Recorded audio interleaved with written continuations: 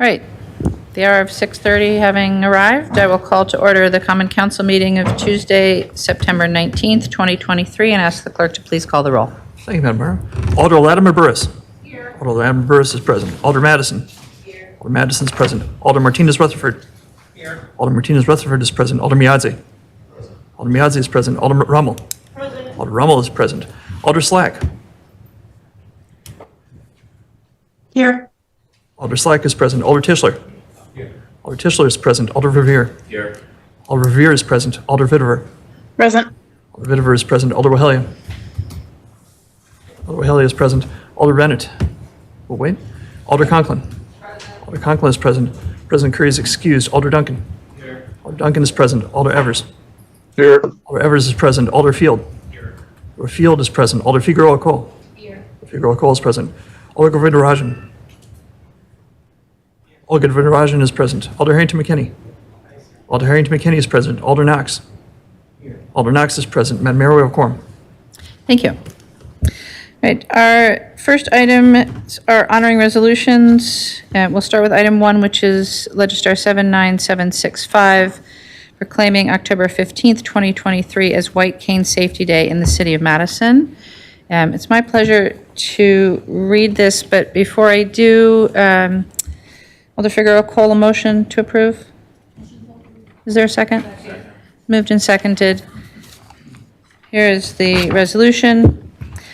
Whereas on October 6th, 1964, the United States Congress designated October 15th of each year as White Cane Safety Day, and whereas blindness and severe visual impairment affect approximately 109,000 Wisconsin residents, and whereas the majority of these persons use travel aids such as a white cane or a service animal to get around public streets and sidewalks and places of public accommodation. And whereas these travel aids are universally recognized as symbols representing vision loss. And whereas Wisconsin's white cane law requires that motorists come to a full stop before approaching closer than 10 feet to a pedestrian who is using a white cane or service animal.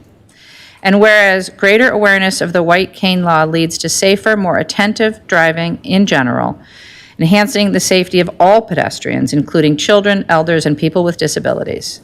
And whereas communities have the opportunity to implement many proven features to enhance the safety of all pedestrians, including sidewalks, accessible pedestrian signals, and curb ramps.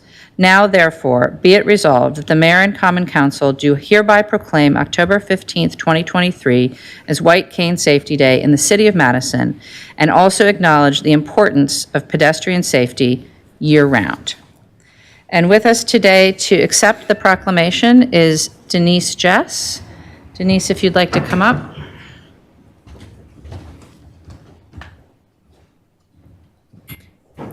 Thank you. Thanks so much, Mayor, for once again uplifting White Cane Safety Day with a city proclamation and uplifting the residents of Madison who live with vision loss, me being one of them.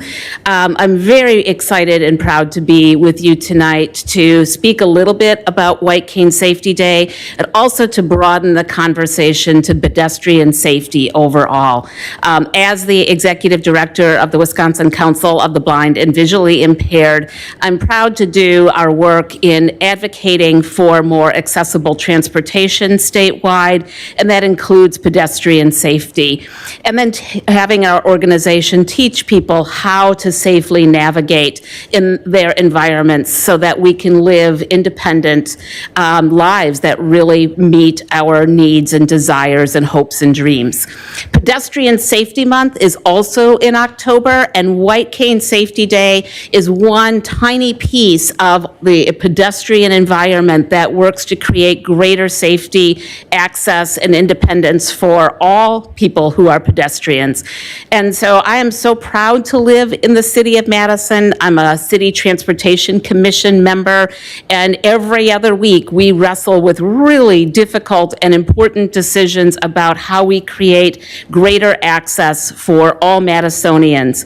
And the list of the Vision Zero projects is long. That spreadsheet, if you've not seen it, go take a look at it. It will make your head spin. So we have lots and lots of important work to do in this area, and we have made great progress. I think about when I asked for an accessible pedestrian signal, and an accessible one is one that talks or makes a sound that gives me information that it's on and available to cross the street. When I requested one near our offices at Livingston and Williamson Street a number of years ago, I can only tell you the amount of paperwork that I needed to go through and hoops of fire to get that pedestrian signal installed. With things like Vision Zero and Safe Green Streets, the stress of asking for necessary pedestrian infrastructure is greatly reduced. And sometimes we don't even have to ask. Transportation Commission and this body approve things that are there and available for folks to use without having to advocate so darn hard for them. Took 2 years to get that accessible pedestrian signal installed outside of our office. These days, sometimes it's just a simple call to city engineering. One of our constituents a couple weeks ago was having difficulty crossing at a key intersection, Cottage Grove and Monona Drive. Yes, it's still under construction, but it was a very difficult crossing for him as an 87-year-old man with vision loss. Made a call to the city, engineering came out, assessed the situation, made a simple, light timing change, no hoops to jump through, and now that 87-year-old can cross safely and more confidently. So we have come a long way in putting the policies in place and the procedures in place that create greater access and equity for all ages and all abilities. So you are about ready to hit the budget cycle, and that's big work. And so as you are moving into that work, I want to just ask you to be really thoughtful and mindful about that list of projects under Vision Zero and help us create greater equity, safety, and access for all pedestrians in the city of Madison. So thank you again for this great opportunity. Please reach out to us at any time that you'd like to be in conversation about vision loss or pedestrian safety, or bus rapid transit, or any of the other initiatives that we really care about, and we're so grateful for your work.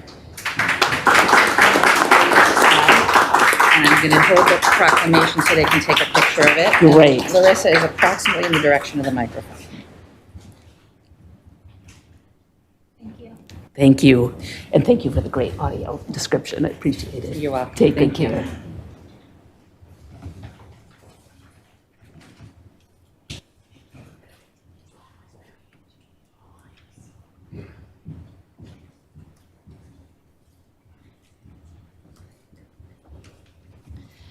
All right, thank you so much, Denise. Appreciate your contributions and your service on the Transportation Commission and the work that you do for folks in our community. It's been moved and seconded. Is there any objection to recording unanimous vote in favor?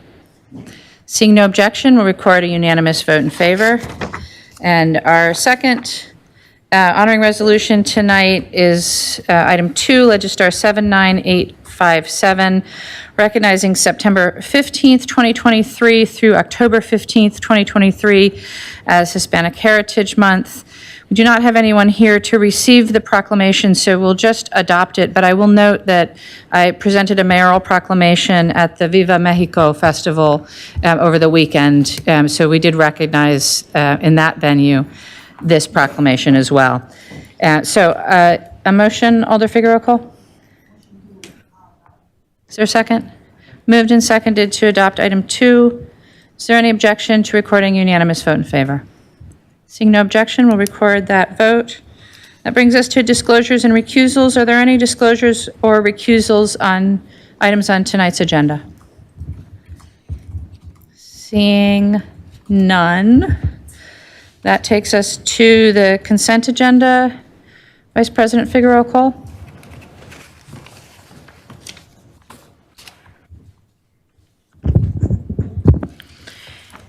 A consent agenda is moved with the recommended action listed for each item on the agenda, including public hearings, except 1, items which have registrants wishing to speak, 2, items which alders have separated out for discussion, debate purposes.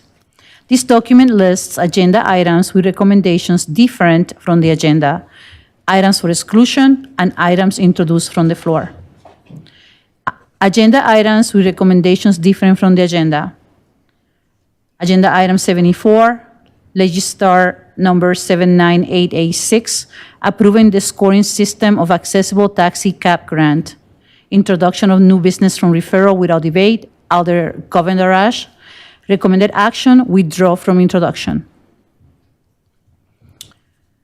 A note on that regard, the Legistar file 75053 adopted March 7, 2023, established the grant program and directed the Transportation Commission to approve a scoring system developed by staff. Agenda items excluded by 1, request of alders, or 2, speakers registered by noon on September 19. Legistar item 79500, agenda item number 5, appeal of the Plan Commission action on the conditional use request for 314 Junction Road. Legistar item 78423, their speakers registered. Legistar item 79117, agenda item 11, the substitute amending section 23.525 of the Madison General Ordinance to allow miniature pigs breed as companion animals to kept as pets in the city of Madison. The recommendation from the Board of Public Health, and we have speakers registered.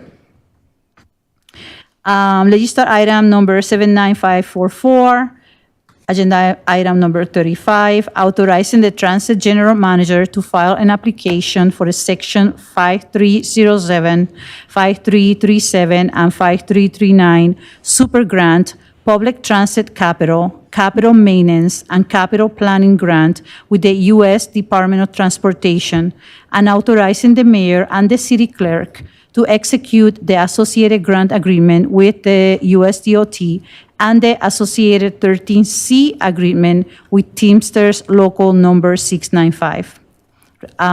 Registers to speak on that item. And agenda item file 79532, repealing section 24.12 of the Madison General Ordinance and amending section 1.083 of the Madison General Ordinance to remove associated reference. Speakers register.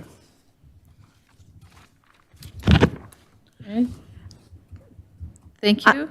Go ahead. We had the items from CCEC that are different in the agenda. Agenda item 78977, amending section 2.05 of the Madison General Ordinance to include identification of agenda item requiring a supermajority vote on the consent agenda document. Recommendation from CCEC to place on file. Agenda item 78978, creating subsection 9 of section 2.01 of the Madison General Ordinance to require adjournment of common council meetings at midnight. CCEC recommendation, agenda item 79244, accepting the 2023 agency annual surveillance technology reports for the 2022 calendar year. Recommendation from file to adopt, from CCEC to adopt. And Mayor, I haven't checked the registered report lately, so I don't know if there's any other agenda items. I have no other registrants wishing to speak other than what you've noted. Okay. Right, thank you. Are there any other items that alders would like to have excluded from the consent agenda? Alder Latimer Burris? Sure. I'd like to have excluded item number 26, which is 79100, Item 26, okay. and item number 25, which is 78978. Did I? Item number 25. Just a minute. Alder Conklin, a point of order?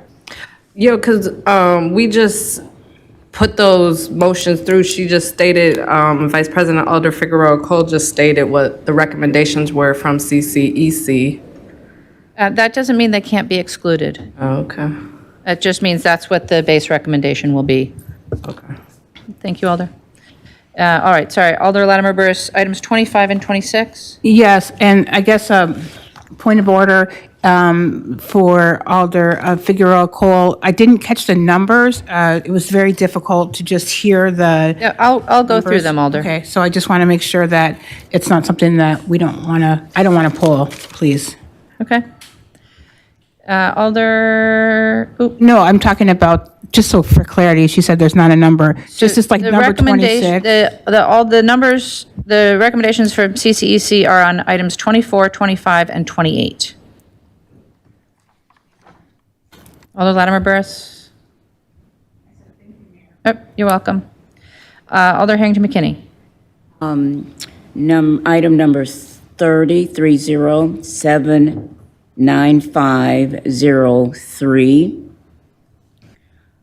Item number 43, 79532. 52, 79844. Thank you, Alder. Alder Knox? Number 11. Item 11. Yep. Alder Rummel? Thank you, Mayor. I didn't hear whether item 35 was pulled. There's a speaker. Okay, thank you. Thank you, Alder.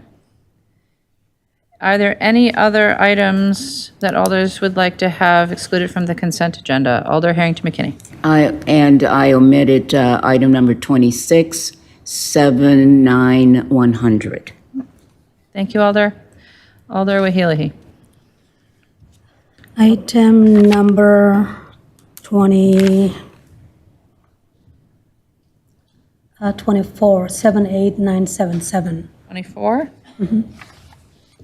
Right. Any additional items Alders would like to have excluded from the consent agenda? Okay, seeing none, that was quite a lot, so let's go over it. Firstly, recommendations that are different from what is printed on the agenda. On item number 24, the recommendation is to place on file. On item number 25, the recommendation is to place on file. On item number 28, the recommendation is to adopt. On item number 74, the recommendation is to withdraw from introduction. Should I go Alder Harrington McKinney? Is it appropriate time to be added to? Not, Would you let me know when that comes? yes, Thank you. yes. I won't go by without you. Alder Knox? Did someone pull 43? Okay. Yes. Just wanted to make sure. Alder Bennett? No, never mind. I'm so sorry. Thank you, Alder. Okay, so should I go over the recommendations that are different from the agenda again? Okay. Recommendations that are different from what is printed on your agenda. Item number 24, the recommendation is to place on file. Item number 25, the recommendation is to place on file. Item number 28, the recommendation is to adopt. Item number 74, the recommendation is to withdraw from introduction. All right, the following items will be excluded from the consent agenda. Items 5, 24, 25, 26, 30, 35, excuse me, let me start again. Item 5, 11, 24, 25, 26, 30, 35, 43, and 52. One more time. Item 5, item 11, item 24, item 25, item 26, item 30, item 35, item 43, and item 52 will all be excluded from the consent agenda and discussed tonight. Are there any additional items, Alder Latimer Burris? No, sorry. Something Got else, it. Alder? Yeah, you got it. Okay. Thanks. All right, then, Vice President Figueroa Cole, a motion on the consent agenda, please. Motion to adopt. Moved and seconded to Too slow.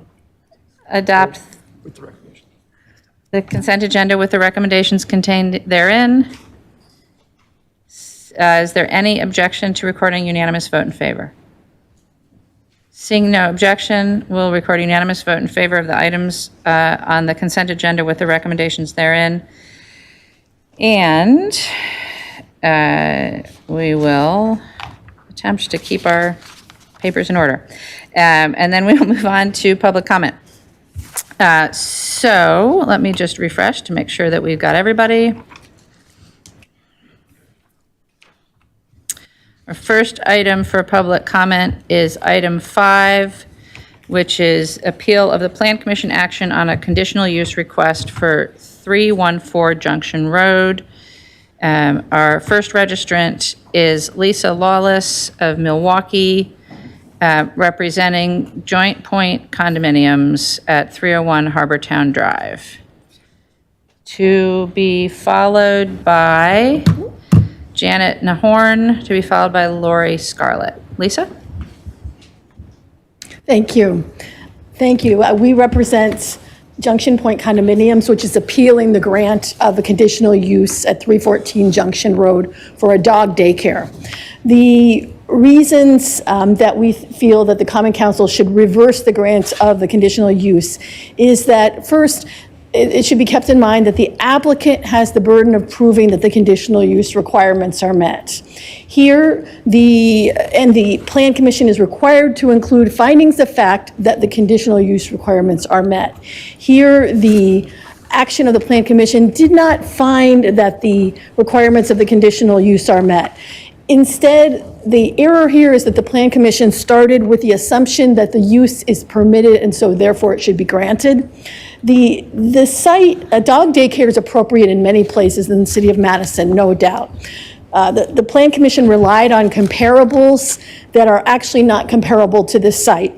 2 of them did not have residential uses with the dog daycare, and 1 of them is in a new apartment building that rented to people living there with the attraction of a dog daycare being in the bottom. In this case, this location is not appropriate for a dog daycare because it's a site that has virtually no grass, no places for the dog to walk outside on the property, no exercise area for the dogs.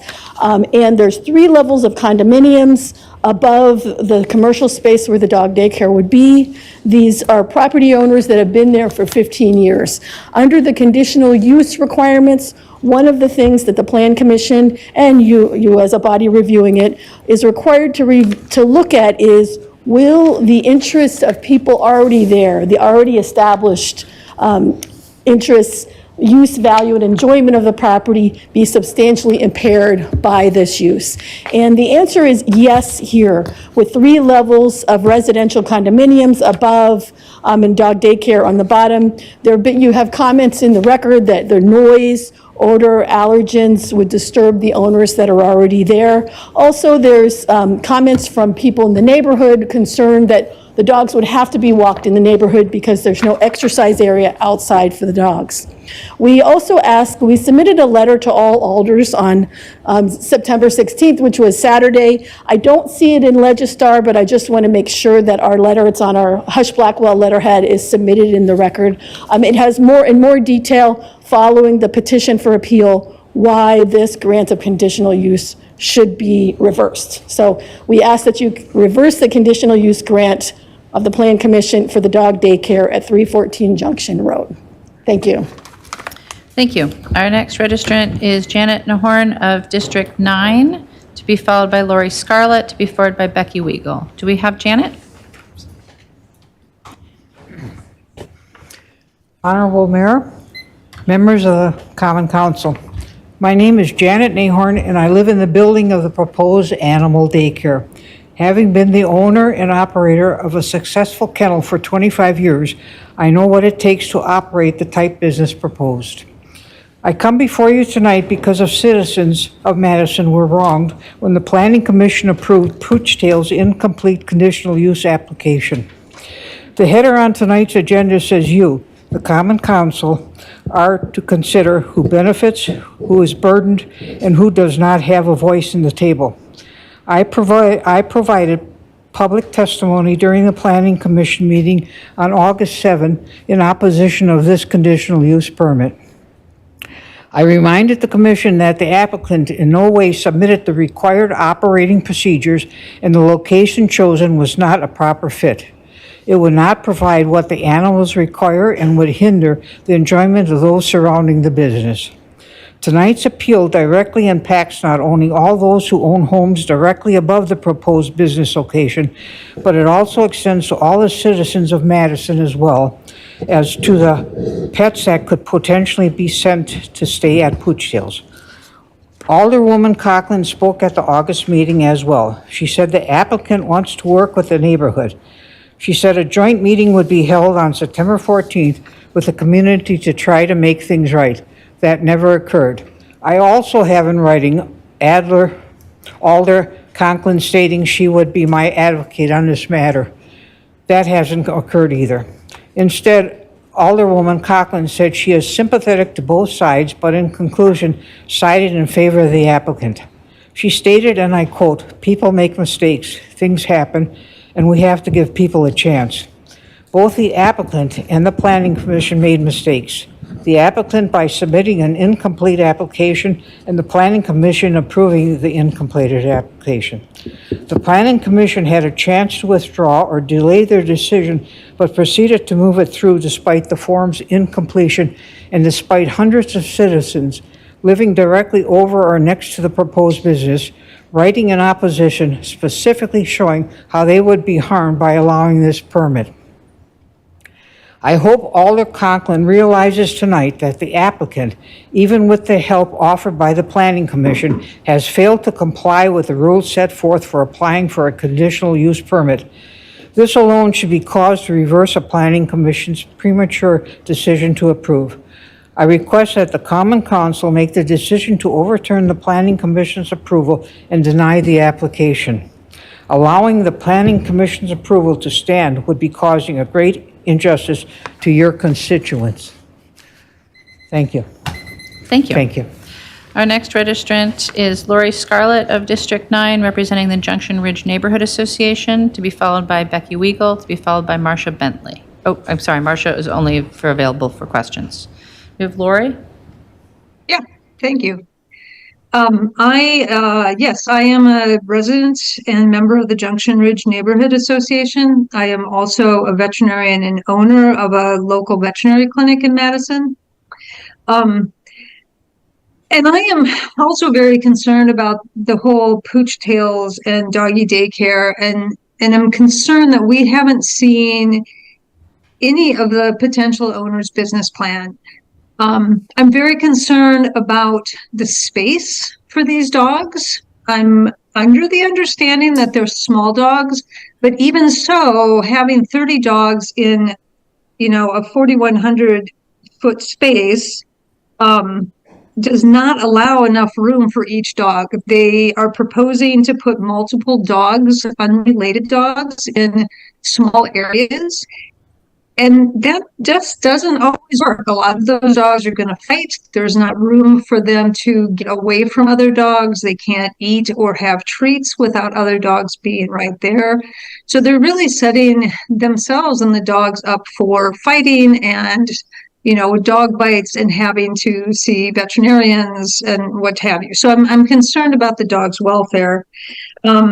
I think they are also not being realistic when they're thinking about all the feces and urine output from all of these dogs.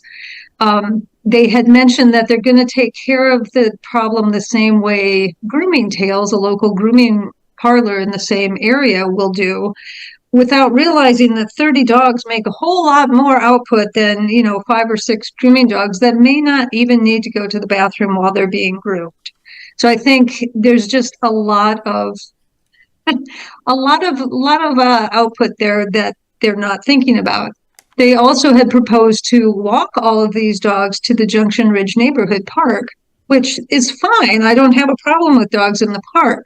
But with the few staff members that they have and trying to clean up after all of these dogs, and if any of the stressed dogs are having diarrhea, there's no way that they can, rinse down the diarrhea, clean it up properly, make sure that parasites aren't being placed in the parks where the kids are playing soccer. There's just no way that you can walk 30 dogs multiple times in a park and not have issues. It's not a dog park. So that's my concern with that. I think the barking issue is certainly a big. You have about 20 seconds left. Okay, well, I think barking is an issue. I'm just concerned. I would like to see their business plan before they get any further approval. Thanks. Thank you. Our next registrant is Becky Weigel, Verona. Hi, can you hear me? Yep, go ahead. Great. Hi, Council. My name is Becky Weigel, and I live within half a mile of where the dog kennel will be, where they're applying to have the dog kennel. We moved here about 2 years ago, and it's my husband and my adopted daughter, Sage, who's 11 months old. And we are concerned for noise. We're concerned for traffic. We have noticed that just in our few years of being here, that Valley View is very busy, and it's hard to see when you're turning onto Valley View we're on Sugar Maple or the next road up. And if there's bikers, there's not even a lane for bikers. It's really tight with traffic as is. So we're concerned about the traffic increase in our area, since we love to be outside, we love to bike, we love to take walks. And there's only sidewalks really on one side. So if you're walking to the elementary school that's just, within a mile of our house, you really have to take the long way to make it safe, because along Valley View is not a safe road. Our other concern is noise. Since we are outside all the time, we rarely turn on our air. We love to have the windows open for our daughter and for us as we sleep, and she naps during the day twice. We love to garden. We bought this property. We live on 2 acres. We bought the property to fix up the land, to plant trees, fruit trees, and a big garden. We love being here, and we don't plan on leaving. We plan to be here for a very long time.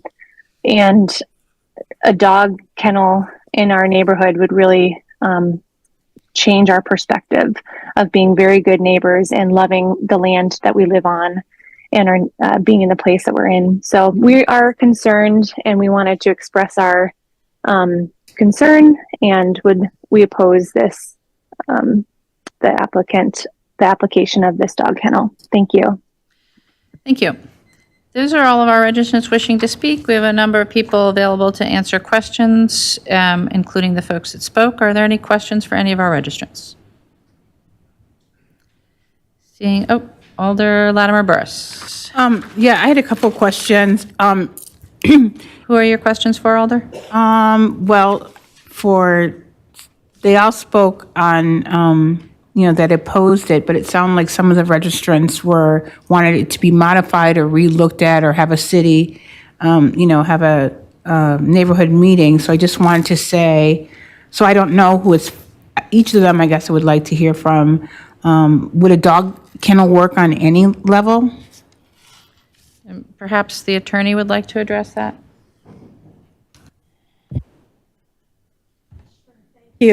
I just don't think a dog kennel would work on this particular property. If you look at the overhead photograph attached to our letter from Saturday, it's all buildings, and the 3 levels of condos are above the bottom, the commercial space on the bottom, and it's sidewalk, I think, as someone mentioned, on one side, and parking lot. So I just don't think this particular location is appropriate for a dog daycare. It may be appropriate in another location in the city, of course. But because you have residential people living there that have lived there for 15 years, 3 levels, 96 units, some of whom are seniors, as I believe Janet is. I don't want to be presumptuous, but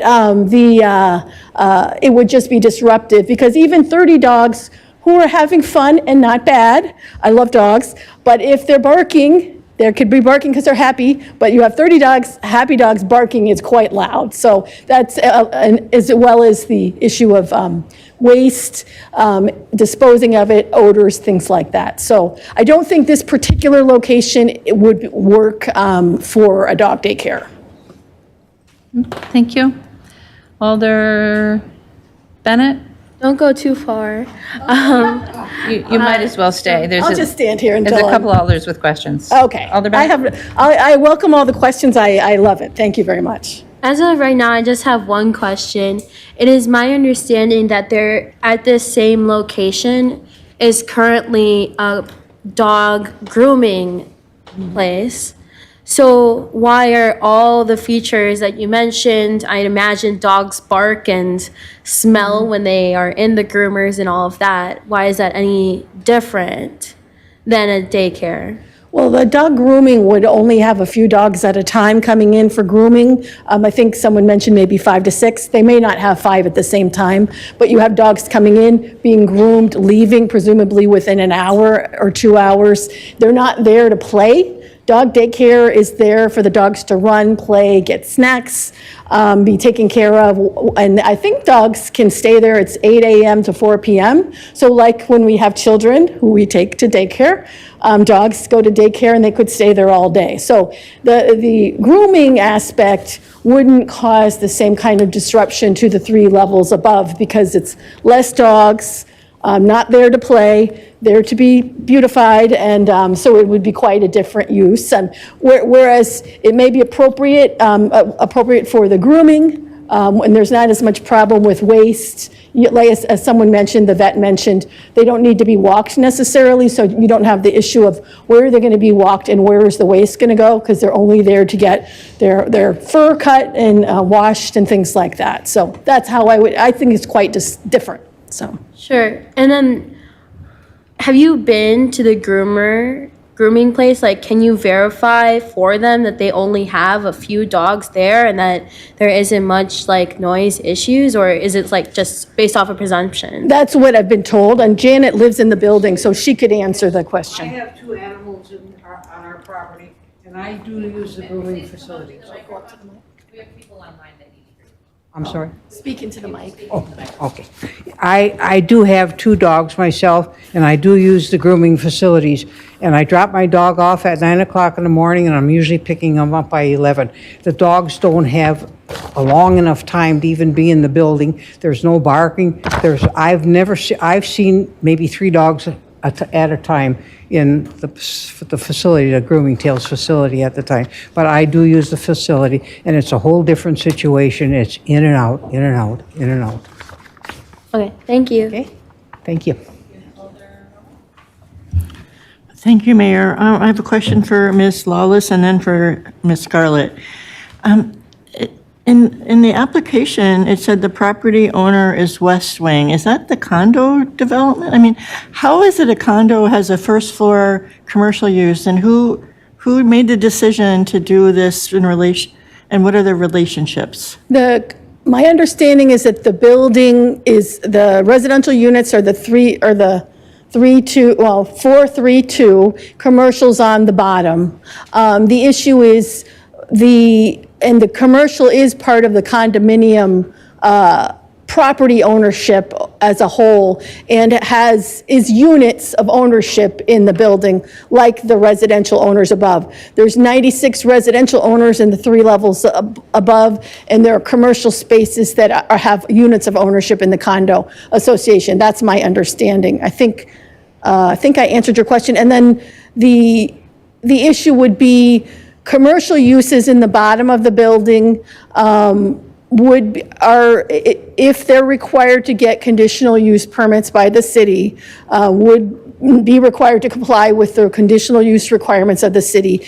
And the condominium association as a whole, the owners of the condos, which 96 units, are opposed to the grant of this conditional use because it is inconsistent with the building, doesn't meet the criteria of conditional use, and it would interfere with all the 96 units that have been there for 15 years. So So basically, the commercial space is condoized, and that owner, there's no bylaws that regulate with the residential and commercial how they cooperate. I think there are bylaws, and I can't speak to exactly what the requirements are, but in order to operate in the commercial space, they definitely need to meet the criteria of the city to get their conditional use permit. So, and certainly there may be other requirements that the people renting or owning, I think they're tenants, renting commercial space in the building have to comply with the requirements of their lease, and if they were owners, comply with the bylaws. Great, thank you. Thank you. My next question then is for Lori Scarlett, if she's still available. Do we have Lori still online? Yep, still here. Go ahead, Alder. Hi, Lori.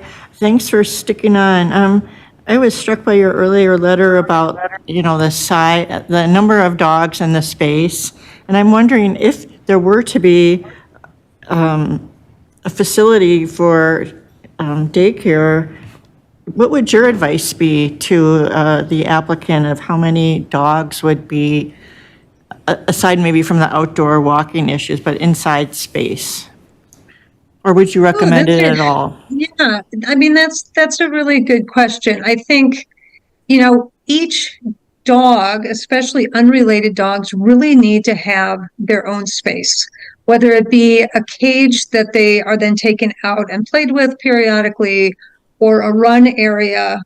They really need to have a place where they can just go and be by themselves.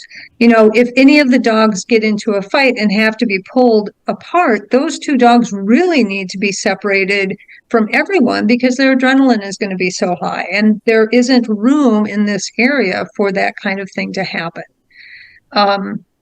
So, down the way from this Junction Ridge, there's a veterinary clinic, Passion for Paws, who does have daycare as well. I'm not affiliated with them. I don't care how they do their daycare. But I did tour their facility, and they've got, 3 outdoor areas, and they divide the dogs up by size and how often they've been together. Each dog has its own run. So, it's got its own safe space, and then they bring them out as needed to exercise. And they have it very insulated. They have a lot of really good air quality and air exchange. So the odors are very minimal. I'm not seeing any of that happening at this Pooch Tales. Thank you for your detailed answer. I guess I didn't hear everything, and so I'm wondering if you would say there could be a workable number of dogs, given what your experience is? Yes or no? Yes. I think in this space, it would be a lot smaller than 30. And I really would like to see how they plan to lay everything out. The plans that I saw had 2 small kennel areas, and everything else was just kind of open. It hadn't been detailed at all. So I'm not sure that the people who want to own this have any idea what they're getting into. Thank you very much. That's all I have, Mayor. Thank you, Alder. Alder Govindarajan? Thank you. Question, I'm sorry, I can't remember your name, lady in the blazer. Lisa, thank you. Hi. Quick question. Did you, and I might have misheard this, did you say the 96 owners of the condos are opposed to this? Do you know if all 96 of them are opposed? It's a large percentage. I think there may have been some people who weren't available to sign, so nobody's in favor of it, and a very large percentage of the people are against it. Okay, and was that like a petition or something that? They all signed the notice, the appeal, Right. and they filed an objection and signed, expressed their opposition in the Plan Commission. So, and it's even more than 96 because some of the people are living there that aren't the owners. So that's why they say over 100 people oppose it that live up there. Thank you. And Mayor, do we have staff from the Planning Commission? We do, but this is not the time for Okay, that. thank you. Thank you, Alder. Alder Duncan? Thank you, Mayor. I had a question for Becky, if she's still on the call. Do we have Becky on the line still? I'm here. Can you hear me? Yep. I just had a question. You were talking about the kennel being off of Valley View, and I wanted to make sure that we're talking about the Junction one and not the one that's in the city of Middleton that you were talking about. Well, I am glad you brought that up. I don't know because I know they're on a different road. So if it's Valley View, I am in the town of Middleton. So I wasn't sure if this kennel was in Madison or the town of Middleton. This one is in Madison. Okay. Well, then that might be a different one. But Given that it's the that. Madison City Council. So if the one you're concerned about is in Middleton, I would direct you to the Middleton City Council. Okay. I apologize for that. I thought I followed the links that we were sent in an email, so I apologize. That's all right. Thank you, Alder Duncan. Do we have any other questions for registrants? Alder Latimer Burris. Yes, thank you, Mayor. I didn't get to ask my other question of the attorney, please. Over here. Oh, yeah, there you are. Okay. I think that if I heard you correctly, that you said that it would have a chilling effect, which I think is a legal term. So could you explain to us why do you think that it would have a chilling effect, and what is meant by that? And did you say that? I didn't say chilling effect. That is a term, but it relates more to the First Amendment and actions having a chilling effect on speech. But I think maybe what you heard me talk about perhaps was the fact that if allowing the dog daycare in the commercial space underneath the 3 levels of established uses would have would diminish the value and enjoyment of the property of the people already there, because one of the factors under the conditional use requirements is, and the applicant has to prove this. So the opposition doesn't have the burden of proof necessarily, but there's substantial evidence and comments in the record that are based on facts, people who live in these 3 levels or people who live in the neighborhood, that the uses, that the proposed use would interfere with the use value and enjoyment of the property for uses already established. So it's the 3 levels above. They've been there as property for 15 years. The dog daycare would interfere with their property value because there is some evidence in the record before the Plan Commission that having a dog daycare in the bottom of a large building like this with condominiums on top and no exercise area for the dogs can have a tendency to diminish the value of the condominiums. You know, the people who bought it 15 years ago, these condominiums, didn't buy it with a dog daycare in the bottom. Whereas if they had bought it with a dog daycare, then they would know it would be properly valued and they would be buying the property. It interferes with their use and enjoyment of their property because having 30 dogs in the bottom of the building could create a substantial noise issue that would interfere with the people in the 3 levels above, as well as the people walking in the parking lot, visiting the building. It would have the potential odor, potential public hygiene issues, as the vet talked about, and I'm not as knowledgeable, of course. Dogs playing with each other and dogs being around each other can get each other sick or nervous and have not regular poop, I guess. If we have regular, it's easy to pick up and get rid of. But if the dogs are having stress, I think she said diarrhea or things like that, you simply can't really clean that very easily if you're walking the dogs in the neighborhood. So there's a concern about allergens, no grass areas and things like that, that the people filing comments in opposition expressed, as well as I think it's also contained in the petition for appeal. So did I answer your question that you heard me say? Yeah. Okay. Thank you, yes. And I don't know if you were able to attend the Planning Commission, but I'm kind of just curious as and I know staff will probably talk about this later, but just from the petitioners, if you will, perspective, like how long did it go, and were these issues discussed, and what was, were they saying, how were they feeling about the process to be able to say something? So was anybody there? Okay, could you speak on that just a little? Thank you.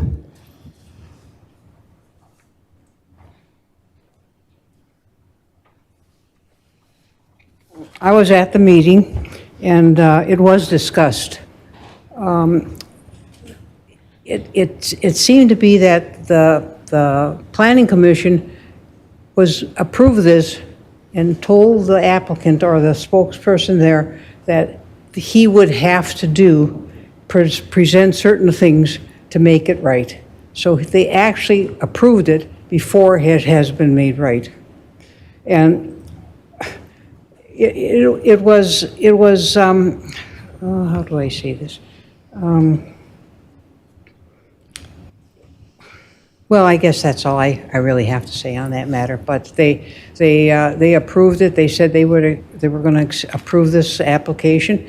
And although things were not proper, they were not right, they were not complete, and they were going to give him time afterwards to submit his operation procedures. So it was, the whole process to us has seemed to be reversed. Instead of him submitting all his ways he was going to run his place, they gave him the approval and then told him he needed to submit it. And thank you. I know that we can see that in Legislar, excuse me, with my list. I have a little list, so I always have to put that out. Like, the timeline, did you guys know this was coming down? And then I'm sorry, the timeline, just for, people that don't they have were the gonna benefit give of having it, did you, how you get time to come through on it? What was that like for you? they didn't give us any time or give him any time on that he would need to submit his how he was going to run everything. He told the commission that he was going to run it like the Grooming Tales. How the Grooming Tales is running their business, he was going to run, but it was not put peaches and cream there. It was not apples and oranges. It was a 30-dog all day to up to 12 hours confinement in this. It's 3,000, I think it was 3,200 square feet.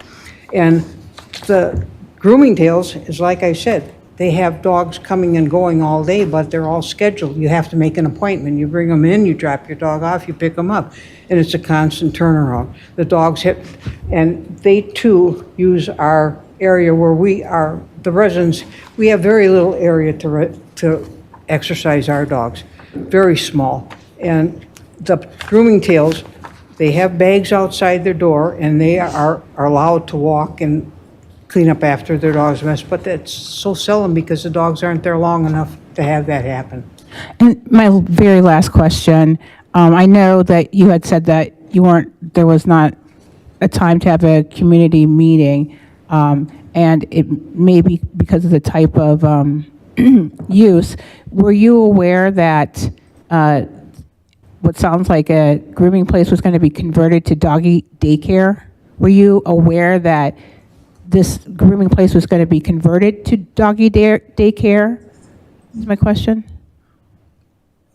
Do you not understand? I don't quite understand. Okay, so what I'm trying to say is, Alder, questions about process might be better addressed to staff. okay, but I wanted to get their perspective on the process, if they understood it was conditional use and what that meant, and absolutely. if they were going to be able, if they knew that if they fit all the criteria, it's approved. So I think she just answered your question. And that you knew that it was going into it, okay. I'm just trying to allow her to get clarity, as our constituents, we want them to get clarity on the process. And so I don't mind asking because I'm learning as well. Absolutely. We were very clear of the process. We were told at the time there were going to be 66 dogs. The Planning Commission reduced it to 30 dogs.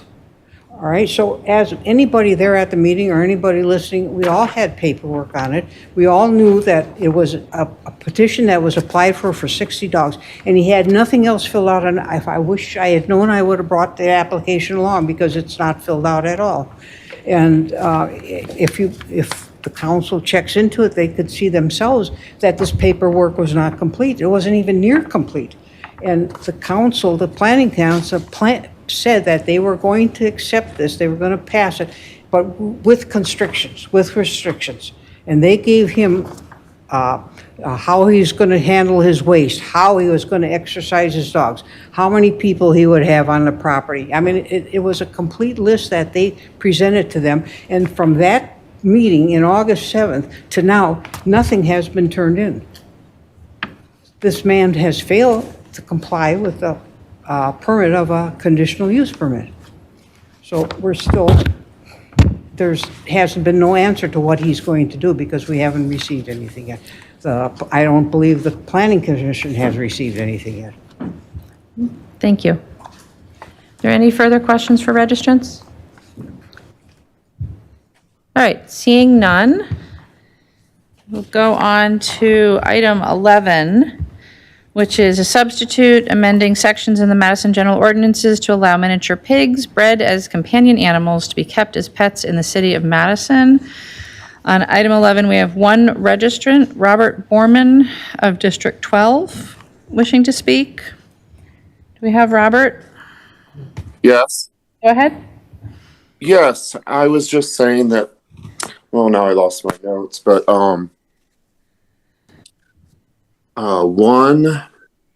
this is we're in a very confined space here. You know, we don't have really big yards and we don't really have the space. Another reason is we're kind of going down a slippery slope. I mean, you're allowing the chickens. I mean, I don't know what's next going to be allowed. And this really isn't a farming community or rural community.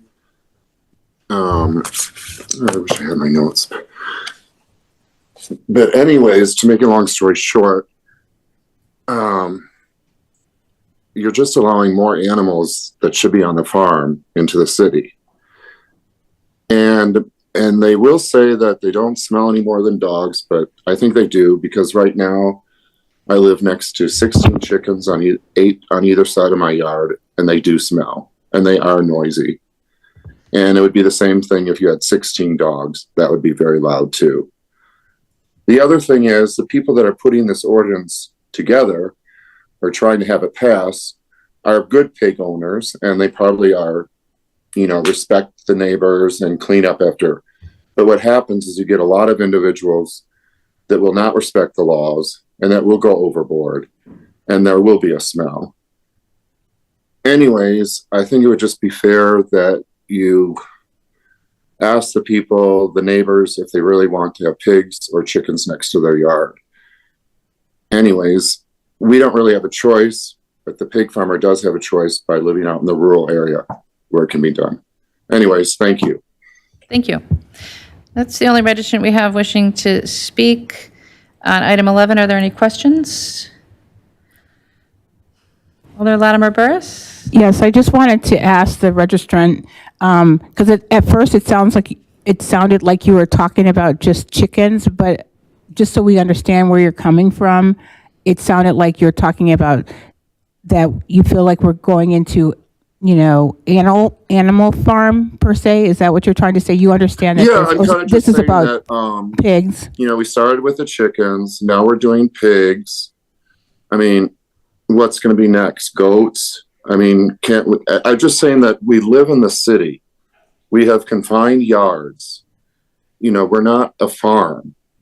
And I don't know if any of you council members live next to chickens, but maybe just 2 or 3. There were a million articles. It's like, I mean, you can go back and forth on it. I mean, there's diseases. They attract flies. They attract rats. And yeah, on both animals or any animals that are coming in the future. Thank you. Alder Knox, question? Mine are for staff. All right, thank you, Alder. All right, no further questions on item 11 then. We'll move on To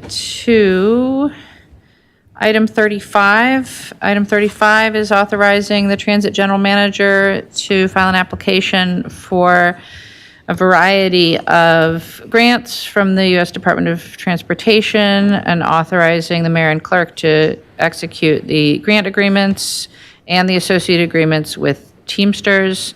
On item 35, we have Laura Gibbons from District 6. Am I allowed to ask any questions before I start? No. Okay.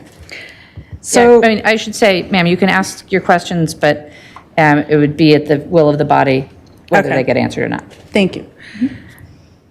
Can anybody raise their hand in regards to if they've actually read Madison Metro's audited financial reports? Because I have. And I have, as a Metro employee, some serious questions about how the capital management funds or capital improvement funds are being spent. In 2020, in the audited financial reports, it clearly states that certain areas were completed. As of Sunday, they're not completed, and it's 2023. In 2022's financial reports, it says that the parts room, new drivers break room, and new drivers training area are absolutely complete. They're not. We have multiple areas in the driver training and the break room that are non-functional. Parts was supposed to be in the parts room last October. It's September, mid-September. That room is not done, but the audited financials say they are. I have issues with continuing to apply for grants using wheel tax for a metro system that seems to be running through money. We have 40 buses coming by the end of January. We can't accept them. New Flyer will be storing them for us because Hanson Road won't be done till 2025. The bus chargers for those buses are 2 years out in lead time, but there's construction all around the town. Where are the funds going, what's being accountable, and how, I've asked for these records in open records. I asked for them almost 8 weeks ago.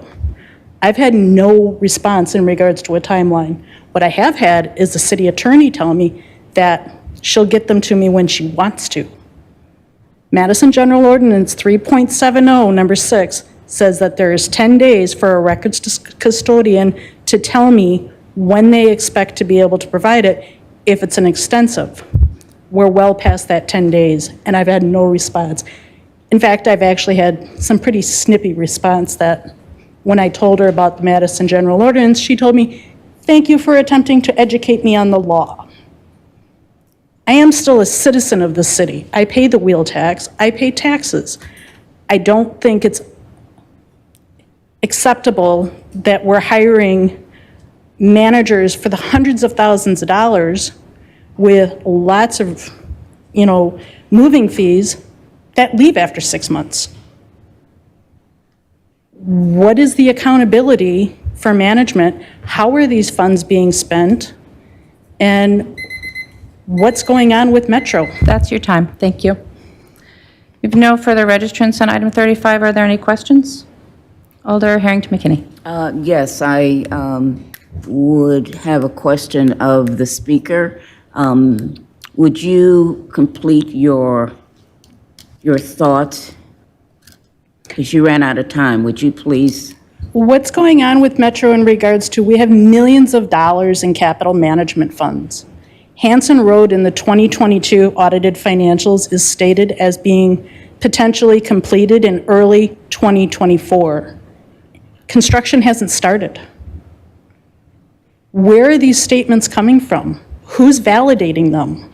Why are these statements being created and put into legal statements that are given to the public and given to government authorities to authorize grants? Where's the oversight, basically? Because ultimately, you guys are the ones that authorize those audited financials. Further That's my questions, thought. Alder? Oh, don't. There you go. My follow-up question is that have you submitted any of this to the the Transportation Commission questioned? In regards, Your questioning, is this the first time that you've exercised these questionings that you're making now? I've been in contact with my alderperson in regards to these, because she sits on the finance. Prior to coming here, like I said, I'm a former accountant. I know how to read an audited financial report. I asked for the open records to see what was I missing. I'm not getting the information. I'm being stonewalled. Hence the reason I'm here. Okay, and so let me just make sure that I'm hearing. I think the answer to your question is no, Alder. So you contacted would you restate who you contacted? Marcia Your Romo. alder and the city attorney? Well, the city attorney has now taken over my records request away from the records custodian. Okay. The records custodians for my records requests are not allowed to respond. Everything goes through the city attorney. Okay, I just wanted to make sure I heard that. Thank you. Thank you, Alder. Alder Latimer Burris, questions? Sure, thank you so much. And I guess I just, from a council, as a council member, from a council point of view, I wanted to ask you two questions. What do you suggest that we do? And what would you like us to do as a council, coming from your citizen perspective? From a citizen's perspective, there's a lot of money that's being poured into the capital improvements across the city, but also into the, structures that create Madison Metro Transit. I mean, the financial reports say that obvious construction projects are completed, that when you walk in, they're not done. So when the statements are given to you, are they just taken at face value? I mean, if somebody comes to you says, yep, we spent $9 million on this one room, it's done. How does that happen when construction is still ongoing? Who's looking at the expenditures? Where is the red flag that says, we're still spending money on a construction project that we've told the public it's done? Follow-up? And yeah, I did have a follow-up. Yes, I guess we do have to take it at face value. I think most of us have to take things at face volume just because of the volume of information that we get. And, you now switching into as a staff person, that you have the expertise in it. What do you think we could do otherwise if what you're saying is true? What could we do otherwise to prevent that or look into that? I guess I'm looking for an action. So the one document that I requested for each of the construction projects that they state in the financial reports as done, that has to be completed before, and no more bills can be done when it's grant funding, is called a punch list. The punch list is Metro signing off saying that the contractor should not be basically paid any further. The project is done. That has not been provided. That could be because it's not done. I know where that punch list is sitting and it's not completed. Thank you. I have no other alders with questions.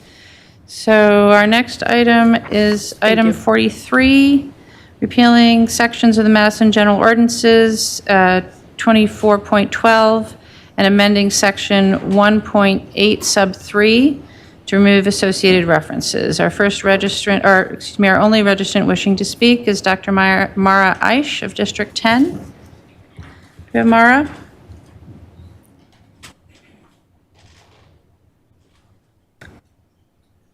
Not appear that Mara is in the room or on the Zoom. All right. That is all of our registrants for public comment. Alder Govindarajan? Point of order for item 52, and if this is in order. Item 52, which was pulled off the consent agenda, is being introduced for business with no debate. So I don't think that should be pulled off the consent agenda. You are correct, Alder, and unless the person who excluded it wanted to add additional referrals, and I'm sorry, I do not remember who asked for item 52 to be excluded. Alder Harrington McKinney? Alder Harrington McKinney? Yes. Question, it's just for clarification. On item 52, you have a clarification? Yes. So it's just being introduced tonight, it's not up for discussion. So if you could perhaps direct your clarification request to staff before it comes back? Okay, thank you. Thank you, Alder. So if it's all right with the council, then can we get a motion to introduce item 52? Vice President Figueroa Cole? Motion to introduce. Is there a second? Is there any objection to recording a unanimous vote in favor? Seeing no objection, that item is introduced. And thank you, Alder Govindarajan, for noting that. All right, that will bring us to item 5. Item 5 is Legistar 79500, appeal of the Plan Commission action on the conditional use request for 314 Junction Road. On item 5, Vice President Figueroa Cole, a motion, please. Motion to affirm the decision of the Plan Commission. Is there a second? Moved and seconded. I think we would like to start by hearing from staff on this one. So I believe Director Stouter is here. Yes, thank you, Mayor. During the public comment, I was gathering just a few visuals to share with the council. So I will share screen quickly here just to orient folks to the location of the request and then talk a little bit about the conditional use standards and the Plan Commission decision on August 7th. So hopefully folks can see my screen here. We're looking at the far west side of the city off of Junction Road. I'll zoom in just a little bit. This is the site. So it's a condominium, as you've heard, with commercial first floor and residential units above. This is what it looks like from the street.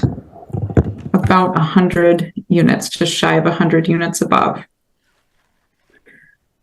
And so what the Plan Commission had before them on August 7th was a request from a business owner to establish a new use within, as a commercial tenant within that building, about a 3,000 square foot area. And we believe it was a new applicant, hadn't had much experience with the city process. And during that process, in a lot of conversations with staff, we got more clarity on what the operations would look like within the doggy daycare or I'll call it a doggy daycare facility. In the end, the number of dogs that were expected to be there, the capacity of the facility was reduced, as you heard tonight. So they started out wanting to accommodate up to 66 dogs. By the time it was at the Plan Commission, that had been reduced by over half, down to 30 dogs. They had established some hours of operation. And what I'll do next is show you the materials that they shared with staff and the Plan Commission and the commitments that they made as they were seeking conditional use approval. So it's an animal daycare operating from 8 o'clock to 4 p.m., 6 employees. The capacity is up to 30 dogs. Talks a little bit here about how dogs will be exercised and how pet waste will be handled. As you can see, this is a fairly simple set of characteristics that they shared with the Plan Commission. They also shared a fairly simple drawing of how the site would be laid out. This is perfectly acceptable for Plan Commission, but relatively simple, as is typical for applicants who haven't been through the city process often. But you can see that they showed how they would lay out the 3,000 square foot space with an exercise area for the small dogs and various kennels throughout. Now, when the Plan Commission was really taking this into account, this is where I'll share the conditional use standards with you. Pardon all of the different screen shares here. The staff report really highlighted one of our many conditional use standards. And just for some background, the Plan Commission, when making their findings on a conditional use request, must find that all of these standards are met. The one that really stuck out to staff, and I think was discussed in the most depth by the Plan Commission, you can see here, and it's standard number 3. The uses, values, and enjoyment of other property in the neighborhood for purposes already established will not be substantially impaired or diminished in any foreseeable manner.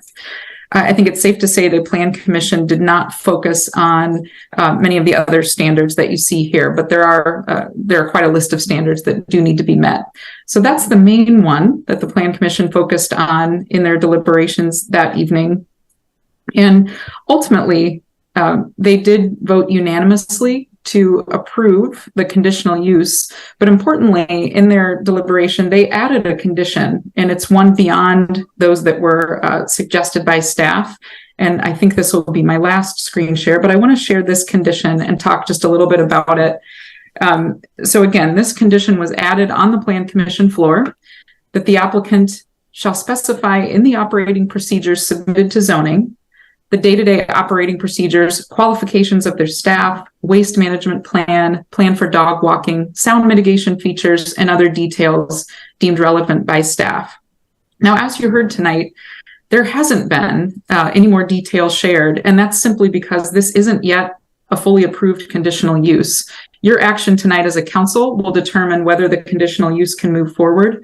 And then, as with many and most of the development review approvals, once something is approved, the applicant team then takes time to check off their list of conditions, and they come back in with a refined set of plans and any augmented, they augment it with any materials that have been required by Plan Commission, and they submit those to zoning staff, and only then can they get a building permit to do the interior work to create this tenant space. And importantly, only then can they get a certificate of occupancy, so establish the business in this location. So there is a lot of work to do, and I will say that this is very, it's typical that applicants get an approval with a series of conditions, and then they need to go back and do more work to meet those conditions. One final thing that I want to mention, should this conditional use be sustained this evening by the council, the Plan Commission will hold what's called continuing jurisdiction over this site. And what that means is, if the applicant at any point is not meeting the conditions of approval as specified by the Plan Commission, and there are complaints about how the facility is being run, those complaints can land this conditional use back at the Plan Commission at a future date. And so there are opportunities for nearby residents, for instance, residents on the site, to basically bring this back to the Plan Commission if those conditions aren't being met. I hope that provides a decent overview. Again, the Plan Commission did deliberate on this and ultimately unanimously approved the conditional use with the added condition that I showed earlier, and a lot of knowledge that still some work to figure out how this business would move forward. Happy to take any additional questions if there are any. Thank you. I think we have additional questions. Alder Madison? I have one quick question for planning, of course, and I'm not as caffeinated, so excuse me. But I missed the list of conditions, and I just wanted to ask, was there a neighborhood meeting as part of those list of conditions? Good question. There was not a condition that a neighborhood meeting be held post-approval.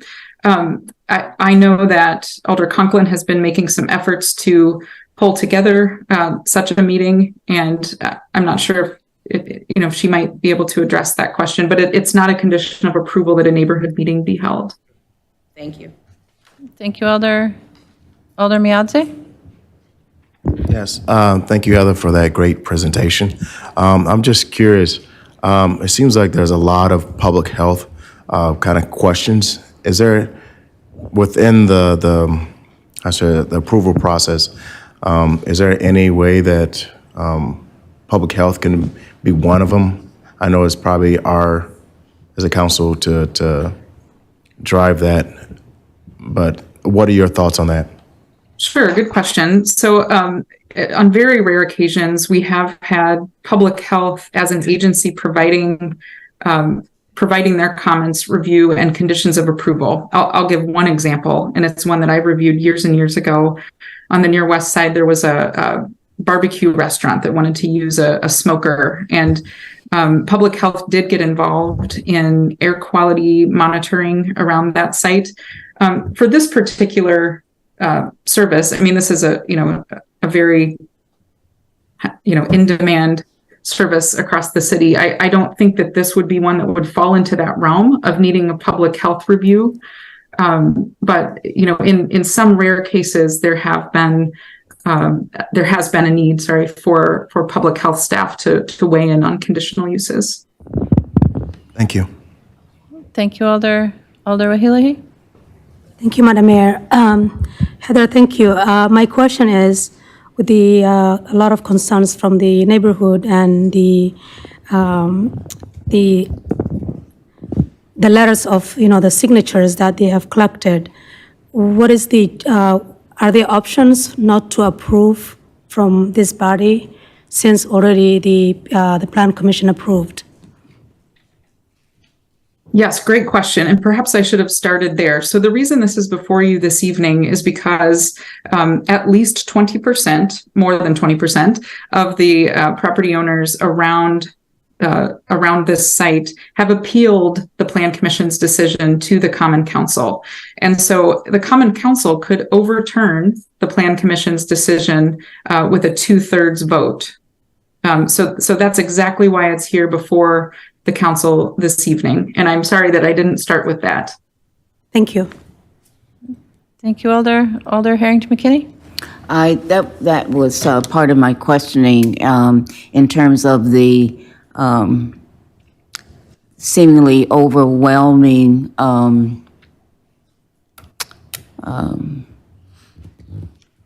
support against this project, and I wanted to know what input the residents had on the Planning Commission's decision, even with, and so one of the speakers said that the application was not even completed. How did the Planning Commission look at that and make that determination of issuing a conditional approval? Yes, so the Plan Commission did hear a lot of public comment in opposition that evening, and they did have a lot of written public comment to review as well. And by the time the meeting occurred, there was a revised and more detailed application with the sort of the operating procedures in green that I showed you this evening. That was from the applicant. And importantly, the number of animals that the facility would welcome. So that, again, had been reduced from 66 down to 30 by the time the Plan Commission met. So the Plan Commission did hear loud and clear the opposition, and they have, the sort of quasi-legal role of looking at those conditional use standards and making a determination as to whether they're met and whether they can be met with certain conditions. And as I mentioned, the Plan Commission unanimously found that those standards could be met, and they did add a condition so that the applicant will be providing more detail to zoning staff in order to obtain their permits and certificate of occupancy. Thank you, Alder. Alder Bennett? Yes, I know that one thing that was mentioned was the comparables that the Plan Commission used. Could you speak a little bit more to the comparables that were used and how they relate well to this? Sure, and I want to thank my colleague Lisa McNabola, who reviewed this proposal and really dug into a lot of that data. I personally did not, but the results of her analysis were simply to look at what is the typical. We're not experts in this world. And what is the typical square footage per animal that facilities nearby have, and facilities that have been recently approved? And so within the few that we gathered as planning staff, we were able to find that initial request for a 66 animal capacity would have been far less square footage per animal than what we were typically seeing. And I think that in negotiation with the applicant, that was really compelling to get that capacity down to 30, which was ultimately approved. And so staff did look at facilities, some of which were in buildings that do have residents and some that were not, and really found that this, I believe the space, the relevant space within the 3,000 square foot area would be about 71 square feet per animal here, and that's on par with other facilities. Thank you. And then I know that many of the many registrants and those that emailed us were concerned about the lack of outdoor area. I would assume or presume that staff and the Plan Commission would not approve something that would be of detriment to these animals due to an lack of outdoor area. But do you find that to be concerning to you all, or? I would say that we are not experts in this type of business. I think there are examples that are primarily indoor, particularly for smaller animals. That's my understanding as a dog owner with 2 small animals. I can say that they've spent a lot of time in a very small animal daycare facility that's predominantly indoor. I think the plan here, which the Plan Commission requires be submitted with zoning, does include a plan for walking the animals, and I think that's really important. My understanding is that they do plan to walk the animals outdoors, of course, in the neighborhood. So there's not a dog run on the property right under these residential units. They're not planning to utilize the small amount of green space right on the property, but rather walk the dogs in the neighborhood. That's my understanding. Okay, great. Thank you. And then I know I asked one of the registrants about what did I ask about? Now it's in my, I had it in my brain and then it left my brain. Oh my gosh, I'm so sorry. We can come back to you, Alder. Sorry about that. Okay. Alder Knox. Heather, just for you, I think you did a good job of explaining the process if it moves forward. But if the appeal is sustained by this council, does the applicant have an opportunity to resubmit their application? That's a great question. I might even look, well, I believe that by approving the appeal, if the Plan Commission decision is overturned by the council, that would be equivalent to placing this request on file. And so either the applicant would need to wait 1 year to submit a new application, or they would need to submit an application with substantial changes to it. So, sort of, they could resubmit, but practically speaking, I think that, the way that commercial spaces are leased, I would doubt that we would see another application anytime soon in this exact facility if the Plan Commission decision is overturned this evening. But you kind of said they could resubmit it substantially different? Yeah, that's kind of the gray area with placing something on file.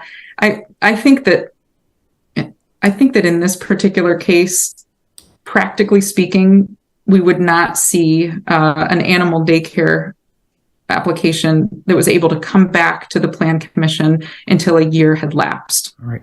Is there a legal opinion on that statement? I think that's correct. I haven't looked at the procedures, but I think it would have to either be substantially different or a 1 year would have to elapse. All right, thank you. Let me elaborate on the substantial difference. It's just not as relevant here. But I think if someone were seeking a conditional use for a 6-story building and it came back as a 3-story building later on, that's substantially different.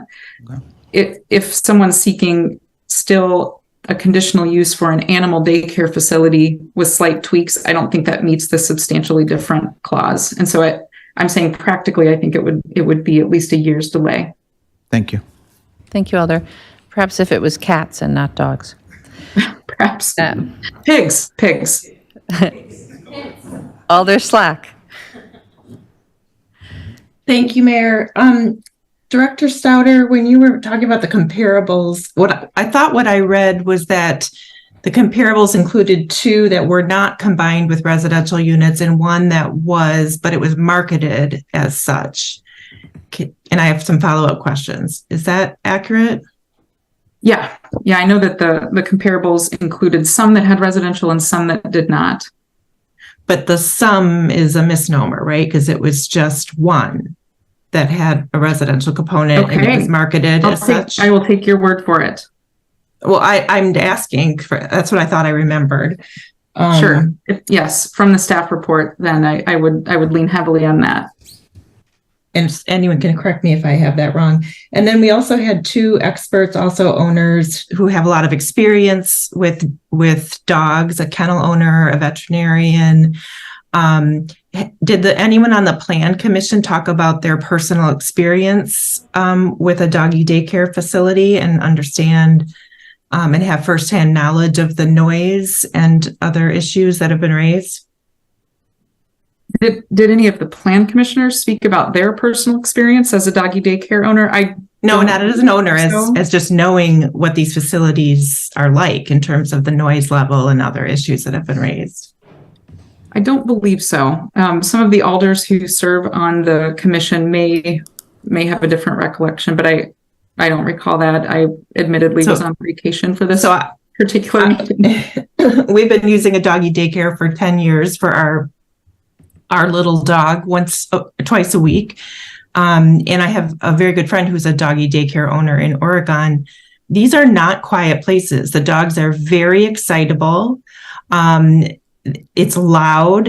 Fights do break out. Well, is there a question coming? Are we discussing this? No, we're in questions. Okay. All right. Thank you, Alder. Alder Rummel. Oh, don't turn yourself off, Alder. Don't turn yourself off, Alder. There you go. I won't turn myself off. Thank you, Mayor. I have a question for Ms. Stouter. So when you put up the screen for the detailed operating plan, of course it wouldn't flash by. I don't know that you need to put it up again, but so what's going to go into your staff review to say they've met, they've provided something? What would that look like? Do you have like some, as you said, check boxes?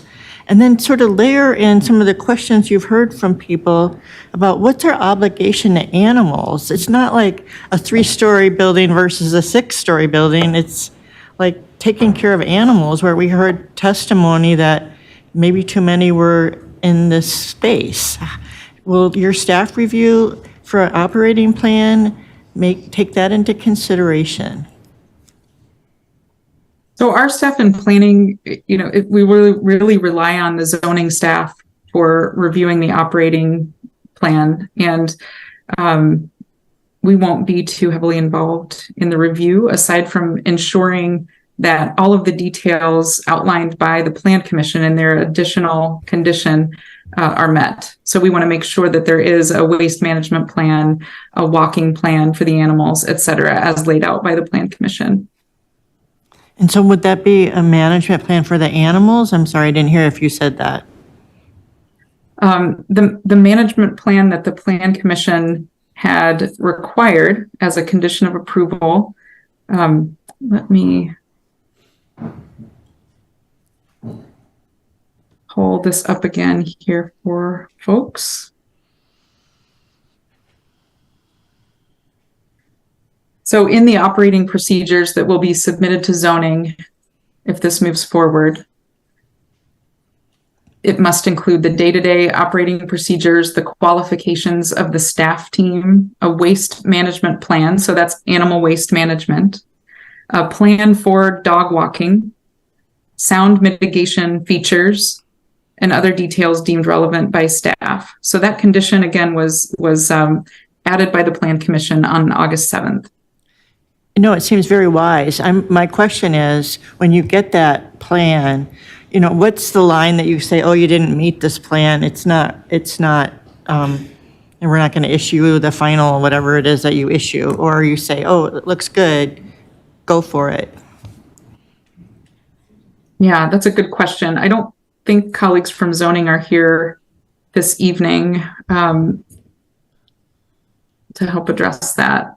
But we would be looking at those details and making sure that there was a sound plan to ensure that animals got outside for walking, and with regard to impacts on the residents nearby, that the waste management plan was sound, that there was a plan for handling animal waste on and off site.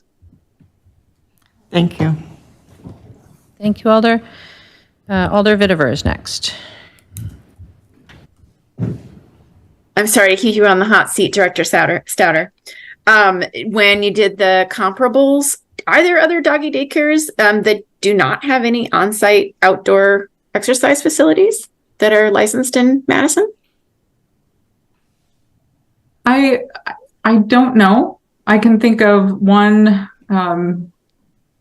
this is just anecdotal. I think I've been a client at one where it's predominantly an indoor facility, and it's up on the north side off of North Sherman. I don't think there are any outdoor spaces within that particular facility. But I have not done research to ferret that out with all of the animal daycares throughout the city. And then my second question is, I think there was something about that only smaller dogs will be served there. So how will that be, quote unquote, enforced? I don't know. Thank you. Thank you, Alder Bennett. Thank you. After, I feel like maybe Heather, you wouldn't be able to answer the question I had anyways about how but I'm going to ask it to see maybe if you can help. I was under the impression that the doggy daycare was the purpose was to be complementary to the dog grooming facility. Could you explain to me if that's the case? The applicant is not here tonight, and so I'm just going to say that I don't know for sure, but I think these are two separate businesses. Often, if a person is bringing their animal to a dog grooming place, maybe they see the doggy daycare, next door and think, oh, I might contact, there might be some advantage of being co-located, but the businesses aren't related to my knowledge. Right. And this person, I know you can't speak for the applicant, but when I looked over the materials, it showed that, the partner of Grooming Tales has worked and operated for 9 years. I was confused. Is that the applicant who has worked in this business for 9 years, or was it the partner? But either way, there's someone working that has been in this industry for over 9 years, right? I think what's safe to say is that due to that Plan Commission condition, zoning will have to know the qualifications of all of the staff. So even if this changes hands, this conditional use runs with the property. I don't know the details of their staffing team and all of the experience that they have. But when they do submit, if they do submit final operating plans to zoning, it will include the staff qualifications and the duration they've been in the industry. Okay, thank you. Thank you, Alder. Alder Evers. Thank you, Mayor. And this is for you, Heather, as well. 3 questions real quick. One, again, on the comparables, was a comparable offered by staff to Plan Commission of a doggy daycare business that was being introduced to an already existing residential facility? In other words, I don't believe so. That's a good question. I don't believe there was one included. Yes, where residents had already been there before that certain commercial use was established. okay, and my second question, did Plan Commission have an option of sending this back, of referring it, instead of putting forth a set of conditions delegated to staff to determine if they were met? Could have this simply been referred back and asking the applicant to come back with evidence of this, and then having Plan Commission determine with testimony from experts whether or not that was sufficient? Was that option available? Yes, that option would have been available. But they chose a different route. And third, since this has then been delegated to staff, this, I guess, brings up Alder Vitiver's questions. Will staff rely upon outside experts, whether public health or contracted with veterinarians or others? Because it sounded like there was some willingness to admit that staff doesn't necessarily know the insides of this business. So what are the staff qualifications for staff to determine, to evaluate operation procedures, qualifications of the doggy daycare staff, the waste management plan, a plan for dog walking, sound mitigation? That requires a certain level of expertise. Yes, it's kind of like, you know, what is the permitting process for that industry, and who on our city staff actually understands the nuances of that? Will they be asking for some expert advice to help evaluate whether or not those conditions have been met? Sure. I mean, I think we can evaluate whether the conditions have been met, but are we experts in the realm of animal care and safety?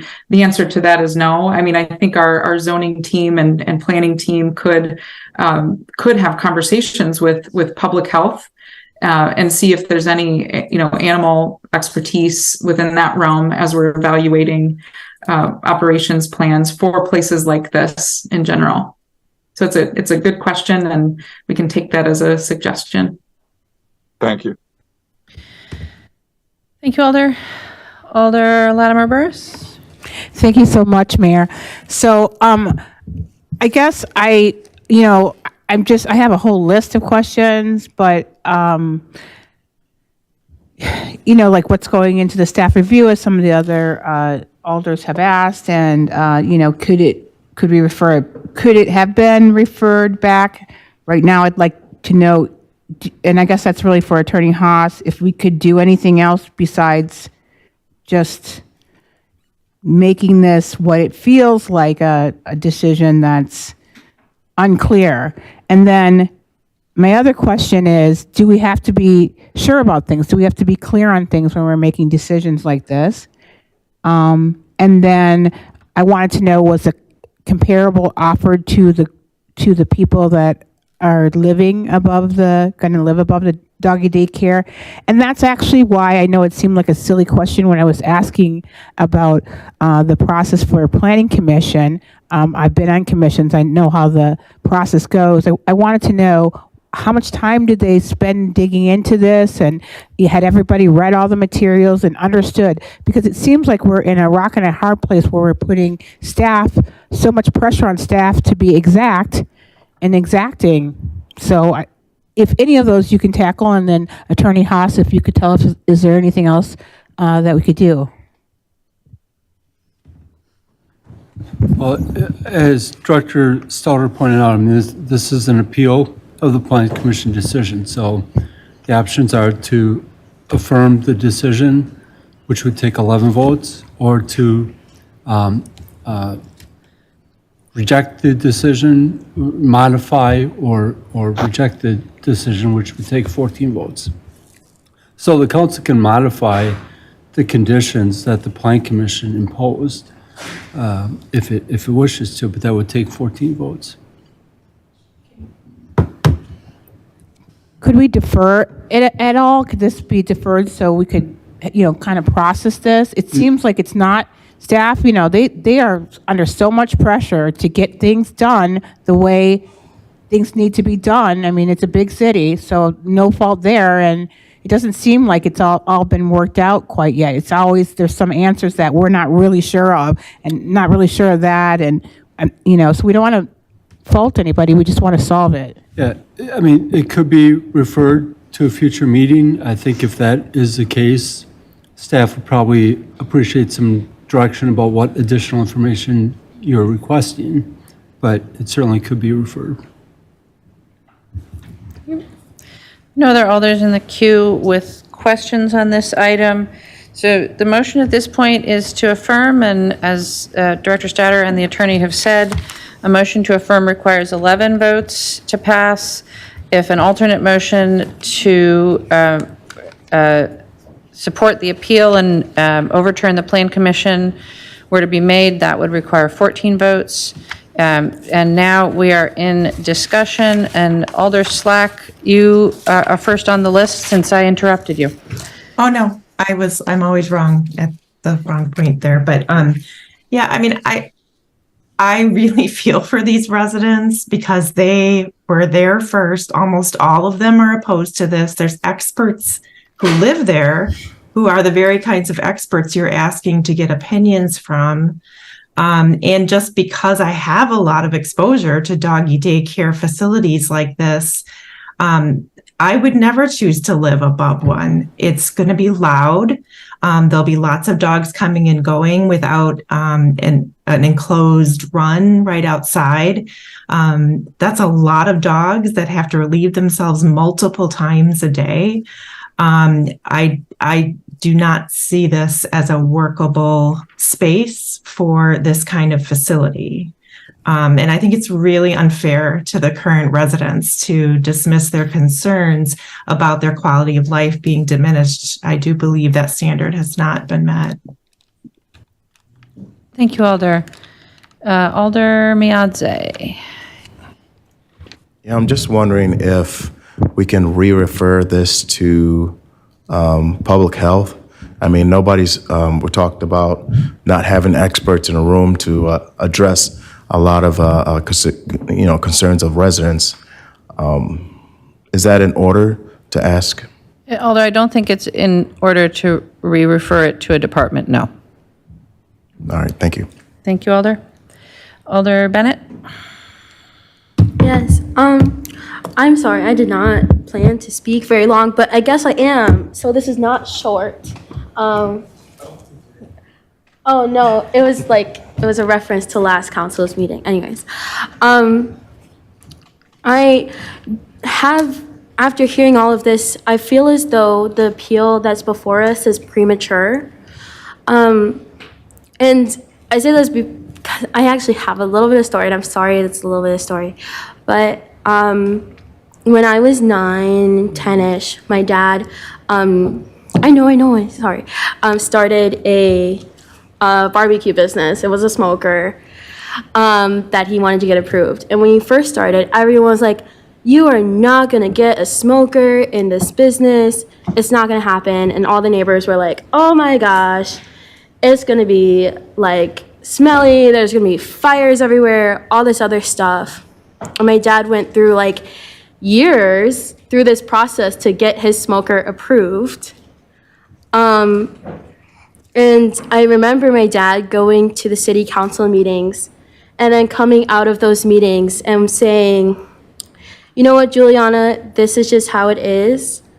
He would say this saying that was passed down to him: the vanilla wafer caper is to hang a nigger on paper. Sorry for my language. And I say that because it was his response to cumbersome processes, like as a Black man moving through this white system of white supremacy that is ingrained in our system, and also just as a new business owner trying to do something that's his dream. I say this not because this is a Black-owned business, and I would be supportive of this regardless of the owner's race. However, I do believe that we make these processes so difficult for business owners, especially when there is literally a process in place that we have right now for all of the neighbors' complaints to be addressed. Making this approval tonight is not saying that the residents' complaints won't be addressed. There's a very clear process where the business owner still needs to provide all the information about waste management, the credentials of the people working in the facility, the noise mitigation, all of that. So without giving this business owner the chance to answer those questions, I feel as though it is unfair. And speaking very frankly, I worry that this business owner didn't have a chance in the first place when they submitted this application, regardless of what the content that was submitted in the application. So I will not be supportive of the appeal. However, I encourage the very well-meaning neighbors to please hold us accountable and hold the business owner accountable to when they submit the full application with all the details available. Thank you. Thank you, Alder. Alder Evers? Thank you, Mayor. I appreciate this argument that this appeal has gone forth prematurely, but it's my sense that the approval was premature, that the option was there to ask the applicant to come back to Plan Commission and provide evidence that could have been validated as to whether or not the established uses, remember this is a condition for which the applicant has to provide substantial evidence that the established uses, enjoyment, etc., of the properties as they exist would not be diminished in any foreseeable manner. It says in any foreseeable manner. So to me, it was premature that this was approved without evidence of that without that substantial evidence being presented. It's as if that substantial evidence was conditioned itself. It says you don't have substantial evidence, but if you at a later date provide us, then we'll let you proceed with the business. I think the conditional use standard is pretty clear that substantial evidence on standard 3 needed to be provided before the conditional use could have been approved. So that's where things were premature. And I would, if there's a way for this to go back to Plan Commission and require that evidence to come forward before this is approved, I'd be in favor of that. If not, then I will be supporting the appeal. Thank you. Thank you, Alder. Alder Martinez Rutherford. Thank you, Mayor. I'm not doing a joke tonight, so rest assured. As a business owner, I understand the entrepreneur trying to create a space within a wheelhouse that they really enjoy. As a business owner, if everybody in the building hated me being there, I probably would say maybe I should find somebody else.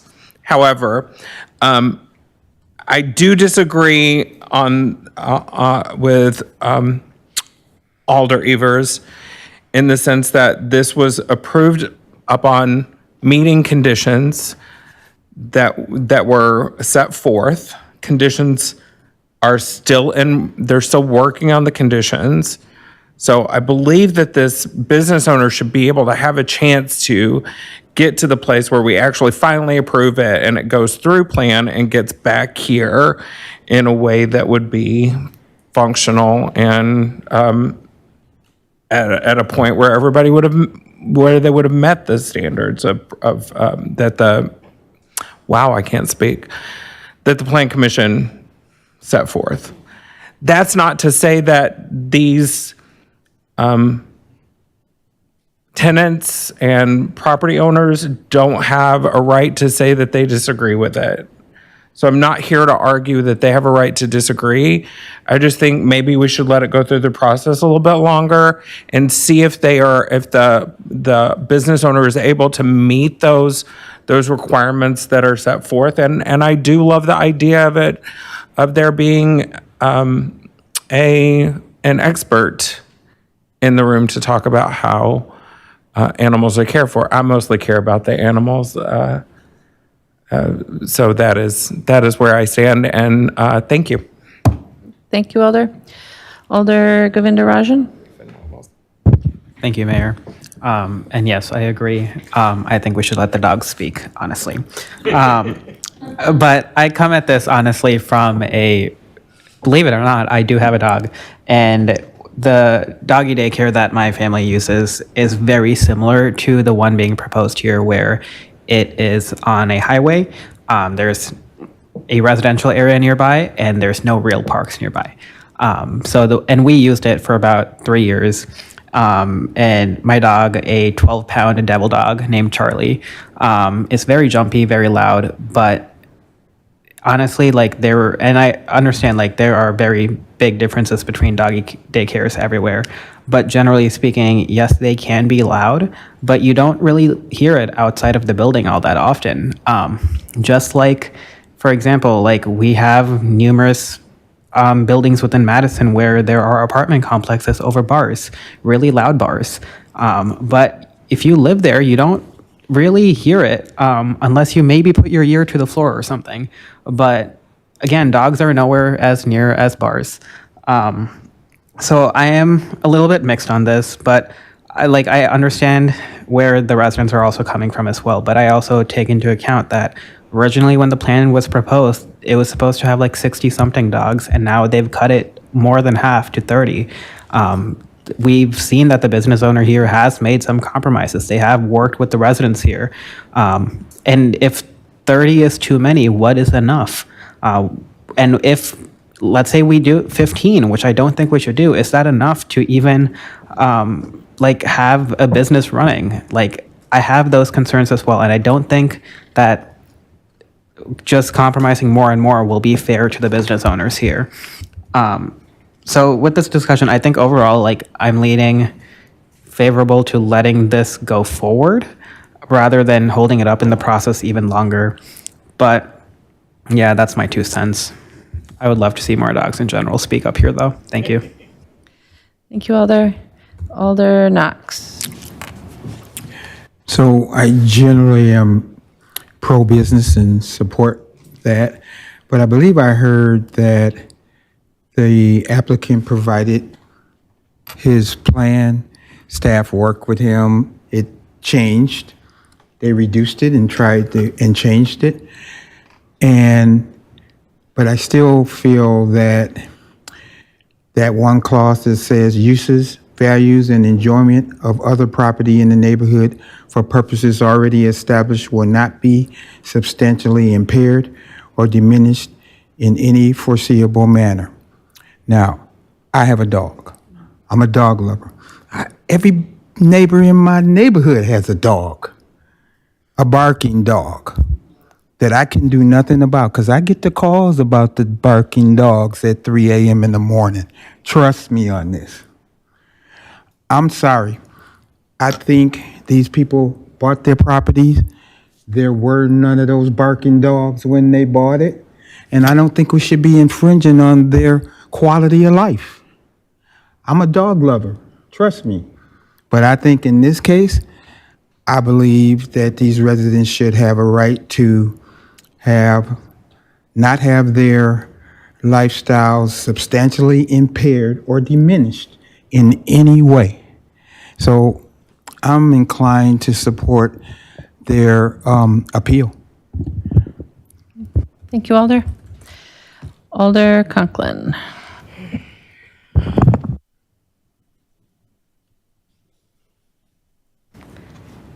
Thank you, Mayor. So let me just start off by saying that we all heard from my constituents. We've seen the appeal. They do not want this, and I'm here to reiterate what they do not want. But I do want to just clear up a few things.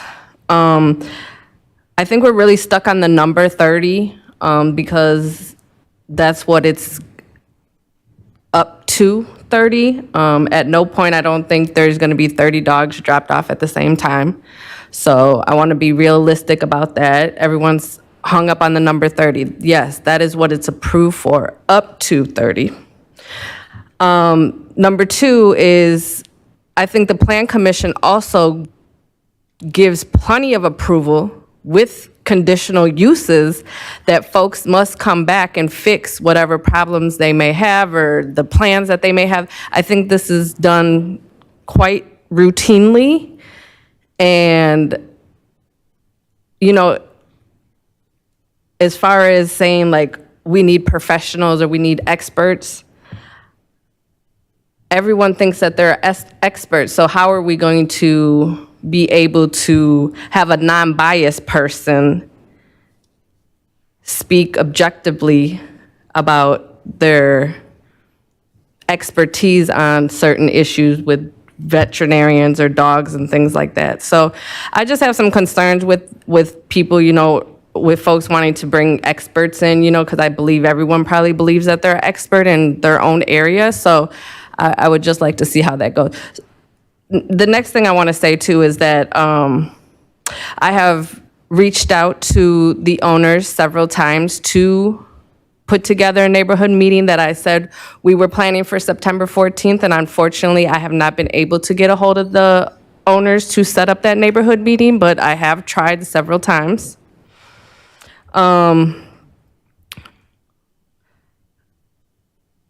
I think everybody has the information that they need to make an informed decision, and I hope that everyone takes an account of my constituents and the residents that live there and nearby, their thoughts and feelings. But I think what's really in front of us is the appeal. Did the Plan Commission do something wrong by approving the conditional use for this property for the owners to come back and still, as we saw the list of things that they still need to do?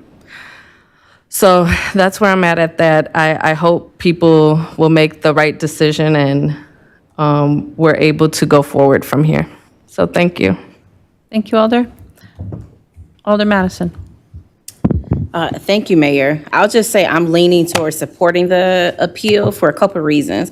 As someone who spends most of my day life working with small businesses and entrepreneurs of color, the very first thing you do is a business model canvas, which will help you determine the best location for any kind of business. And wherever a business is going to be located, you absolutely want to figure out how to work with your immediate neighbors or, you know, fellow business owners next to you. And no fault of the alder, but that meeting with the immediate neighbors hasn't happened. And just from hearing the alder and chatting with the alder, you know, the alder has done the work to try to make that meeting happen. And the business owner or proposed, you know, business owner has not made it happen. And so I do think that folks who bought into that property have every right to say, we don't want the additional noise, we don't want the additional uncleanliness. And I just think that, I don't think Plan Commission is even going to, this is going to make it far or it's going to come back here. So for me, it's more so let's just figure it out right now and not spend more time on it when it does come back to us. So I'm mostly leaning towards supporting the appeal, just because in the steps that a business owner takes to get started and up and running, I don't think, or it does not appear that this business owner or proposed business owner has sort of like followed those steps, regardless of what Plan Commission has set up for them. So. Thank you, Alder. Alder Latimer Burris. Yes, thank you, Mayor. So as someone who is raised by entrepreneurs, been an entrepreneur myself, you know, my parents being raised in Greenwood, Black Wall Street, my mom doing the Madison Black Chamber, I'm definitely down for business and for Black business. But what I see happening right now is it's not the owner's fault, the business owners, and it's not the people that have to live above the business fault. What I think is what I can see clearly is that we maybe have to fix this process because there's no guarantees what will happen.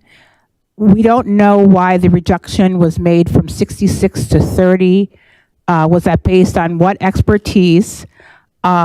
And there should be something that if there is conflict to this degree, and we have to determine that we have another process instead of pitting staff against the city or trying or giving the appearance of not wanting to support a business and a Black business. So and it puts Alder Conklin in a difficult position, because if she can't deliver on a public meeting within this short time frame that we know that's going to hit consent agenda, it's a problem. It's what I'm talking about when I'm talking about the House Force, Task Force, it's everything else.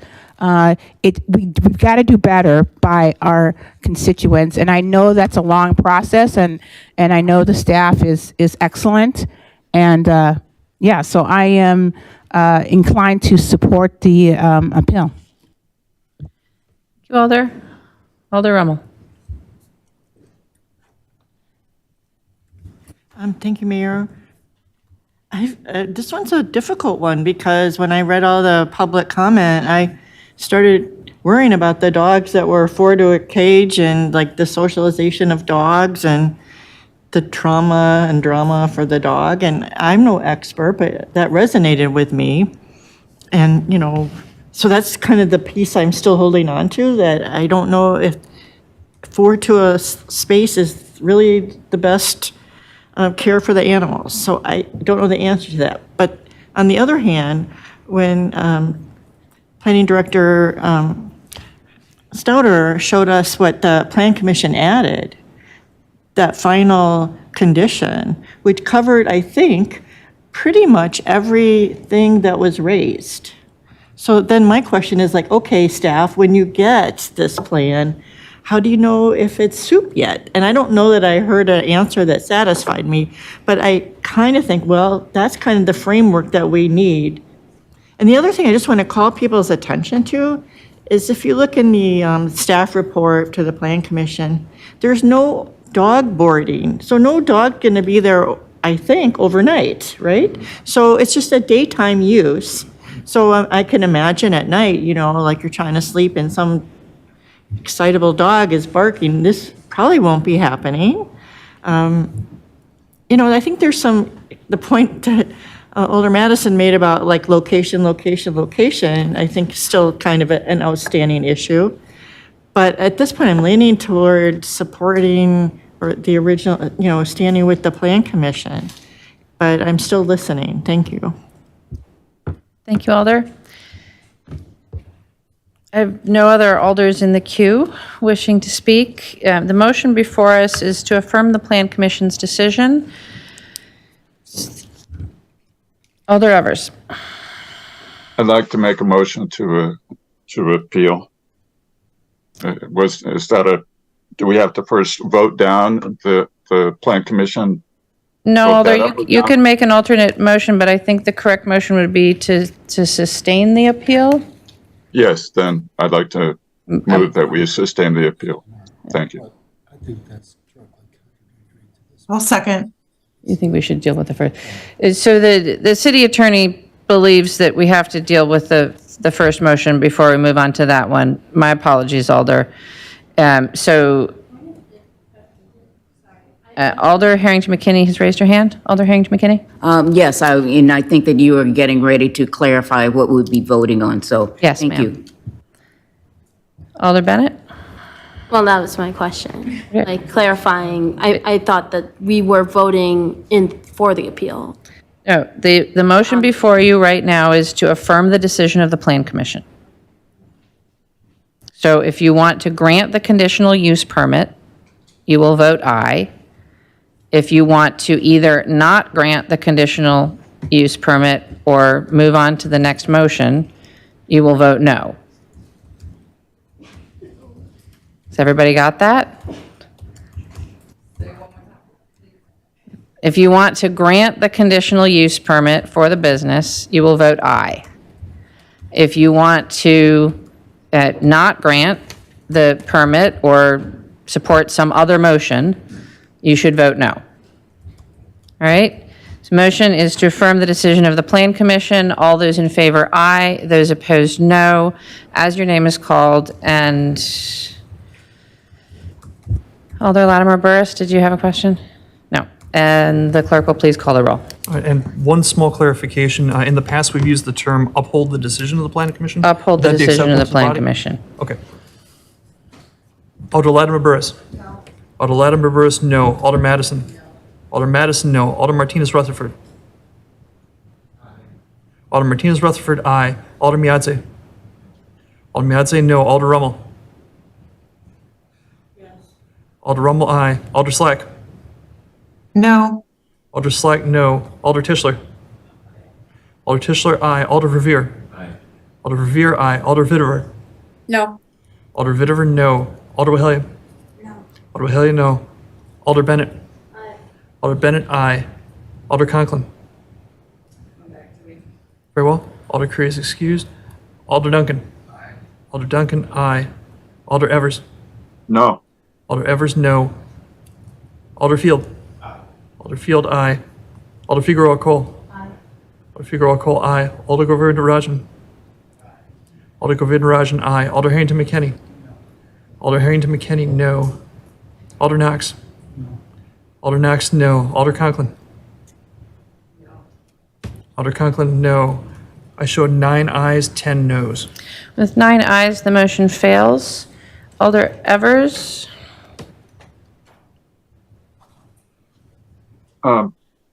Yes, thank you, Mayor. I'd like to move that we sustain the vote to affirm the appeal. The motion is to sustain the appeal and overturn the decision of the Plan Commission. Is there a second? Alder Knox will second. Alder Govindarajan? Point of order, I think, and I might just have this wrong. I thought the original vote required 15 votes to keep the Plan Commission's decision? No. Okay, thank you. And any vote requires 11 ayes, regardless of how many alders are present. So if it's just a simple majority vote, it's going to require 11 ayes. Alder Wheelie? Just a minute, Alder Evers. Alder Wheelie? Thank you, Madam Mayor. So if this passes, where the applicants, where will that take us?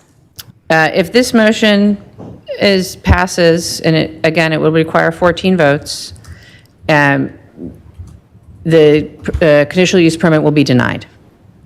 And the applicant would not be able to reapply for a year. Thank you. And the city attorney would like to correct me. No, not correction, but just to clarify, and I appreciate Director Stouter's input. If it does not get 14 votes, then the Plan Commission decision is affirmed. So if this motion fails to get 14 votes, the permit will be granted. Alder Harrington McKinney? A question. I know that I heard that it'll be a year before this can come before the planning committee again. Is that standard? Is that written? Where is that? Yes. That's in ordinance? Yes. Yes. Okay, thank you. Alder Slack? I'm just unclear. I'm sorry, Mayor. I thought we just voted to overturn the planning. No, the vote that you just cast was whether or not to affirm the Plan Commission's decision. Alder Latimer Burris? Well, I'm going to ask this. Isn't that in conflict? Isn't that like an Enron? Because it's like, it's not to affirm, but then it's going to be affirmed by doing a back-end move. Alder, that's the way the ordinances are written. Okay, so I understand. I can still ask the question so that there can be clarification in the future. It may be something that we want to look at, so I think I can ask the question. And the second thing I wanted to, if Attorney Haas could answer this, please, is with this motion, can we require that a shortened time period, or can we do anything that clarifies this? It's, you know what I'm saying? Yeah. So as I mentioned, the council has 3 options: affirm the decision, reverse the decision, or modify the decision. If the council wants to modify any of the conditions that the Planning Commission recommended, it can do so. That would require 14 votes. It's under the statutes, which require that the Plan Commission decision is affirmed unless there are 14 votes to reverse and modify. So that's a statutory clause requirement. The presumption is that the Plan Commission decision stands unless there's a supermajority vote. Thank you. Just put that statute on the record, what statute that is that you're referencing? I can look, it's in the staff report, so let me see if I can find that. Alder, if it's in the staff report, it is on the record. Alder Wahilahe? So if this motion doesn't get 14 votes, there could be another motion, correct? I think the only other motion that would be appropriate at that time is if you wanted to amend the conditions somehow. Okay, thank you. Alder Miadze? I would suggest maybe you should do that before the vote, though.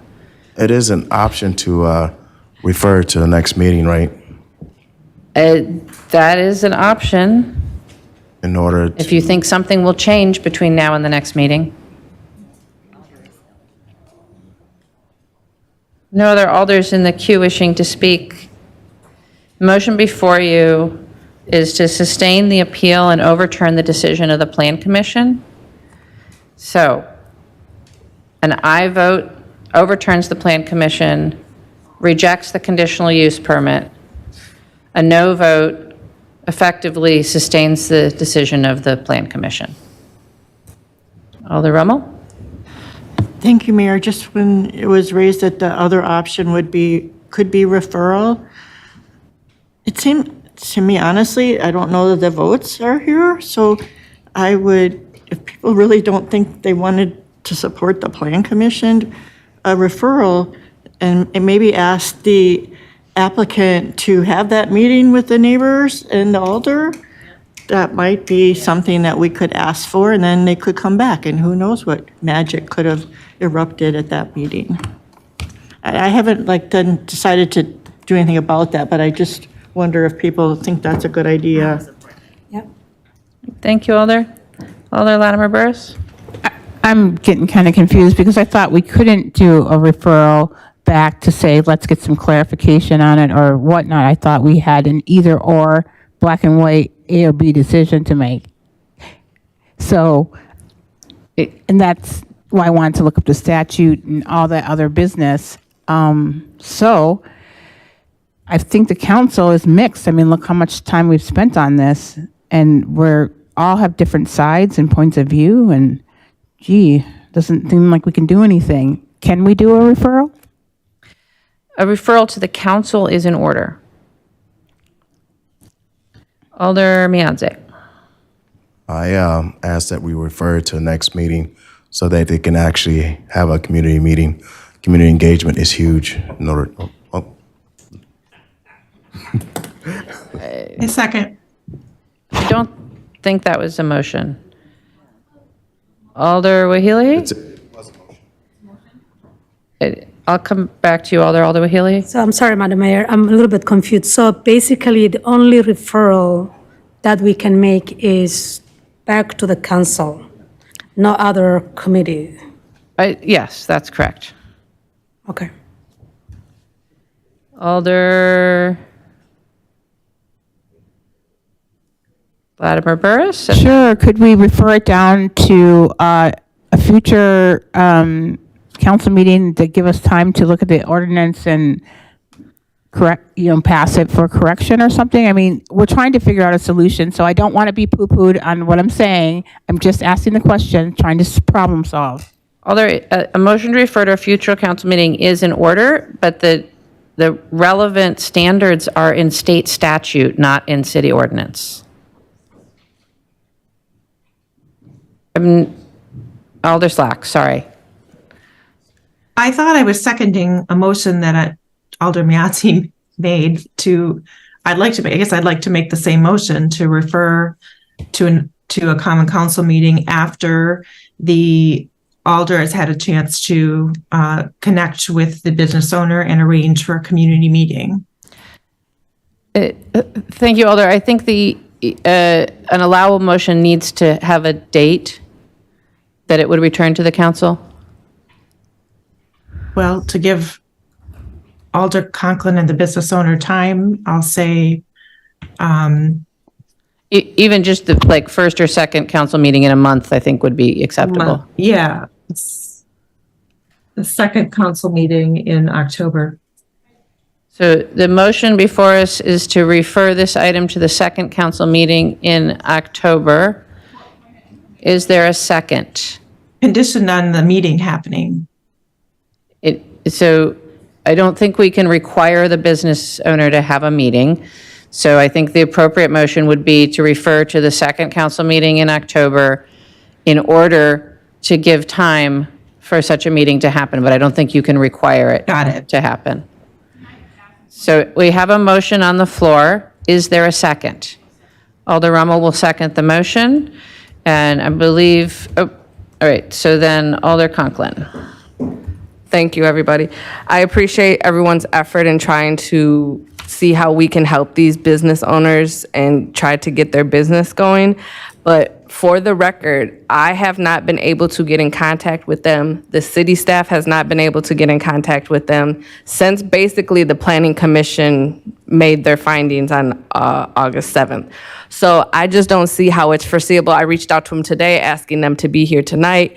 I reached out to them a week ago, trying to set up this neighborhood meeting. So that's not going anywhere. We have not been in communication. We're not in touch, and I just don't see how that's going to happen even within the next month.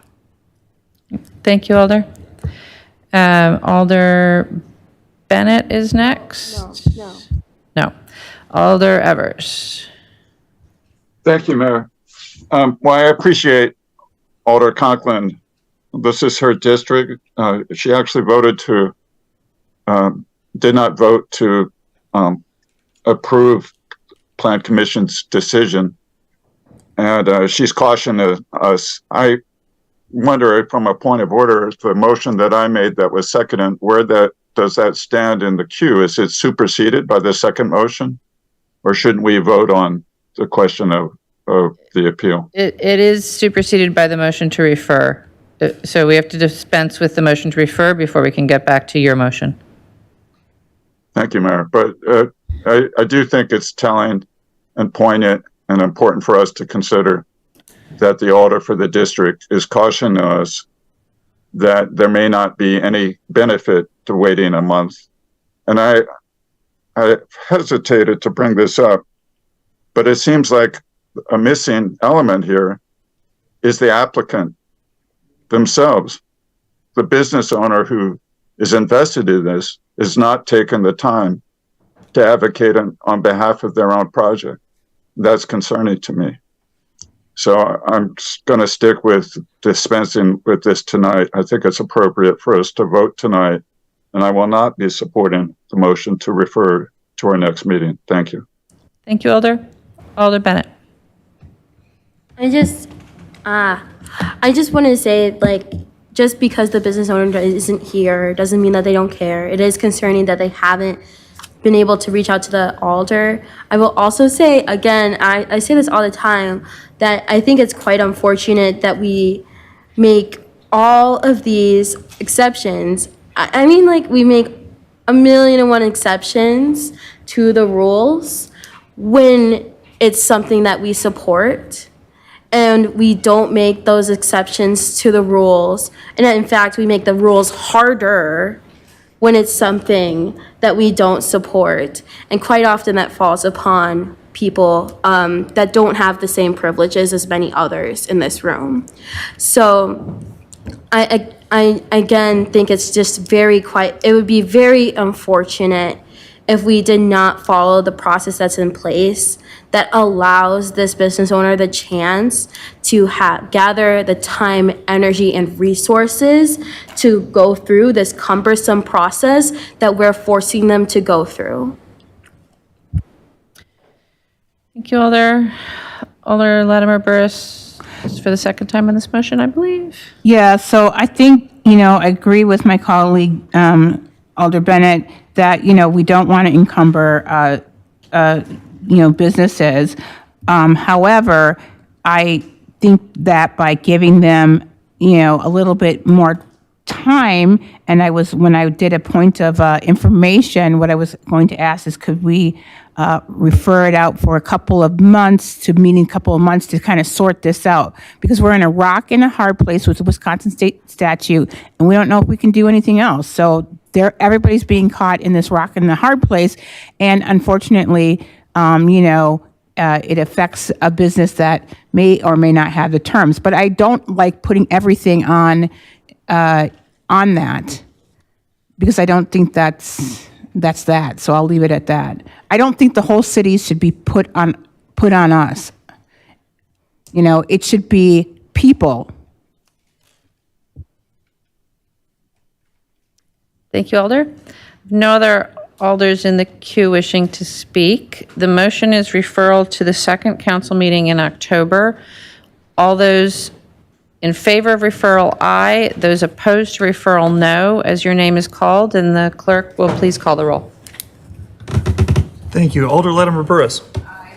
Alder Latimer Burris, aye. Alder Madison. No. Alder Madison, no. Alder Martinez Rutherford. No. Alder Martinez Rutherford, no. Alder Miadze. Yes. Alder Miadze, aye. Alder Rummel. Aye. Alder Rummel, aye. Alder Slack. Aye. Alder Slack, aye. Alder Tischler. Alder Tischler, no. Alder Verveer. Aye. Alder Verveer, aye. Alder Vitever. No. Alder Vitever, no. Alder Wahelia. Aye. Alder Wahelia, aye. Alder Bennett. No. Alder Bennett, no. Alder Conklin. No. Alder Conklin, no. Alder Curry is excused. Alder Duncan. No. Alder Duncan, no. Alder Evers. No. Alder Evers, no. Alder Field. No. Alder Field, no. Alder Figueroa Cole. No. Alder Figueroa Cole, no. Alder Govindarajan. Alder Govindarajan, no. Alder Harrington McKinney. Alder Harrington McKinney, no. Alder Knox. No. Alder Knox, no. I show 6 ayes and 13 noes. With 6 ayes, the motion to refer fails. We're back to the motion to sustain the appeal and overturn the Plan Commission. Is there further discussion? Alder Knox. I want to move to, uphold the appeal? We already have a motion on the floor, Alder. I didn't push the button by. Okay. I was actually, I'm looking around, so. Sorry, Alder. You did ring in, but apparently by mistake. I have no other alders in the queue wishing to speak. The motion before us is to sustain the appeal and overturn the Plan Commission. All those in favor, aye. Those opposed, no. As your name is called, and the clerk will please call the roll. Thank you. Alder Latimer Burris. Aye. Alder Latimer Burris, aye. Alder Madison. Aye. Alder Madison, aye. Alder Martinez Rutherford. Aye. Alder Martinez Rutherford, aye. Alder Miadze. Alder Miadze, aye. Alder Rummel. Yes. Alder Slack. Aye. Alder Slack, aye. Alder Tischler. Alder Revere. No. Alder Revere, no. Alder Vitever. Aye. Alder Vitever, aye. Alder Wahelia.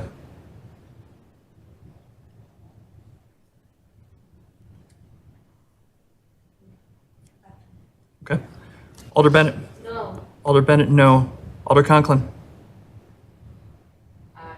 Alder Conklin, aye. Alder Curry is excused. Alder Duncan. No. Alder Duncan, no. Alder Evers. Aye. Alder Evers, aye. Alder Field. No. Alder Field, no. Alder Figueroa Cole. No. Alder Figueroa Cole, no. Alder Govindarajan.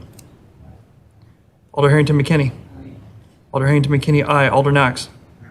Alder Knox, aye. Alder Rummel. No. Alder Rummel, no. Alder Tischler. No. Alder Tischler, no. Alder Wahelia.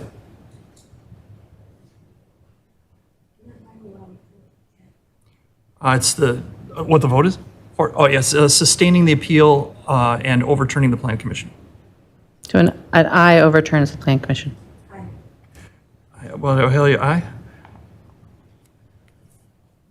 And Alder Govindarajan. Alder Govindarajan, no. I'm showing 11 ayes, 8 noes. With 11 ayes, the motion fails. It requires 14 ayes to pass, so the decision of the Plan Commission is upheld. And that will bring us to item 11.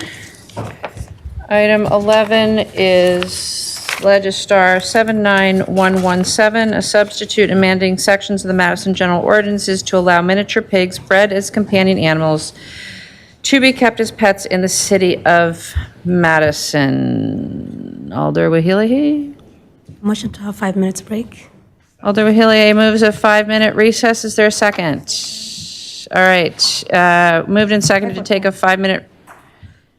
Moved and seconded to take a 10-minute recess. Is that what I heard? Yes. Moved and seconded to take a 10-minute recess. Is there any objection? Seeing no objection, we will be back at 9:12 p.m. Why do they close?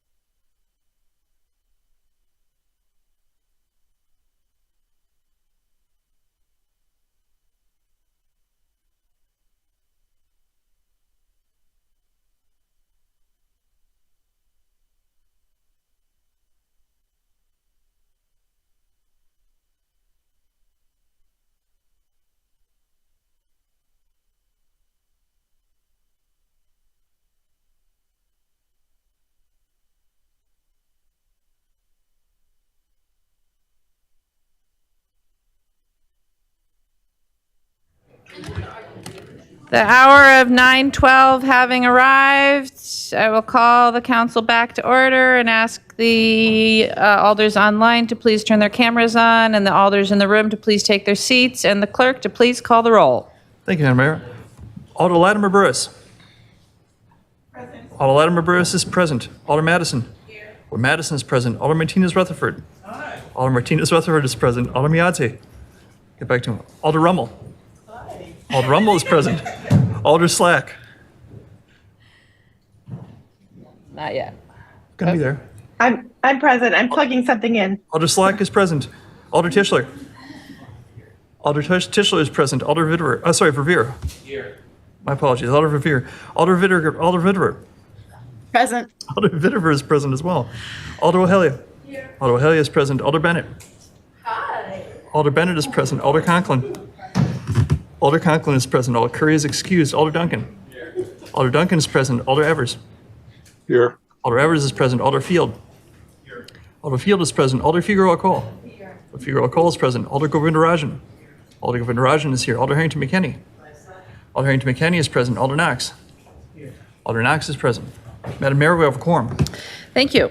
All right, the next item before us is item 11, Legistar 79117, a substitute amending sections of the Madison General Ordinances to allow miniature pigs bred as companion animals to be kept as pets in the city of Madison. Vice President Figueroa Cole, a motion, please. Motion to adopt with recommendations. Is there a second? Alder Martinez Rutherford will second. Moved and seconded to adopt the substitute with recommendations. On the question, Alder Knox. Oh, Alder Knox. I thought you had cut me off there for a minute. Nope. Okay. All right. I do have, is there any staff possibilities to talk about this? I believe there might be. Maybe. I just had a Yes. few questions. John Hausbeck is here from Public Health. All right, great. And before I ask my questions, I just want to preface, no, I don't know who Rudy the pig is. I admit that. But I did read a lot of the commentary about the domestic pigs, mini pigs. So it was very informative. So I read all those letters, got educated. And I'm an animal lover, so just let me get that out ahead of time, okay? My first question was generally, how many of these pigs do we have in the city? Does anybody know? We don't have a count on them at this point. They haven't been tracked. We know of probably 3 at this time, and there's probably a few more, so there's probably 5 to 10. Okay. When I was reading through parts of the ordinance, there seemed to be a distinction between, I think in section C it said you can own 1 pig, but then later, somewhere in the restrictions or in another section, it talked about breeding. So can you tell me, I'm just curious, is it that you can own a pig or can you breed pigs, and what are the implications of that?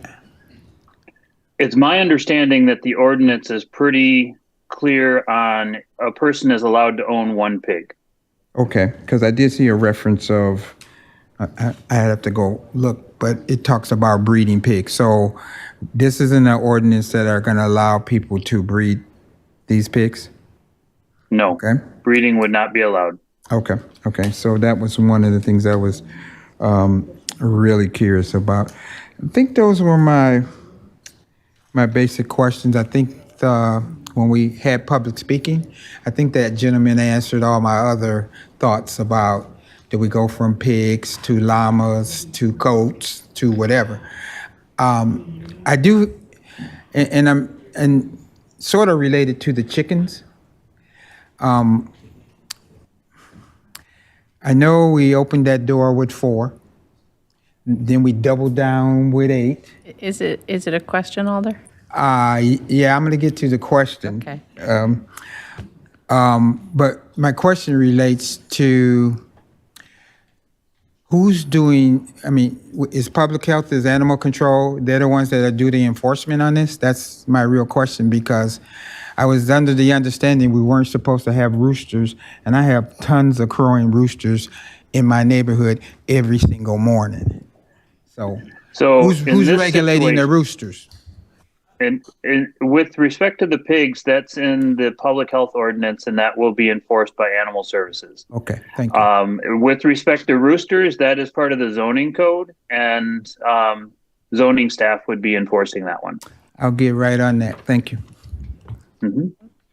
Thank you, Alder. Alder Evers. Questions? Yes, thank you, Mayor. John, I'm zooming in from Seattle, and I recall during our meeting in the public health meeting that was held recently, you mentioned that you spoke with a peer and public health specialist in the city of Seattle. Can you refresh my memory as to what they told you about this ordinance? Yeah, I was calling them up because, you know, like us, they have a city ordinance that, like we're trying to do. They allow pigs in the city, and they've been allowing pigs for 10 or so years. When their ordinance was first passed a while back, they had a kind of a flurry of activity and people excited about having a pig. That has since dropped off, and they haven't had any kind of issue for a while. And I recall he said something like, "Oh, you're just getting around to this now?" It said something like this. It's old news here. That's more or less what he said. Yeah. Yeah. And you also mentioned other municipalities in the state of Wisconsin and even in Dane County. Can you briefly go over some of those other cities that allow miniature pigs or pet pigs? There are a number of them. I can't remember all of them off the top of my head. Middleton was one that we talked about at the Board of Health meeting. So we have neighbors locally, and there are communities around the state that do allow pigs. There have been communities that have found that it works out okay, but there needs to be some oversight to make sure that conditions between those that have pigs and those that don't are addressed. All right. Well, thank you, John. I appreciate that. Thank you, Alder. Alder Rummel. Thank you, Mayor. Hey, John. I have a question. In the language of the ordinance, it talks about owning a pig, hog, boar, or swine. And, those are maybe synonyms, and maybe that's why they're in the language. But when I was reading some of the stuff from the lobbying group, they were definitely talking about kind of a unique, smaller breed, and that they were different than, quote, swine, which was used more in livestock. Can you just help me understand some of these, like how the nomenclature? Yeah, so I think that you're accurate. The question of boar and pig, swine, that kind of thing, I think in some cases people use them interchangeably, and in other cases, people who are well versed in pig raising and whatnot, there may be differences. But my understanding that those are listed in the ordinance is just to kind of cover the spectrum of possibilities. Clearly, the spectrum has grown with the breeding of these miniature pigs. There's lots of different breeds that are available. Back when this idea of having miniature pigs, it was the Vietnamese potbelly pig, and since then there are other varieties. And by the advice of City Attorney Marcy Paulson, we chose not to get into the issue of naming pig breeds that would be, acceptable. We wanted to focus on, we want these pigs to be small. And granted, even a small pig is still a pretty large animal. the height restriction is and the weight restriction should be meaningful to help us prevent too many problems. Thank you. Thank you, Alderfield. Thank you, Mayor. I wanted to ask about the allowance for an individual to have a pig rather than a household. Was that intentional, and do staff have any concerns about multiple pigs per household? Attorney Paulson is also on the line if you have questions about the specific ordinance language. Yeah. John, do you want to take that, or Marcy? I would be happy for Marcy to take the question. I was not looking for there to be more than one pig per household. Attorney Paulson, are you able to speak to the distinction between individual and household? Yeah, sorry, it's not letting me start my video. That is a good distinction you just brought up, Alder. We had asked zoning to get involved and whether they wanted to be involved in this and have it be an issue with zoning, and they declined to. I think if we get to household, the issue is going to be what is a household, and if we have an apartment complex and one person has it, I think it would be hard to distinguish that between each individual. I mean, we do say an individual needs to be an adult, but I think you are bringing up a good point that it is possible that two individuals residing together could own two pigs in one household. None further. Thank you. Thank you, Alder. Alder Knox. Okay, I was just finding the part in the title where it says amending section 23525 of the Madison General Ordinance to allow miniature pigs bred as companion animals to be kept as pets in the city of Madison. So again, I just want to make sure we're not going to be having pig breeders in the city. I think that language is specific to the individual animal that is being kept as a pet, that that animal was specifically bred or produced to be a companion animal, not to be a production farm animal. And there probably isn't a list of, quote, those breeds, because it sounds like you're saying these things are kind of propagating all the time, right? Yeah, I mean, it's just like now we have a bunch of doodle dogs, right? Trying to keep up with the breeding activities is just, it's a fool's errand kind of thing. So I think that the main point is we want to make sure that people are having small pigs, and I think that we do that through the height and weight restrictions. Okay, so in terms of process, in order for any other kinds of, I don't know what you call them, domesticated farm animals to live in the city, we'd have to each time identify that specific animal before they're allowed to come. I mean, because people have horses, but I don't know, are horses in the city? Or do they have to be in the stable? They're not in the backyard, right? So my question is that what has to happen? I mean, the intent?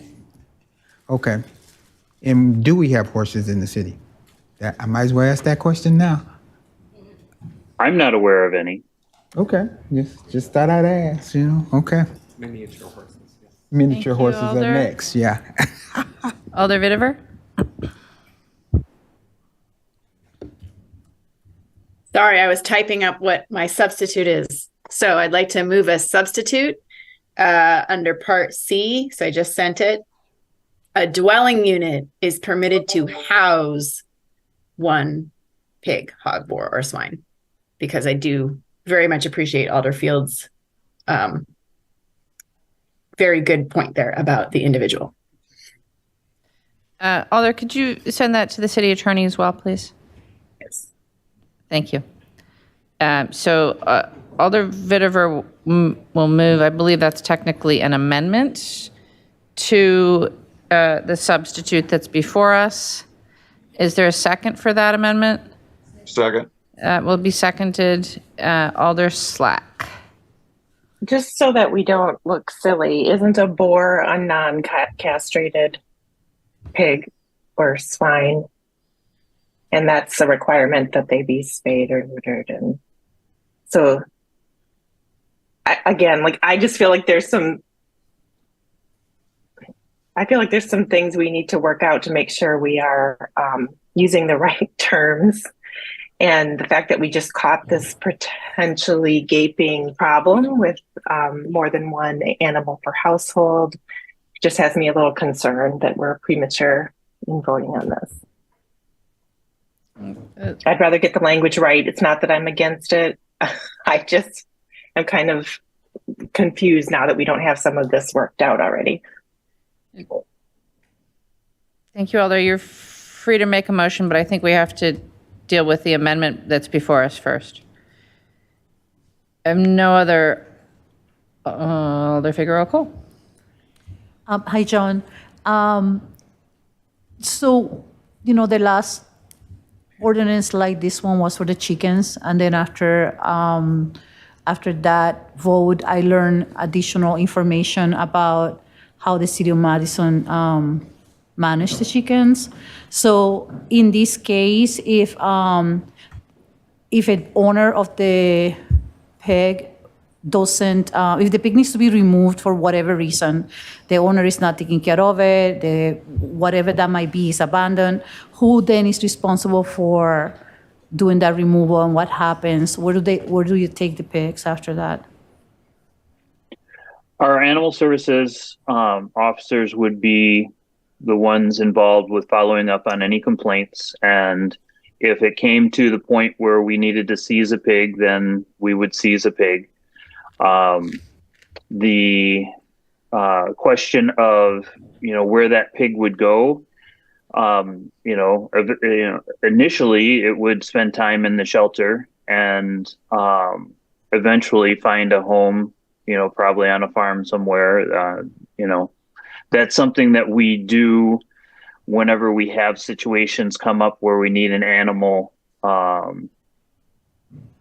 housed somewhere. Or, we did this on a county case where a woman was needing to get rid of her horses, and she had a good number of them. And so we worked cooperatively with the Dane County Humane Society to find a suitable rescue that could take those horses. And so a similar thing would happen with a pig.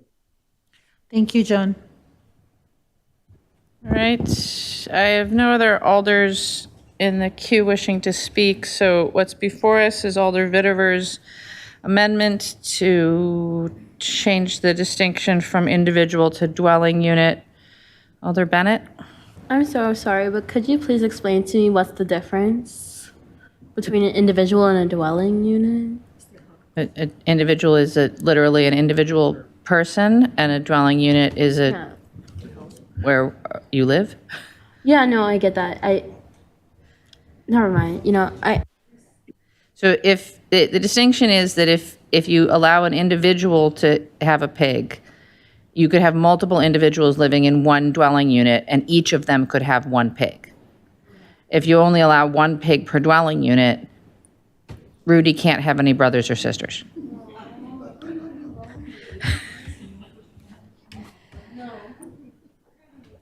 Alder Martinez Rutherford. I move to accept the substitution. But it's before us. Oh, okay. So is there any objection to recording unanimous vote in favor of Alder Vitever's amendment? Alder Slack? Can we strike the word bore just so we don't can we look uninformed here? Can we do one thing at a time, Alder Slack, please? So do you object to the vote? I mean, I would vote with that wording in there, yes. So are you objecting to the vote? Are you asking for a roll call on Alder Vitever's amendment? Sure. Yes. You're asking for a roll call on Alder Vitever's amendment rather than we could pass this and then you could make another amendment? I really don't know. Sure, let's do that last thing. Okay. Seeing no Alder Harrington McKinney? Just a clarification. We're voting on the amendment. The amendment. But we'll still have to vote to approve it or not. Correct. Thank you.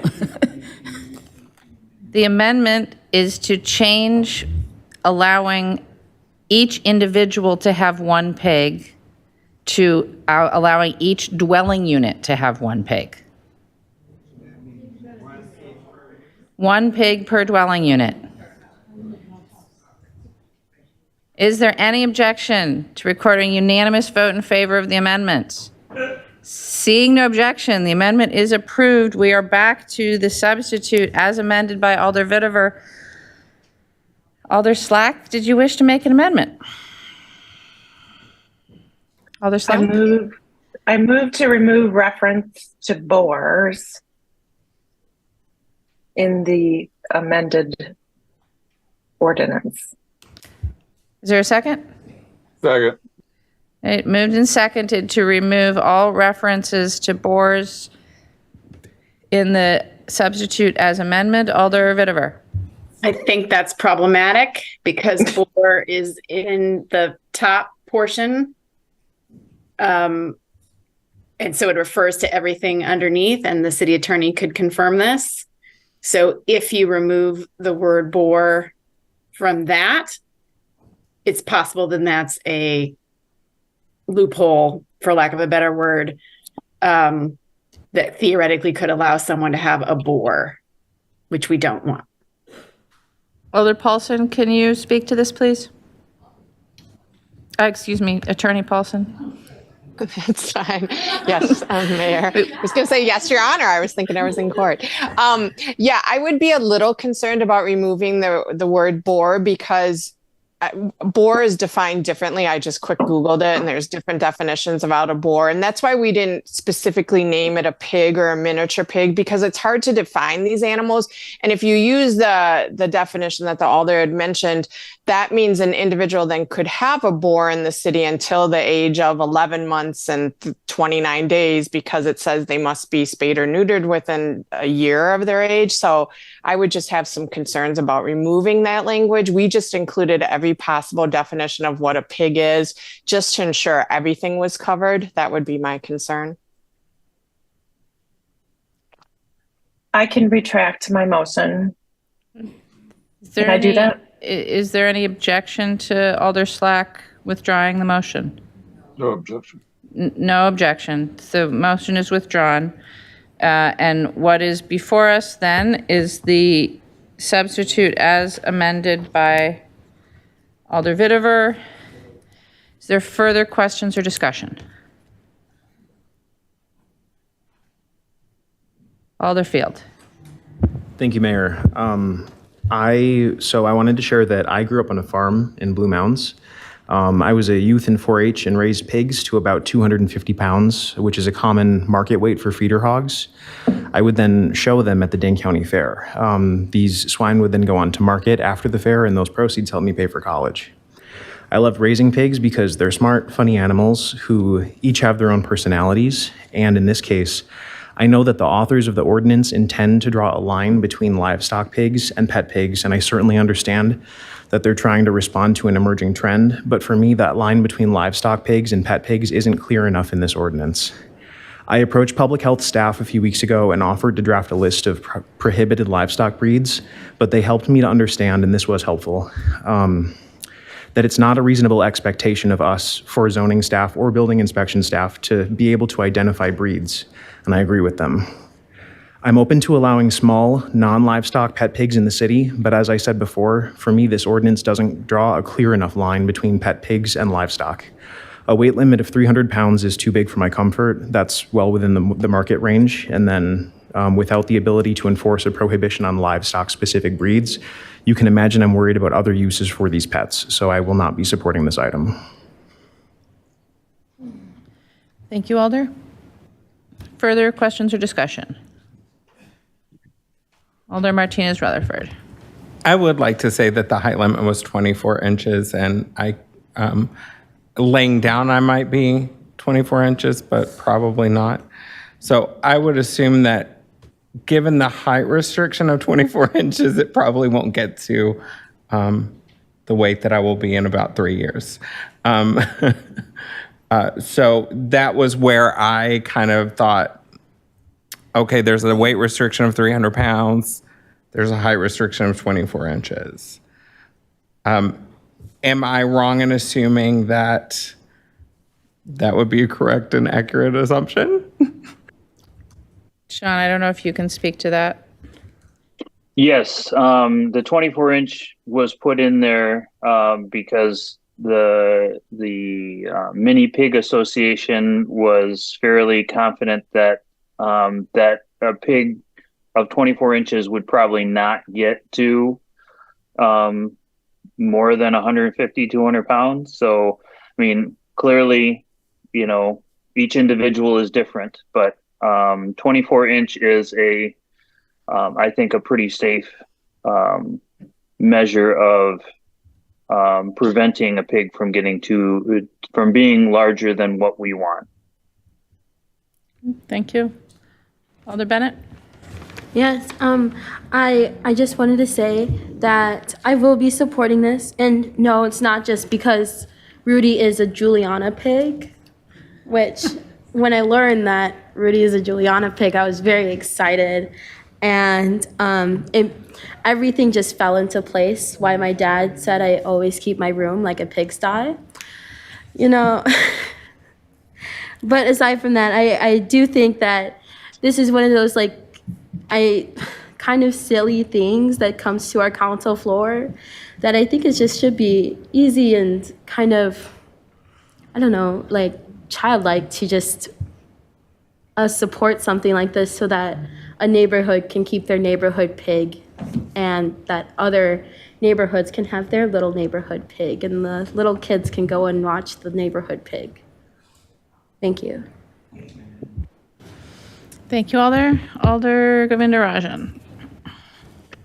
I kind of feel bad now, but to kind of put an equity lens on this is kind of how I'm looking at this.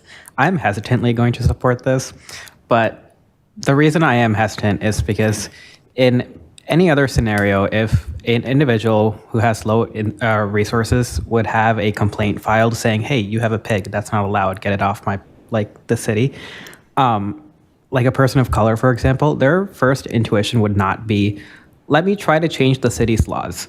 And I do want to bring attention to that, that it takes a certain amount of knowledge, resources, and privilege to be able to get an ordinance like this to the point it is at right now. And I just wanted to put that out there. So with that, I'm hesitantly going to support this only because we have put so much city resources into this and staff hours, which is silly. But that is all. Thank you. Thank you, Alder. Alder Evers. Thank you, Mayor. As the one who did put some hours into this, I will say that the owner of the pig in question, Rudy's owner, was not the one who initiated all this, didn't do the work. I did this work, and Alder Bitterberg did work, and staff did work. But there is at least one other pig owner of lower economic status in the city who's concerned that their pet pig would be forced to leave. There was a news report some months ago. There was a pet pig that was owned in Bay Creek, again, a family of modest means, who for 5 years owned their pig, and unbeknownst to public health staff, and never a complaint was filed by neighbors, no problems, no issues, no complaints. So I appreciate Alder Field's concern, but the one public comment we had referenced people who choose to keep a pet pig as a pig farmer, and the idea that Paula Niedenfeld, Rudy's owner, or other folks should be identified as pig farmers is just not accurate. The phenomena of pet pigs really came about in the 1980s, as John alluded to, with the introduction of the Vietnamese potbelly pig. And as a result, cities like Madison, who had ordinances that made sense, probably established in the early part of the 20th century when the city was growing from its early rural base to a more dense city environment and people who were raising animals for food in their yards, it was determined that was not practical as the city was growing. Way before pigs were recognized as possible pets. Now it's quite a phenomenon, and many of the myths and misconceptions about pigs have been addressed in the information that's in Legistar and has been shared with many of you. So I would appreciate, and I call upon you all to support this. Alder Bennett is correct. There are times we can do the easy thing and to spread a little joy in our city. And the joy that Rudy brings to the folks, to the neighbors, to the children who walk along the bike path, and just the joy of a relationship with an animal, another sentient being. And yes, pets are pretty darn smart and make great pets from what I understand. So I encourage you to vote yes in favor of this ordinance change. Thanks. Thank you, Alder Knox. My only comment is, let's not let this be one of those slippery slopes. You know, people bring things into our city, they feel good about them, and then we change the ordinance to make it okay. It's obviously several people that are violating our ordinance today, right? So we just got to be careful about this. Maybe somebody might like a pet alligator. Does that mean we're supposed to be accommodating that? I hope not. I'm just saying that. You know, we got to be careful. Just because one person loves a alligator doesn't mean we all have to be, or Crocodile Dundee or something, you know? So be careful. Thank you, Alder. I have no other alders in the queue wishing to speak. The motion is to adopt the substitute as amended. Is there objection to recording a unanimous vote in favor? We'll have a roll call. All those in favor, aye. Those opposed, no. As your name is called, do I need to explain the vote?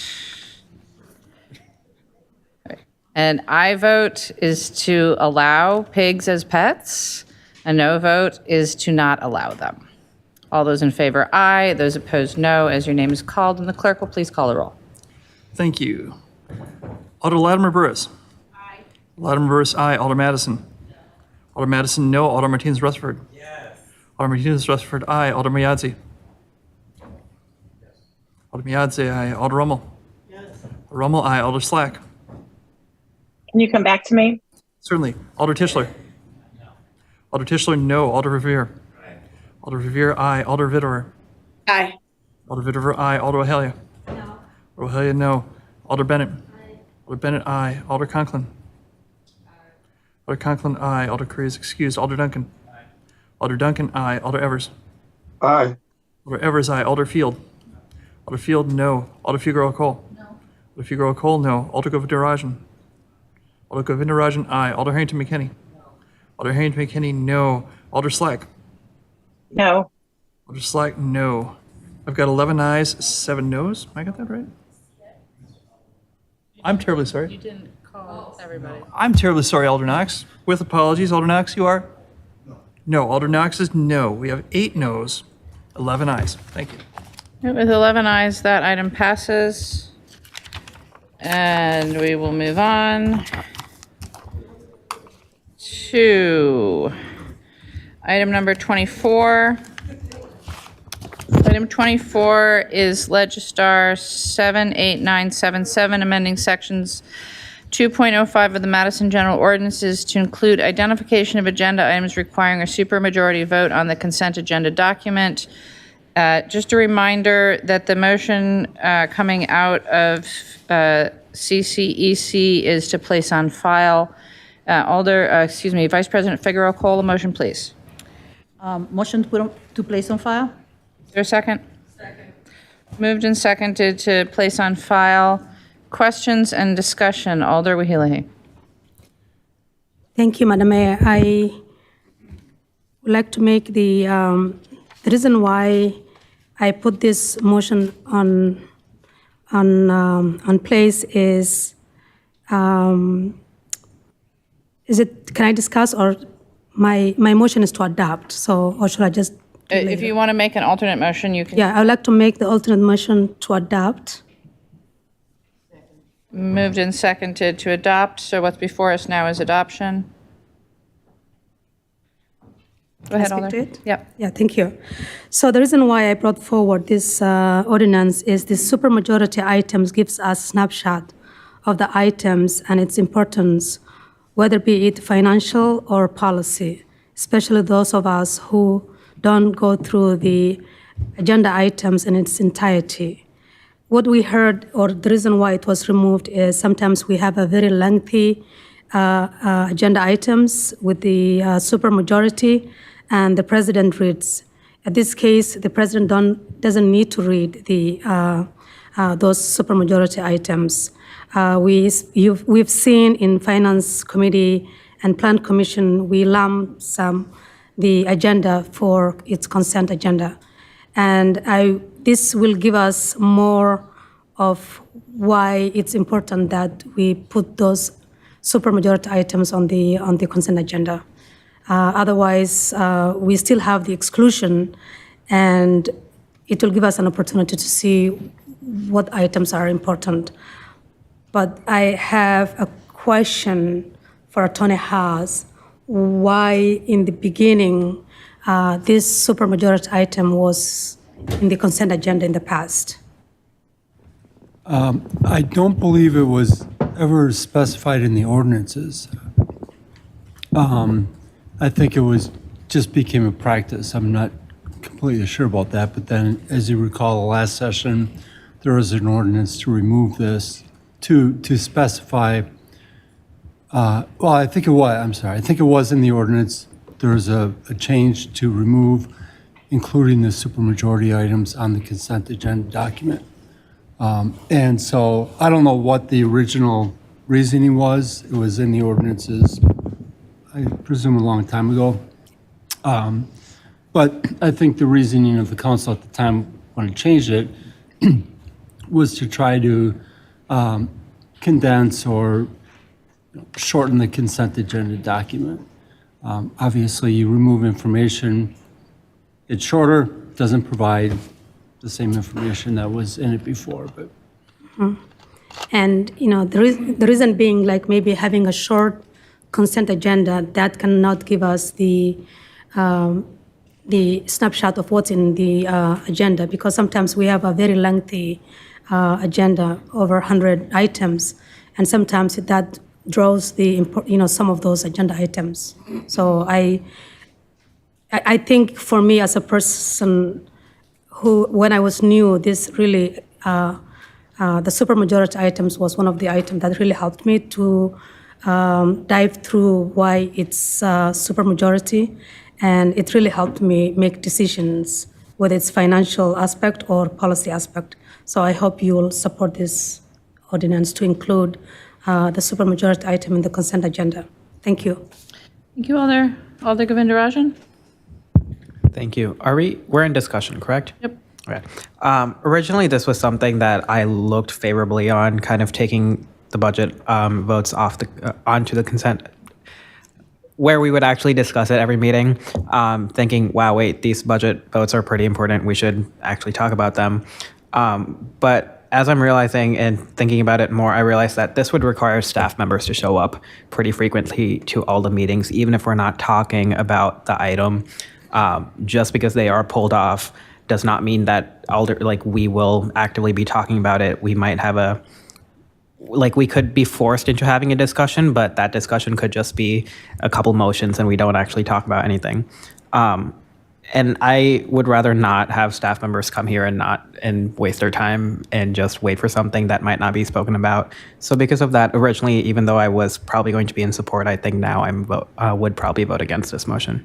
Thank you. Thank you, Alder Knox. Yeah, I certainly would support this motion. Generally, most of these items are budget implications. And I think for particularly the citizens, they really need to be paying attention to these things that impact their pocketbook. So I'm definitely in favor of supporting this motion. Thank you, Alder Figueroa Cole. Thank you, Mayor. I have a question for you regarding items that go to the Finance Committee specifically. Is Finance a committee that will at any time send us a item to be discussed on the same night as a regular rule? Or is everything being introduced?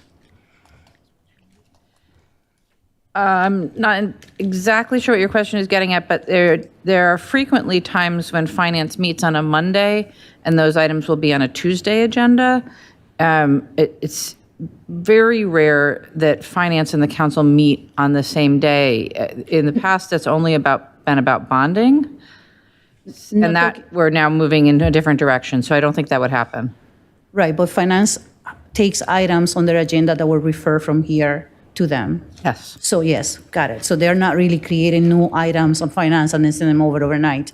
The point I was trying to make is that we get a agenda, like we got an agenda today, and it has a bunch of items for introduction, and I don't understand, if you had the agenda today with all those items on introduction, why would you sit on that for 2 weeks, waiting for the next meeting to then call attention to an item that you deem important, to let your constituents know at 10 minutes to 10 that there's an item on the agenda that is there? Like, why didn't you already, 2 weeks ago, wrote a blog about it, sent an email about it, brought it up to the attention of the residents so they can go then to the Finance Committee and participate on that committee and ask questions?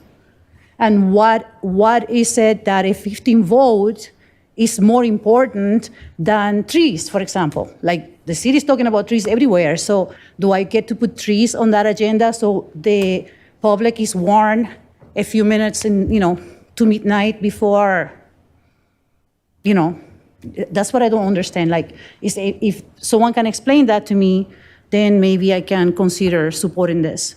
But it's not clear to me, first, the importance of it, who defines that, and two, why are we sitting on items that we deem important, and we're not handling that at the introduction level? Thank you, Alder. Alder Slack, you're next. So like tonight, there was an item, number 5, that required a supermajority, but that wasn't indicated as such on the agenda, just the regular agenda. Do we normally indicate what requires a supermajority vote on the full agenda? We do. Okay. Why not number 5 tonight? Because item 5 didn't require a supermajority vote, only one of the possible motions required a supermajority vote. So the initial motion only required a majority. But in general, yes, for items that, for example, budget amendments that require 15 votes, those are noticed on the agenda. The vast majority of supermajority votes are related to amending the budget, and those are noted on the agenda. Thank you, Alder. Alder Rommel. Thank you, Mayor. I just would like the city attorney or maybe the mayor to respond to Alder Govindarajan's question. If staff are required to show up, if this were put back into being, I call it like reporting, we'd be reporting that these require supermajority. That's not the same as being excluded. Is that correct? So therefore, would staff be like on alert that, oh my gosh, I better show up? And anyway, Dave always is here if it's budget. So anyway. Could you help with that? No, that's correct. The requirement will be that it simply be listed on the consent agenda document. It would not be excluded unless there's either registrants or an alder request that it be excluded. Thank you. And under the mayor's policy, you're correct. Department heads are only required to be available if they have an item on the agenda that's excluded. Thank you, Alder. Alder Wahili for the second time. I'm sorry. Go ahead. Yep. If I may to respond to Alder Figueroa Cole's response.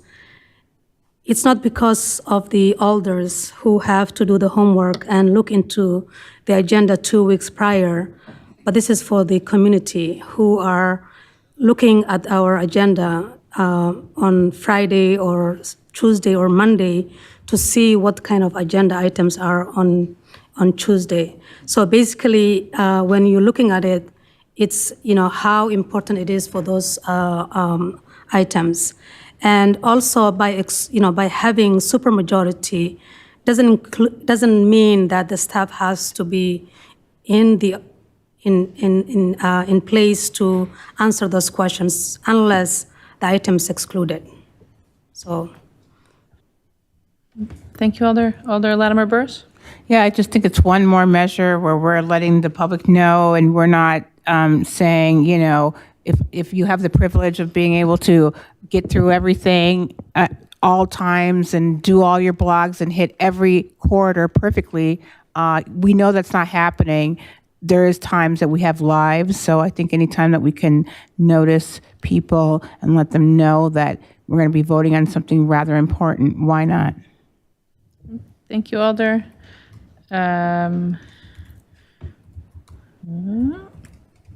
Alder Govindarajan. Thank you.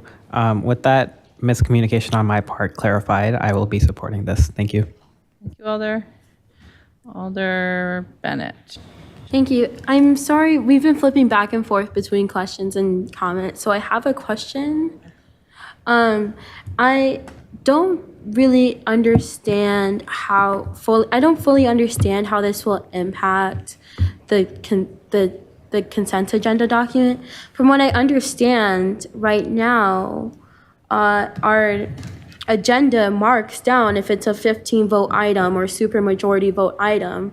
So how would this change what the agenda looks like if we just say you have to say it's a supermajority item? It would change the consent agenda document, not the original agenda.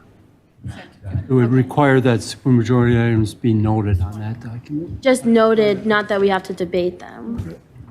Correct. Okay, I see.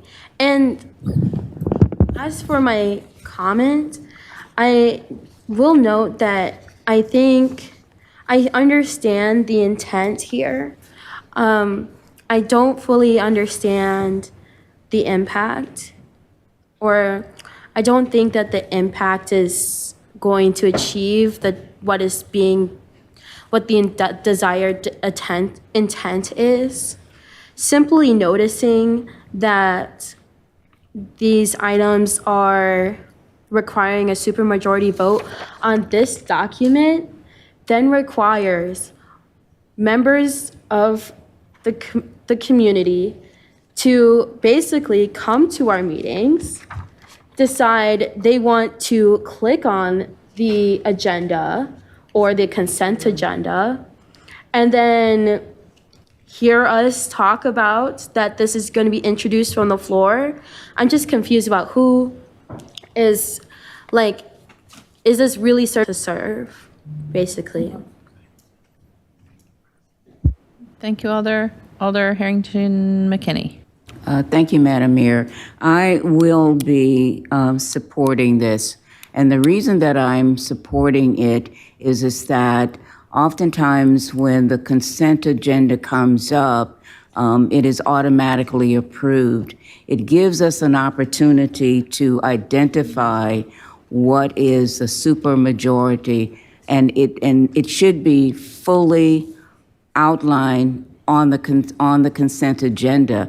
There is no reason that it should not be fully disclosed on the consent agenda. As the attorney said, is that we don't have to vote on it, but we are clear that this is a super majority item, and it is full disclosure, and that's what we're looking for. Transparency. It's on the consent agenda. We know it's coming up. We know it's there, whether we put it on our blog or whatever, whether people are able to show up, we are actually documenting that this item requires a super majority, and it should be noted. and I will be supporting it. Thank you, Alder Madison. Thank you, Mayor. My first thought was, did something change about how items end up on the agenda? Because we always see the process of an item ending up on agenda. We see the dates that it went to whichever council and the date that it's coming to Common Council. And so I just think that all of us are responsible for informing our constituents about the process, what's coming up on Common Council. And what I did not hear is, you know, if this changes and we're adding the supermajority on the consent agenda, how does informing constituents change? Like, are they going to be heralded into some sort of neighborhood meeting to discuss those couple things? I think we owe it to folks when they're we want them to know about what's happening here to inform them before it even gets this far. They should be part of the process. So that's my 2 cents. Thank you, Alder. Alder Bennett for the second time. Yeah, I'm sorry. I just wanted to correct myself that I know people can go online or whatever. I feel like I have, to me, a different sense of what transparency means, or not what it means, but what it looks like. Right now, like, there is no person at this meeting, and there was barely any people at this meeting, and none of them were really at this meeting to talk about the supermajority items. Like, to me, that's not what transparency looked like. To me, transparency looks like putting it on my blog that I know that plenty of people are going to read. And also, just because it's a supermajority item doesn't mean that it takes any more importance than any of the other items that we talk about.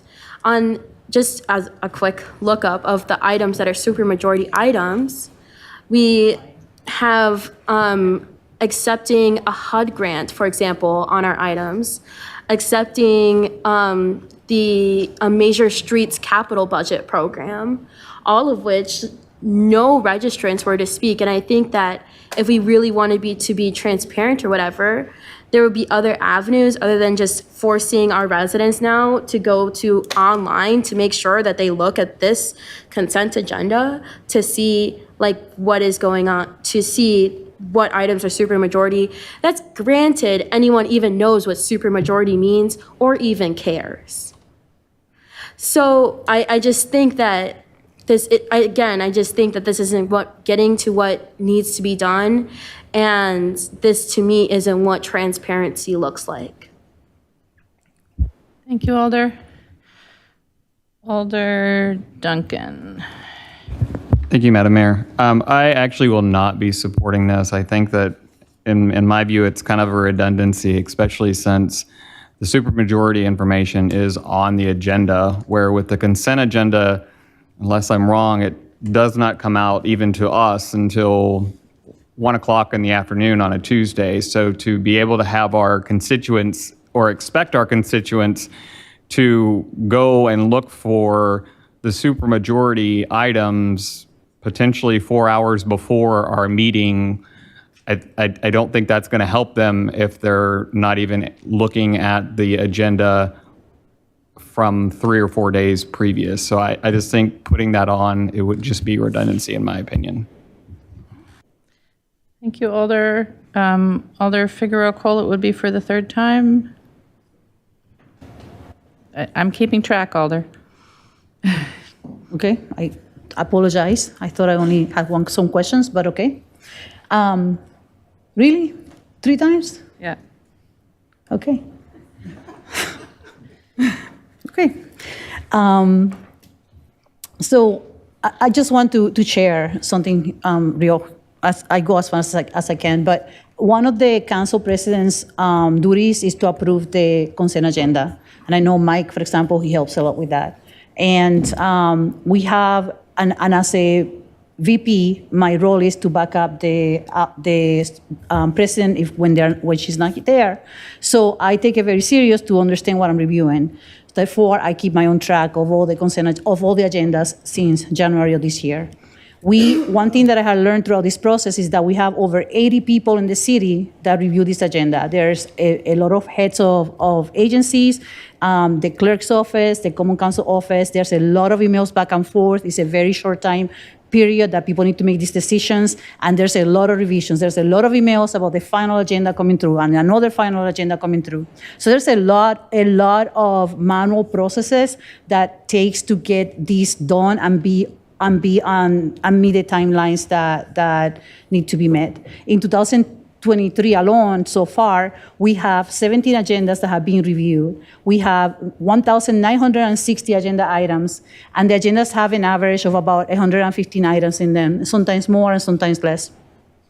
Out of those 1,960 agenda items, 1,335 items are unique legistars, which means that over 700 of those items came from committees like the Plan Commission or the Board of Public Works, but 600 of those items came from introductions, which for the most part give us at least 2 weeks to ask staff questions, email, blog, present before the item comes into council for discussion.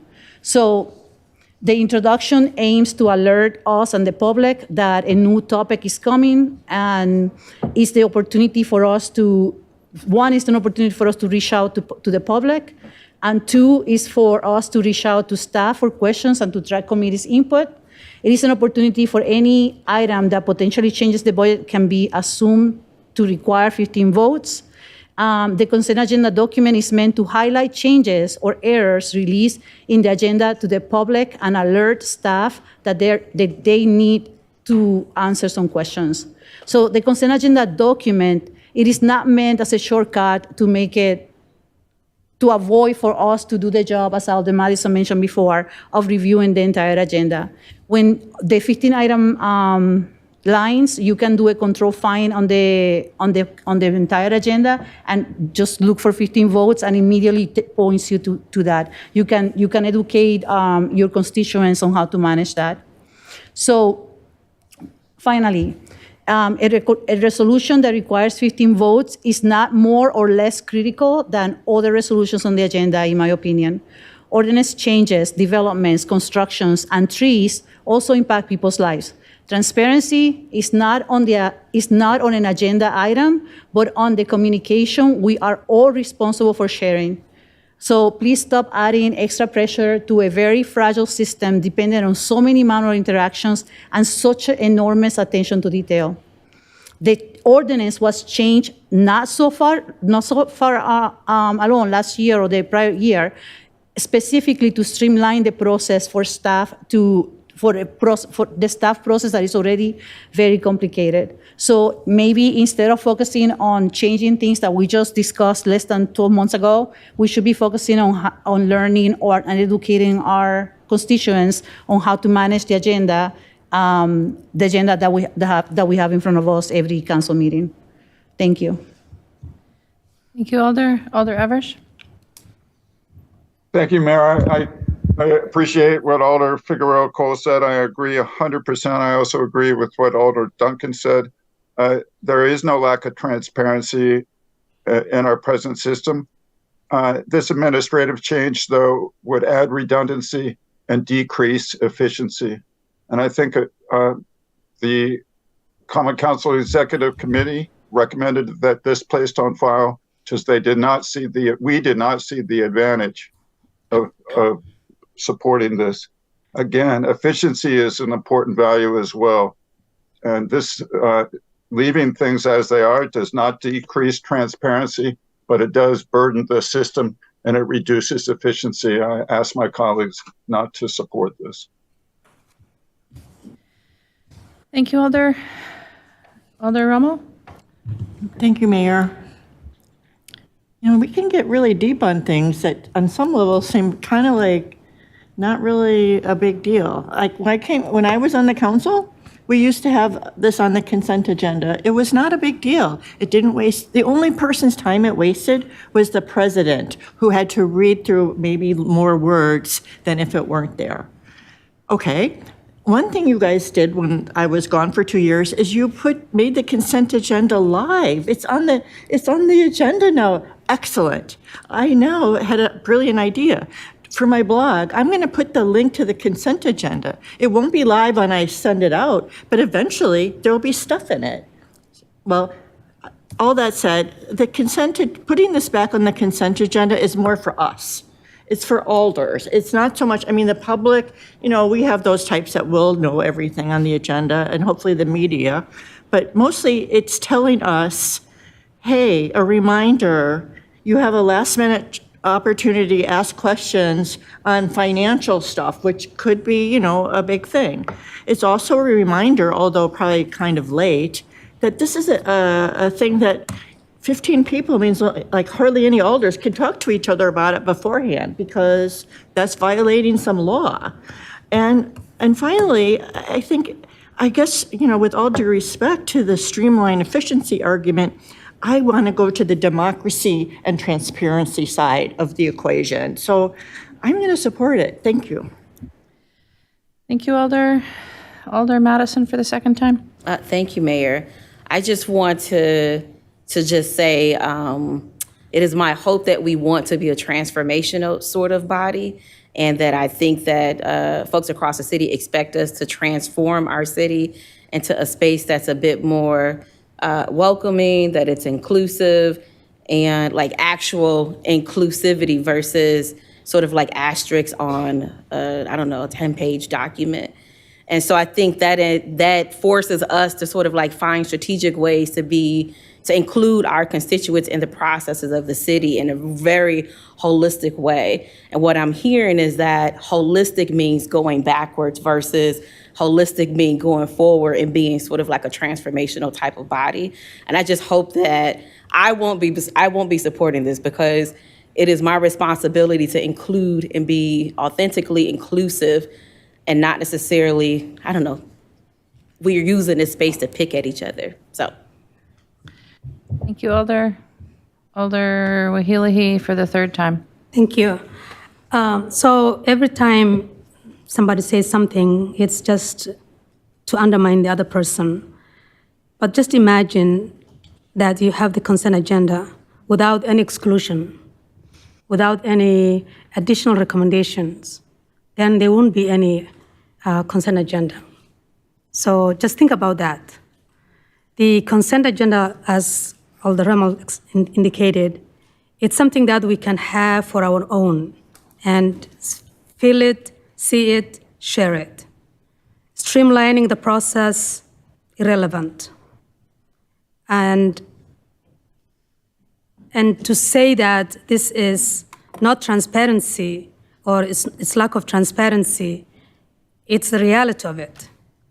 After all, why we are here is we're here to do the city work. And whether it's 2 weeks ago or 3 weeks ago, you put in your blog or not, it's still, you need that consent agenda. And especially, with the 15 agenda item. So my question to you, just imagine there was no 15 item in the consent agenda, or there was no exclusion. So basically, we have nothing then. So that's the optic I want you to remember. Thank you. Thank you, Alder Knox. I was just going to say, I'm going to support it. And, maybe we should support it just because it helps somebody. Maybe it helps one of your colleagues. Maybe we're not as experienced as some of you are. I noticed it when I got back on the council, and I did a little thing that people didn't like to draw attention to it. So maybe this is an opportunity now to help make it easier for your colleagues. Maybe have a heart for that. And so I think I'm going to support it on that basis. Thank you, Alder Harrington McKinney, I believe, for the second time. Yes, it is the second time. Thank you, Madam Mayor. Full disclosure,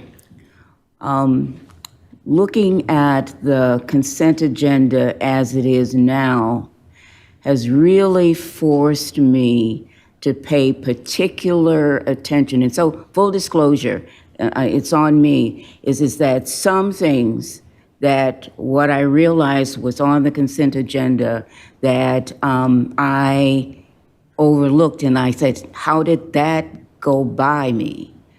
What this does is it forces me to really pay attention to everything that comes out related to a decision, a vote that I have to make, and that I have to go back to my constituents and say the why. If it does allow us to, and transparency means is that everything is on the table. I think that there was a rush to making things more efficient, and I hear what my colleague says about what the president has to go through and all of the various gyrations that has to go to get us to the consent agenda. Well, that's exactly what the role of the president is. I understand that. But in the efficiency, in the transparency, and putting it all on the agenda so that we can see it, we can pull it off and discuss it if there is a need. If there's not a need to pull it off, we won't discuss it. But having it on this sheet that says consent agenda, if it helps someone, I don't see why the decision was to place it on file. So again, I will be supporting it, and I would hope that the colleagues would also be supporting it. Thank you, Alder. I have no other alders in the queue wishing to speak, anticipating lack of consensus. The motion is before us is to adopt the change. So an aye vote will place the items on the consent agenda document. A no vote will reject the change. All those in favor, aye. Those opposed, no. As your name is called, and the clerk will please call the roll. Thank you. Alder Latimer Burris. Alder Latimer Burris, aye. Alder Madison. Alder Madison, no. Alder Martinez Rutherford.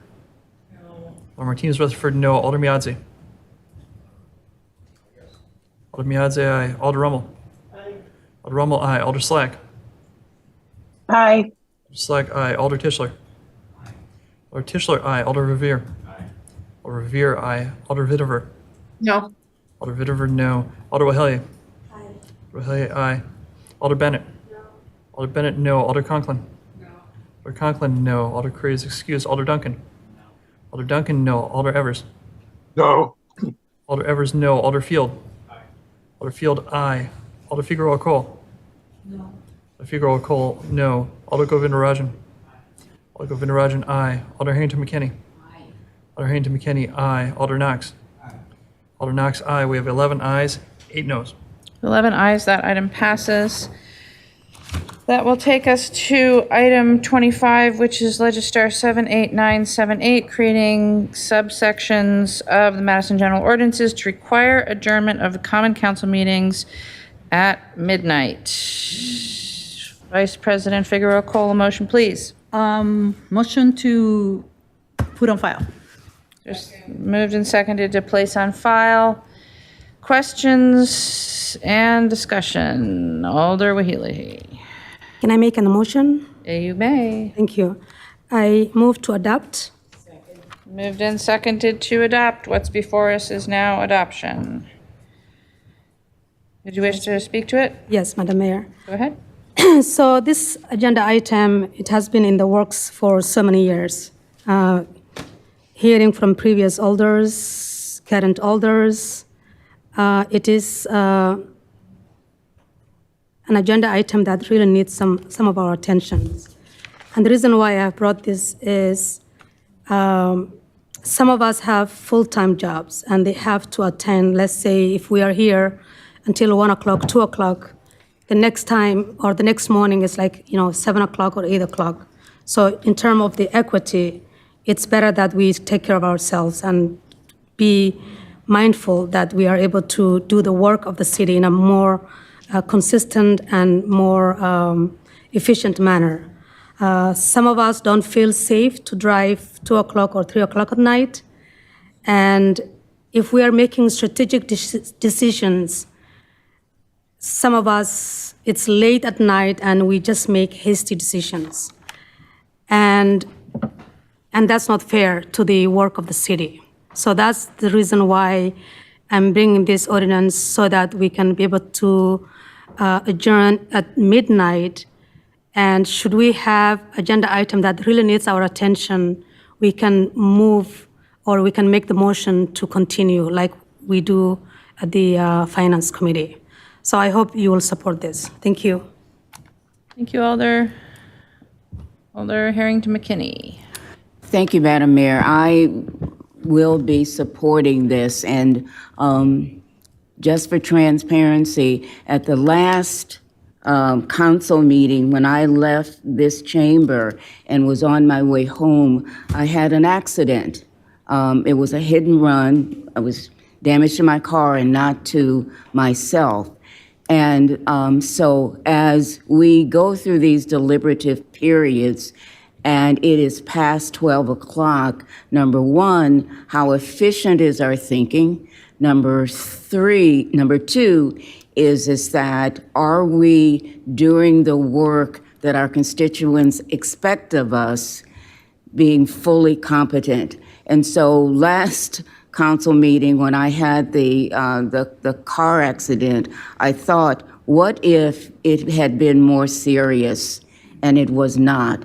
And so I'm very grateful that that the alder put this forward, because we still always have the option, if we're in a deliberation and it is critical to have some closure, we can move to extend the time and then let the alders decide yay or nay. But I absolutely am going to support this all. Thank you, Alder. Alder Govindarajan. Thank you. Thank you. Well, first of all, I'm glad you were okay. But with I just sent an amendment to everyone. It's a very simple amendment for the most part. I'm not sure how I'm going to vote on this in general, but the amendment makes it so instead of having a supermajority vote, or sorry, I guess instead of a 2/3 vote to continue the meeting past midnight, it now requires just 11 votes to continue a meeting past midnight. My reasoning is because it takes 11 votes to adjourn the meeting, I believe, and I don't think we should have such a high bar to continue a meeting after midnight. If there is like a very important meeting, topic being discussed, I don't think it should just be cut halfway through. With that being said, I still don't know how I'm going to vote, so I'm looking forward to a good discussion. Thank you. Is that a motion, Alder? Okay, so perhaps a point of order for the body.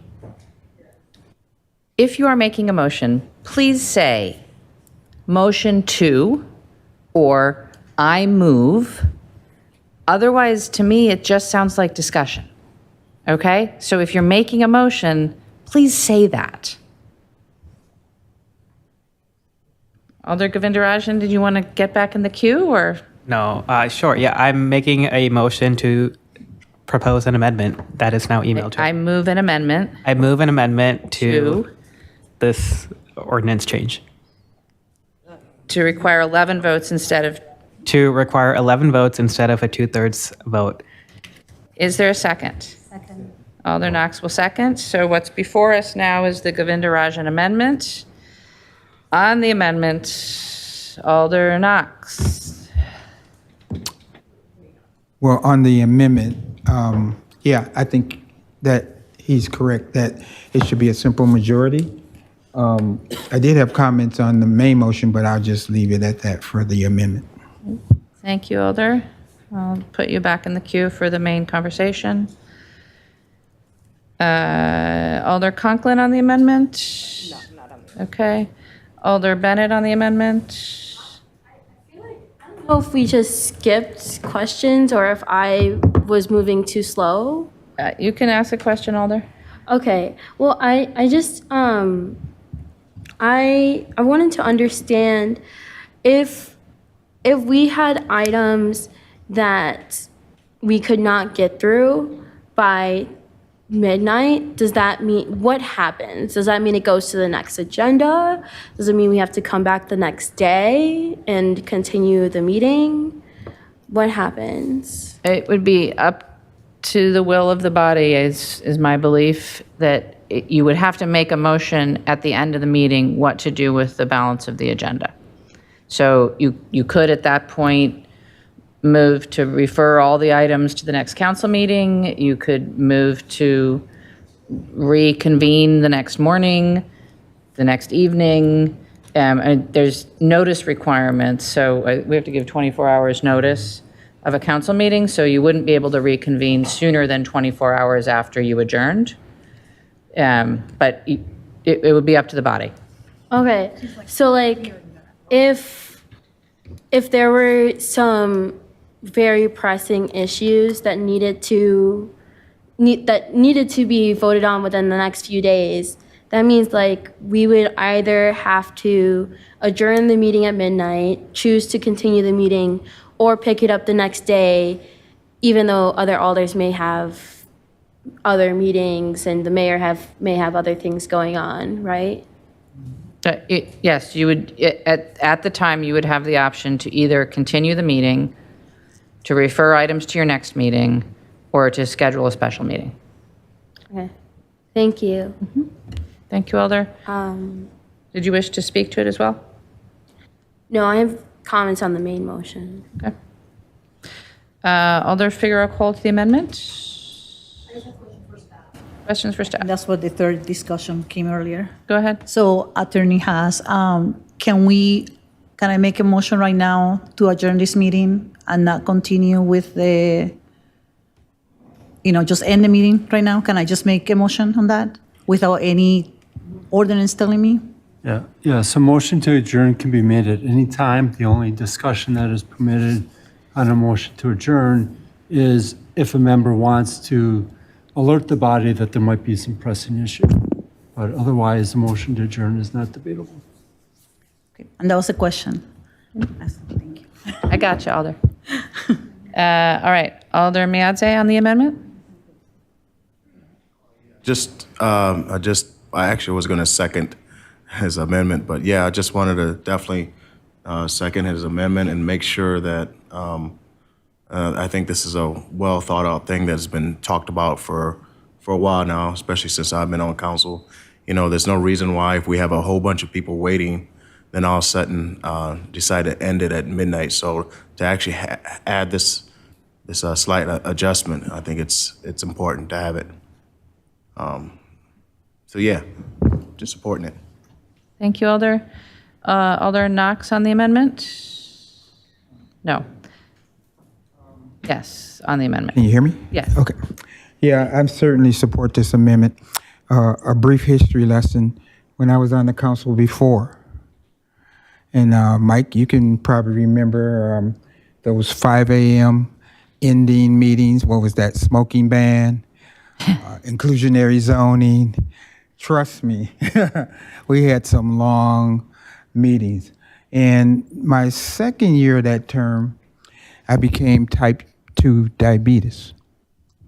I couldn't stay up that long. So I made it a point that when midnight came, I was leaving. And we didn't have the technology we have today where, we could virtually watch that meeting. So and that's confidential for anybody, but anybody who may have some kind of disability or physical condition that would not allow them to function very well, I think this is a good measure to respect all of us and our individual needs.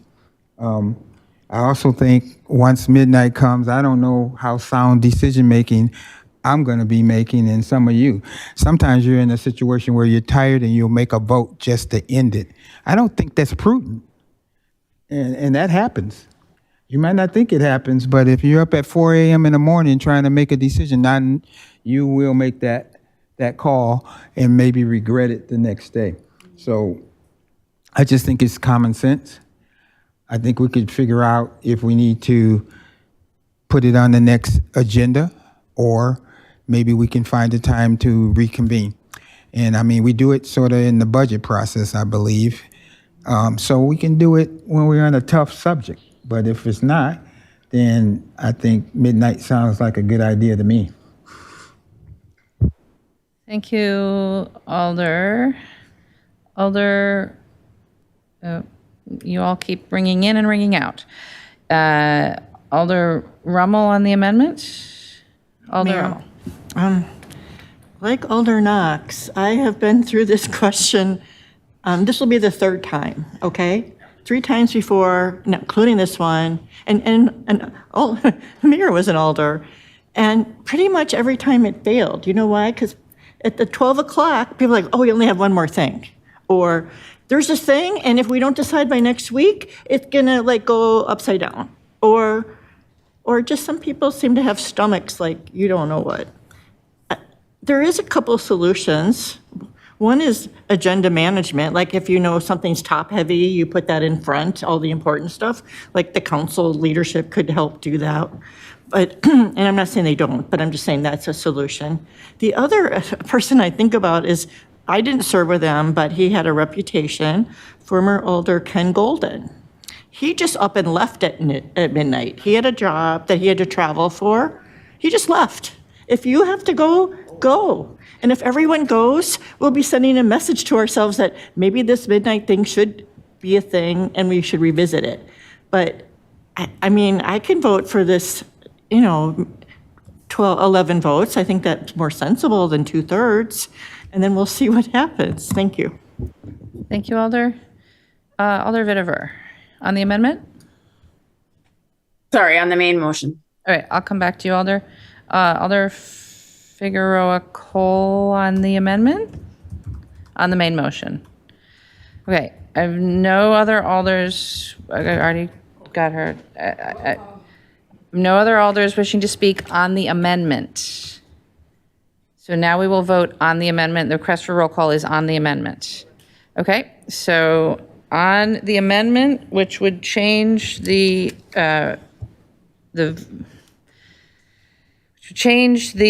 level of required votes to continue the meeting after midnight from 2/3 to 11. All those in favor of changing to 11 votes, aye. Those opposed, no.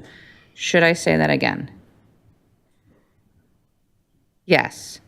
Okay, what's before you is, right? The proposal is to adjourn the meeting at midnight unless the council votes to continue the meeting. The question is, should it take 2/3 vote of the council to continue the meeting, or should it take 11 votes to continue the meeting? If you want it to take 11 votes, vote aye. If you want it to be 2/3, vote no. Alder Bennett, did you ring in? Okay. So on the amendment, all those in favor, aye. Those opposed, no. As your name is called, then the clerk will please call the roll. Alder Latimer Burris. Aye. Alder Latimer Burris, aye. Alder Madison. Aye. Alder Madison, aye. Alder Martinez Rutherford. Aye. Alder Martinez Rutherford, aye. Alder Miadze. Yes. Alder Miadze, aye. Alder Rummel. Aye. Alder Rummel, aye. Alder Slack. Aye. Alder Slack, aye. Alder Tischler. Alder Tischler, aye. Alder Verveer. Aye. Alder Verveer, aye. Alder Vitever. Aye. Alder Vitever, aye. Alder Wahelia. Aye. Alder Wahelia, aye. Alder Bennett. Aye. Alder Bennett, aye. Alder Conklin. Aye. Alder Conklin, aye. Alder Curry is excused. Alder Duncan. Aye. Alder Duncan, aye. Alder Evers. Aye. Alder Evers, aye. Alder Field. Aye. Alder Field, aye. Alder Figueroa Cole. No. Alder Figueroa Cole, no. Alder Govindarajan. Aye. Alder Govindarajan, aye. Alder Harrington McKinney. Aye. Alder Harrington McKinney, aye. Alder Knox. Alder Knox, aye. We have 18 ayes, 1 no. With 18 ayes, that amendment passes. All right, so now we are back to the motion to adopt with that amendment. On the main motion, Alder Conklin. Oh, thank you. So yes, for me, really, I just don't think I can support this because we already have this power already. I think Alder Rummel said this earlier. If you can't be here past 12 o'clock, you can get up and leave. If we want to adjourn the meeting, we can do that. We have that power. So I don't think it's necessary for us to change the ordinance or the resolution to say that the meeting's going to close or stop at 12, because then there's times that we've already stated, oh, there's just one more item. Let's get it done. So I just don't think it's necessary. I think this is repetitive and more work for people to do. And lastly, I just want to say I'm sorry to Alder Harrington McKinney, who did get into a car accident last time. I am glad she's okay. But I just wanted to make the point that I actually have in my notes that Common Council was over with at 8:30 2 weeks ago. So we know an accident can happen at 9 o'clock at night, 1 o'clock in the morning. And, you know, I'm just very fortunate that she's safe. So that's all I'm going to say on that. Thank you. Thank you, Alder Vitever. Okay, so by my watch, we've now spent at least 30 minutes discussing this item, and I'd like to point out that irony. We have the power to have shorter meetings. It is up to how much we talk, how much we question, and I would just urge my fellow council members to be briefer in your comments and your questions, and this would be moot. Thank you. Thank you, Alder. Alder Bennett. Yes, thank you. Never mind. I concur with the alders that spoke prior to me. And I recognize I do speak and I'm very vocal, and, you know, I guess self-reflection is important. I also just want to say, like, with this, I grow a bit frustrated because this is the same body that takes several items off the consent agenda just to ask a couple of questions or several questions, keeping staff and the rest of us here just to listen to the questions that could have been asked and dealt with staff prior to the meeting. It's not just questions. Sometimes it's just, oh, I took this off the consent agenda because I wanted the public to know, which none of the public is in this chamber right now. I don't know, maybe there's a couple tuning in on Zoom. But again, this is what frustrates me, is like, if we want shorter agendas, maybe we don't have to spend 2 hours talking about doggy daycares, 40 minutes talking about pigs, and then 30 minutes talking about all of these other procedural issues, when we all know how we're all gonna vote at the end of the day most of the time. And we're not really changing any minds. So I guess that is a comment to myself as well.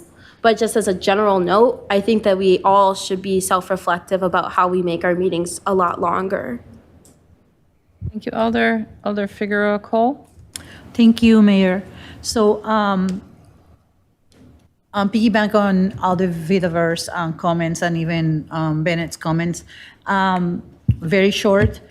I have a few recommendations on how to make the agenda, the time shorter here. We had so far this year 26 honoring resolutions. So I don't know how much time that takes, but again, I understand the importance of honoring resolutions, but I still don't think that this is the place and the time for those. We should find more creative ways to get those done in other settings. We have an ordinance that give us 10 minutes twice, so 20 minutes total to talk on an item. And if we want to really mean what we say, maybe we should change that to 6 minutes so we can move along, faster. And we also have an ordinance that adheres to 2 times per comments, and I just offended on that just a minute ago. So just stick it to 2 comments, and please don't tell me the mayor doesn't follow the rule, doesn't enforce that. Yeah, maybe she doesn't enforce that, but it's really up to us to really keep to ourselves and enforce ourselves to just speak twice. And please prepare your questions for speakers in a way that are precise and to the point, so we don't spend, again, hours just grilling speakers. So, yeah, there are so many ways that we can improve this process today. And if we are, I'm willing to put forward that resolution to change our 10 times to 6 minutes. Like, I will be more than happy to do that today, put it forward as an amendment from the floor. And that will definitely help us shorten the time. And I also want to clarify that in my earlier comment, when I defined the president's role, yeah, we all know what the president's role is. I didn't bring that up because of the president's role. My concern is with the 80 plus people that get those agendas routed within the city. Again, it's all about streamline processes. Thank you. So I will not be supporting something that I already have power over. I don't need to codify something that I already have power over by just the Robert Rules settings. Thank you. Thank you, Alder. Alder Latimer Burris. Yes, thank you, Mayor. So although we may have power over it, not everybody wants to, push that power, especially if they're tired, they want to go home. Everybody's personalities are not the same. So I think this gives people, it allows them to be measured and know that if we need to continue, we can do this. Some of us do know how we are going to vote before we come in. Now, I come in and listen and oftentimes change my direction by listening to my colleagues. And that's what we need to get at in the first place, is get away from, we know how we're gonna, as a group, vote. I think it's actually illegal. We're not robots. So we have lives, we have other lives. This job is very demanding. There is no way it is a part-time job, whether you get your blog done or not, it doesn't matter. I was speaking with a former alder. I don't think she'll mind that I say this, Badar, and she was saying one day that they went overnight and then she got home and then constituents wanted to talk to her some more. And it was almost like we don't matter. So the last thing is, just two more things, is the public does watch it. If you go back and see the Zooms, you'll notice that we're getting up into 400 people watching it. So I think they enjoy that. And I think that that's what we're here for. If we had clean procedures and everybody was perfect, we wouldn't have any questions. It's not. It's not a perfect system, and it puts a lot of weight on staff. And it depends on who's in power, and that doesn't matter. We can go all the way back to the 70s on that. All right. So that's my commentary. I think that it allows us to have work-life balance and ask questions. Now tonight, last thing, real quick, because I talk a lot, I know, is the people that were talking about the dog care duty. They said we asked more questions than the planning commission that wrote the report and made the decision. Thank you, Alder. Alder Wahilahi for the second time. Madam Mayor, so self-reflection is something that we need to look at. And sometimes, we are always looking at what the other person is doing, how the other person is talking, how the other person is taking longer time than the other. But at the same time, we don't reflect on ourselves, how we take time and ask many questions, which sometimes are nonsense. And sometimes we like to read like a thesis, just to be, make a point. My main thing is I agree with Alder Whittier and Alder Figueroa Cole. We need to limit the timing of how we can be able to speak.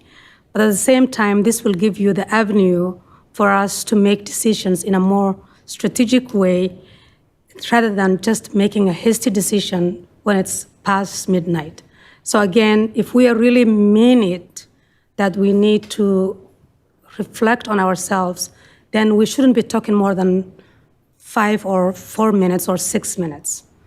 We should be more mindful of the rest of the alders, but also the rest of the constituents who are here, and make decisions based on what's on the floor, rather than just going around and around. So it doesn't matter whether you support this or not, but I think, we have to streamline how we make decisions.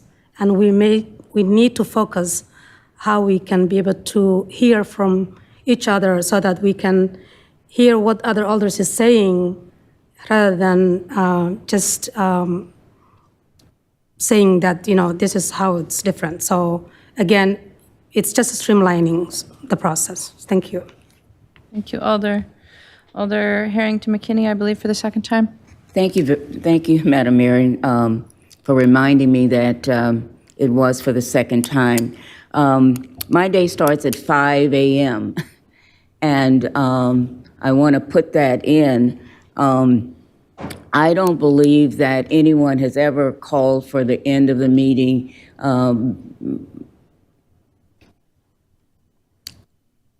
before 12 o'clock. And after 12 o'clock, our thinking, our concentration, our deliberation, all of those things are impacted. We do have the opportunity to extend a meeting if we are in the midst of conversation. And so that is an option that we can exercise. One of the complaints that I hear from constituents who don't show up is that our meetings go on and on and on, and that's a major complaint of them.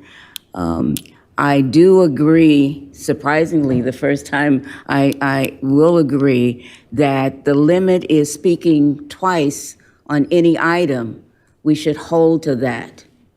The limit we give public speakers 3 minutes, and we cut them off, sometimes in the middle of their sentence. But as alders, I think that some of us have gone on and on and on and on. So we need to self-regulate.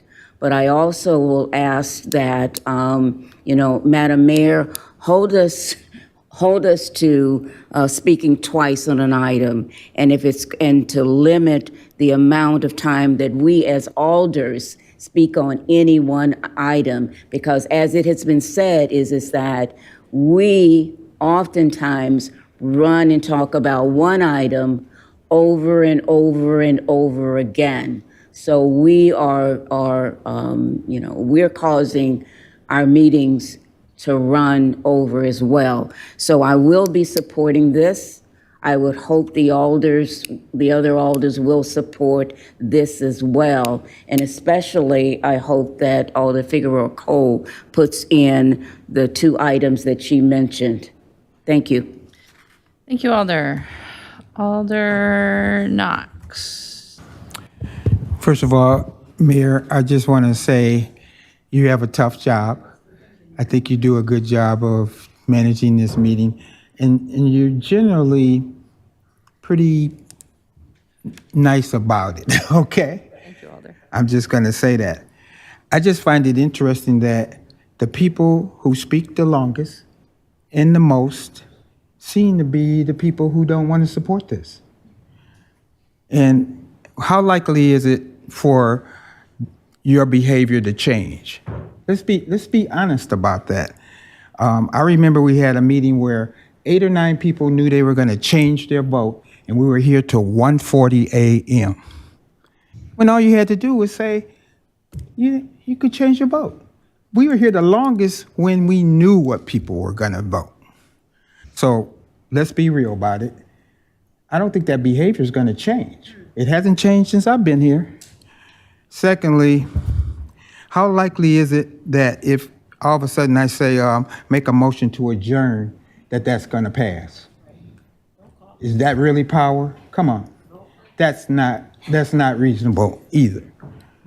And then the third thing is, how often do we actually go over midnight? Since I've been here, I think it might have been once or twice. So this isn't something that's like gonna happen every meeting.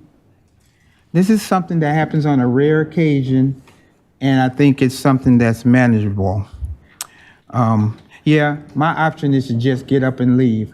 But how would my constituents feel about that when we have an important item, and for health reasons, I have to get up and leave and not vote? I don't think that's a reasonable expectation for anybody to ask me to do. So we need to why can't we be reasonable here. I think we need to start caring about each other a little bit more around here. If somebody says they have a health issue, what's the matter? You can't respect that? This council talks all the time about supporting this, supporting that. Well, you know what? I don't see it. I don't see it.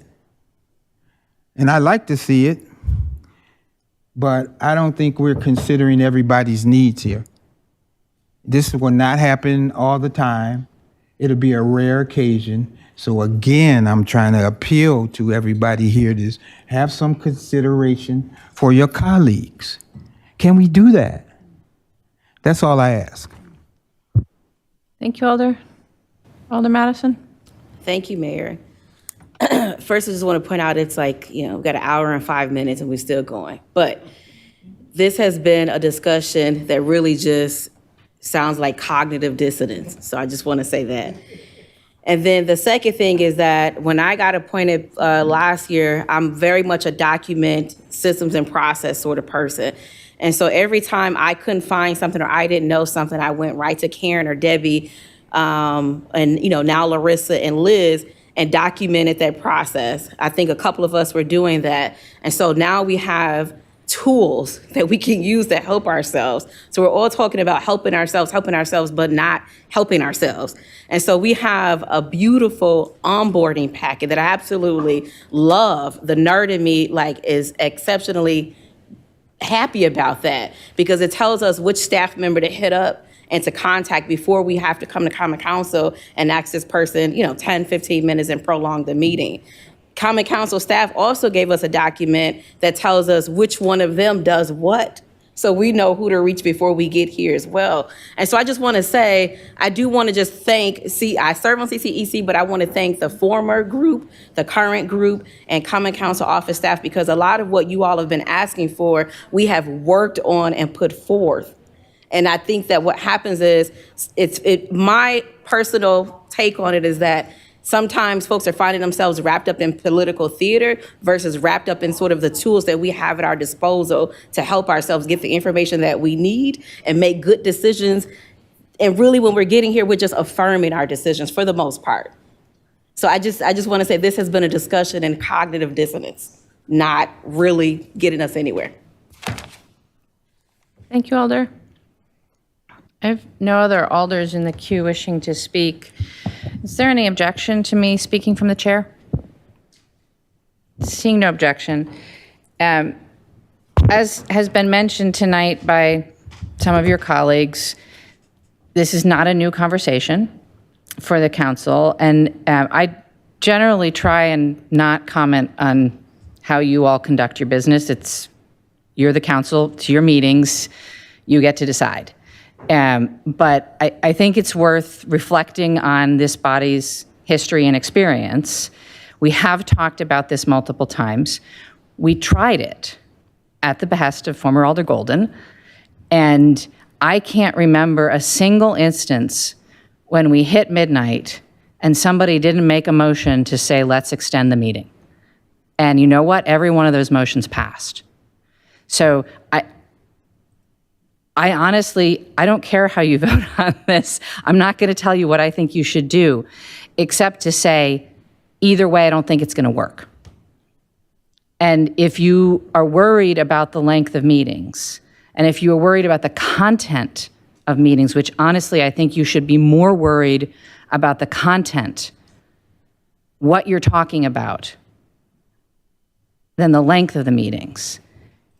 There are many things that we could work on together. Some of them have been mentioned tonight. Certainly, we could be more efficient about how we do honoring resolutions. We could, for example, delegate members, myself, some of you, to go out to the community events and present those resolutions in the community rather than reading them here. You collectively could reaffirm your commitment to ask questions before the meetings, not during the meetings, and take advantage of staff during their workday rather than keeping them late at night. You could delegate more. You could delegate to committees. You've delegated a number of things to Plan Commission, to Transportation Commission, to Board of Public Works. I mean, you name it, to Alcohol License Review. You could delegate more things to your committees. You could delegate more things to your staff so that your agendas would be shorter and there'd be fewer things on them, and the things that were on them would be more important for you to actually consider and discuss. You could be, as we have heard tonight, more efficient, more concise with your use of time in these meetings. If you want to change the rules, I will enforce them.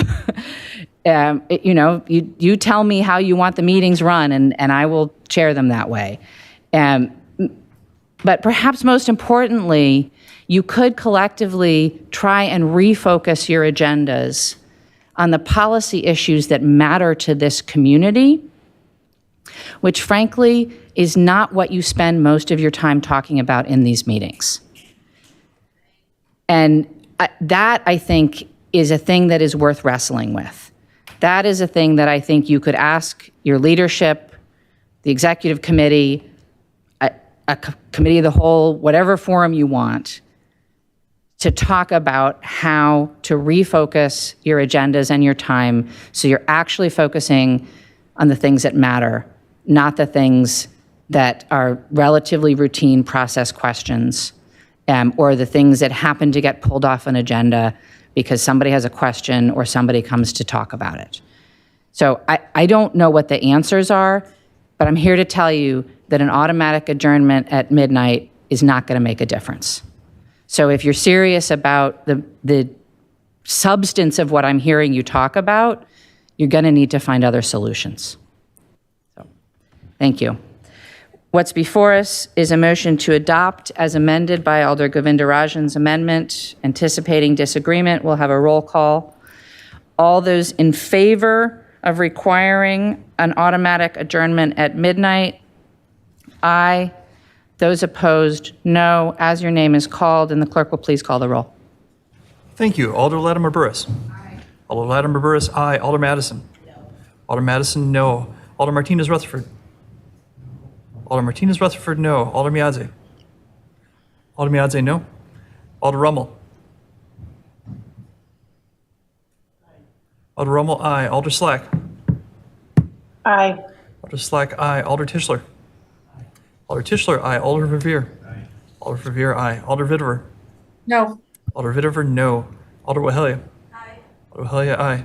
Alder Bennett. Alder Bennett, no. Alder Conklin. No. Alder Conklin, no. Alder Curry is excused. Alder Duncan. Aye. Alder Duncan, aye. Alder Evers. No. Alder Evers, no. Alder Field. No. Alder Field, no. Alder Figueroa Cole. No. Alder Figueroa Cole, no. Alder Govindarajan. No. Alder Govindarajan, no. Alder Harrington McKinney. Alder Harrington McKinney, aye. Alder Knox. Alder Knox, aye. I have nine ayes, 10 noes. With 9 ayes, the motion fails.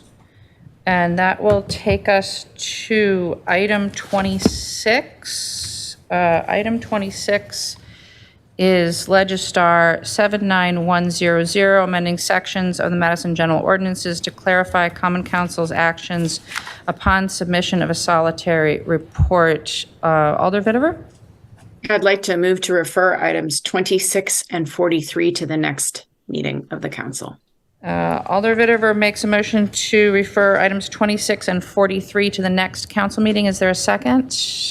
Alder Martinez Rutherford will second.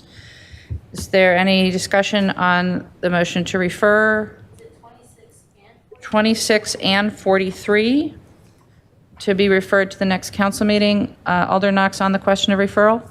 Yes, 43, hold on, I'm sorry. I believe that one did not get discussed at the Public Safety Commission? That one correct? I'm sorry, Alder? Is that right? Can I really think that should be re-referred To, to the Public Safety Review Committee. okay. So 43, I don't know if you can Is it separate it. She did them both together. friendly to the body to, the motion to be to refer 26 to the next council meeting and 43 to PSRC and then back to the next council meeting? Yes. Okay, we're going to take that as friendly, seeing no objection. That will be the motion. Further discussion on referral, Alder Harrington McKinney. Just wanted to clarify, because the next Public Safety Review Committee is October, 10/11. So that's the next Public Safety and Review Committee. Then when is the next council meeting? The 17th? That's correct. So it would For the go to following PSRC meeting. and then come back to the council? Right. So please add that to the Whenever that next meeting is. That's what's before us at the moment. Alder Figueroa Cole on the motion to refer?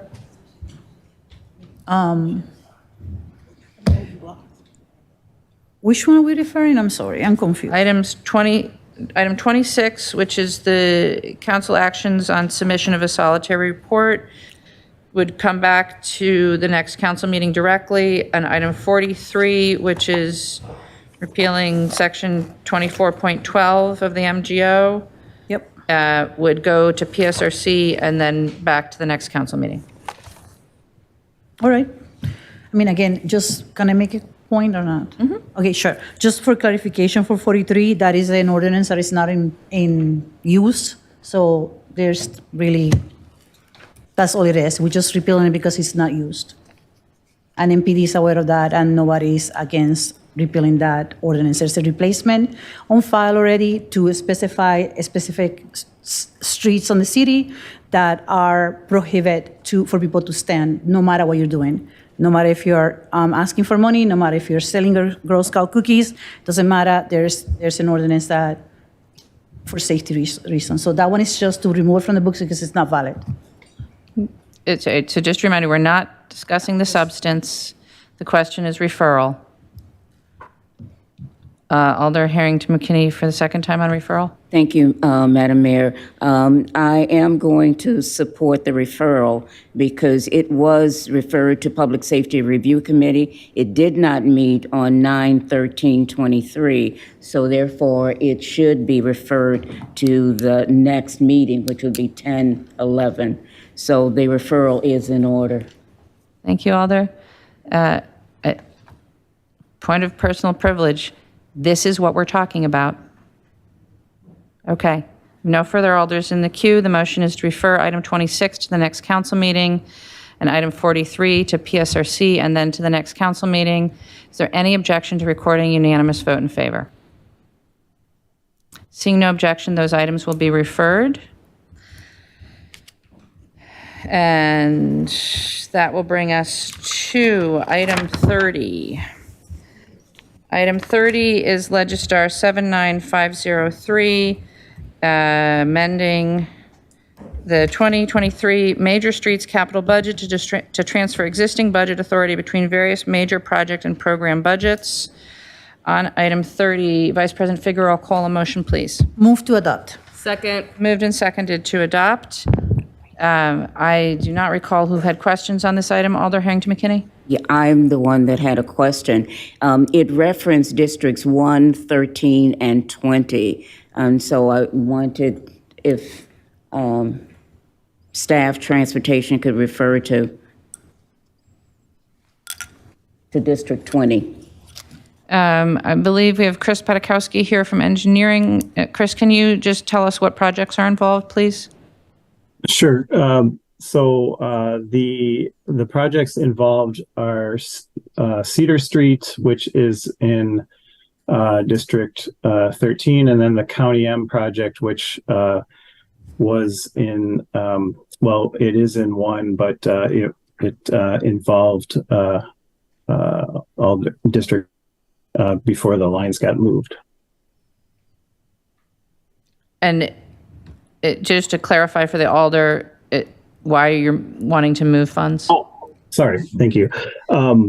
Yeah, so the County M project and the Cedar Street project, they are both complete and final, have been obtained. They are our current budget authority on those two projects. And then we had some corresponding projects, Park Street and Martin Luther King Jr. Boulevard, which are also complete and have a little bit excess budget authority in there. And we are proposing a net neutral budget transfer to kind of put the required amount of budget authority into the Cedar Street and County M projects to kind of balance those budgets. Thank you. Does that answer your question, Alder? Did not answer my question for District 20. Perhaps I missed it. Alder, it's the County M project. The project's done, but they need to move budget authority to it. And so other projects are donating budget authority into it. There's no change in the projects that are happening. They're just moving their capital budget authority around. I'll talk. Thank you, Alder. If no other alders wishing to speak on this item, the motion is to adopt. It is a 15-vote item. Is there any objection to recording unanimous vote in favor? Seeing no, Alder Harrington McKinney will be noted as abstaining. Seeing no other objection, we'll record that vote. And that will bring us to item 35. Item 35 is Legistar 79544, authorizing the Transit General Manager to file an application for various federal grants with the U.S. Department of Transportation, authorizing execution of those grants, and the agreement with the Teamsters.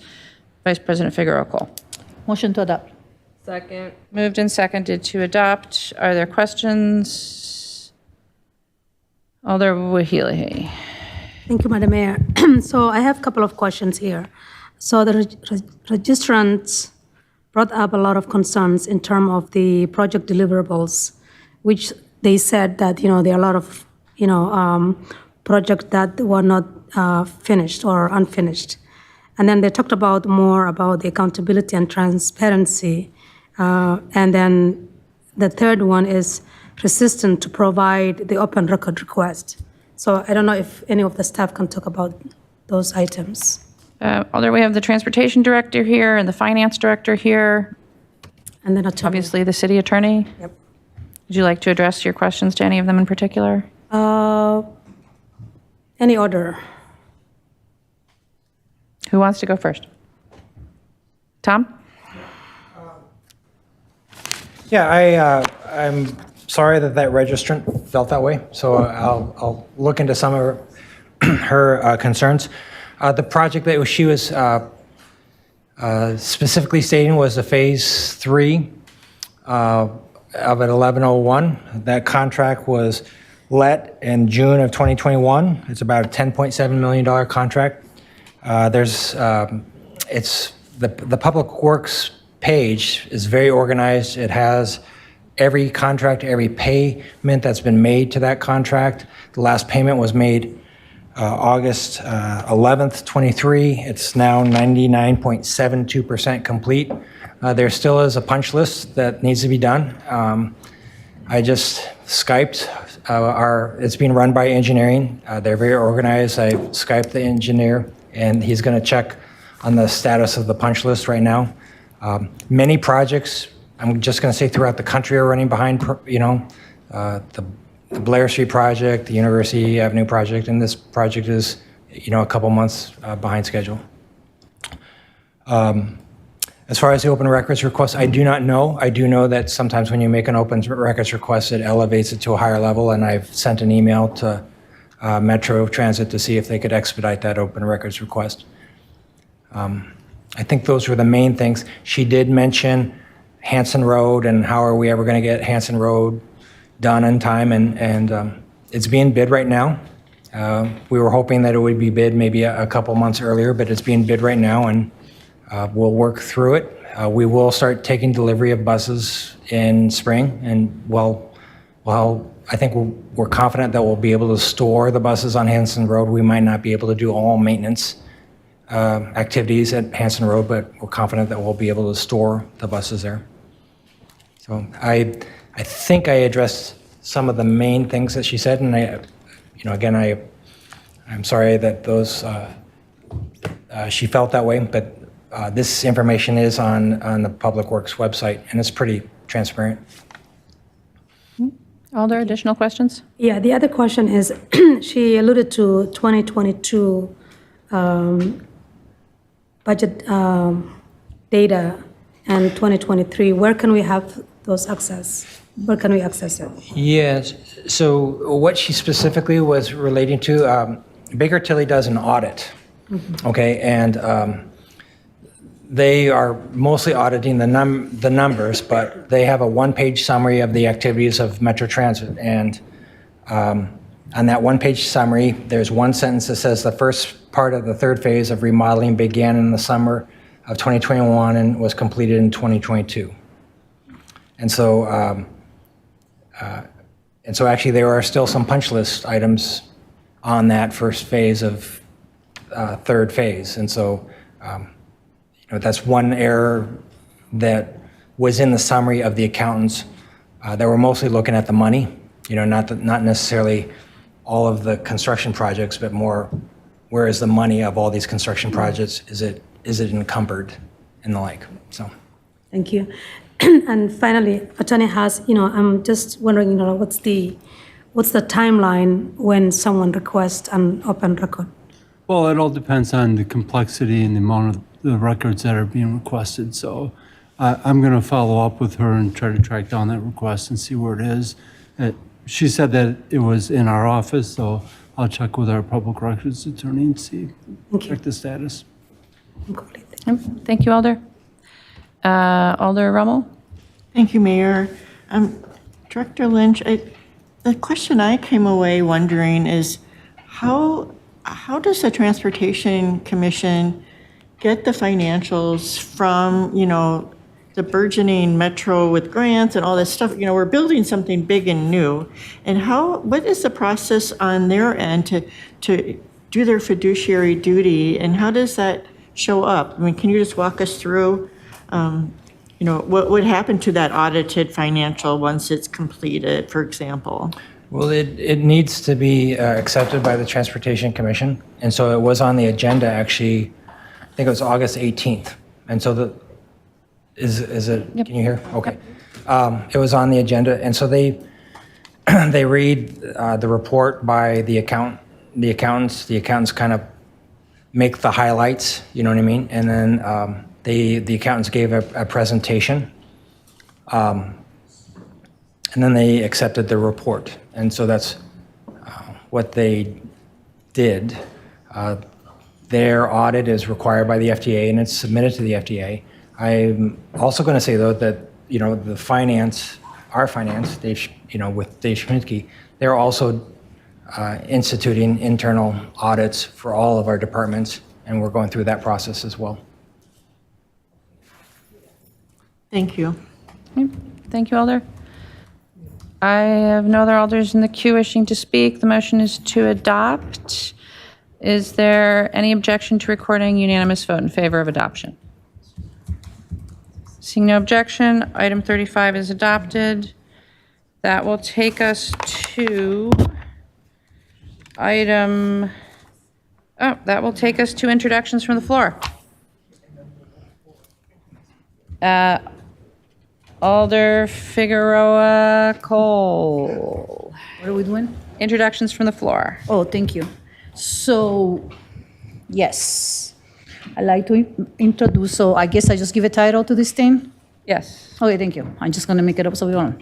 Okay, so introduce changing ordinance 2.13 debates, section 2 and section 3, updating the time that elders are allowed to speak on motions from 10 minutes to 6 minutes. And I forward that to you guys already. And then we want that to come back on October 17th for CCC and then to council. Does that work? So the motion is introduced. Is there a second? Moved and seconded to introduce. Is there, Alder Duncan? I just have a question. Is that 6 minutes total or? We're not, Six it's not up for minutes. discussion. It's just about whether it's going to be introduced or not. All right, so the motion is to introduce the item. It's been moved and seconded. Is there any objection to recording a unanimous vote in favor of introduction? Seeing no objection, that item is introduced. That brings us to the end. Sorry, are there any further items for introduction from the floor? Seeing none, that brings us to the end of our agenda. Alder Latimer Burris, it's your turn. Oh, thank you, Mayor. That's what I was zooming in for. So I make a motion to adjourn. Moved and seconded to adjourn. Is there any objection to recording unanimous vote in favor of adjournment? Seeing no objection, we are adjourned. Have a good night.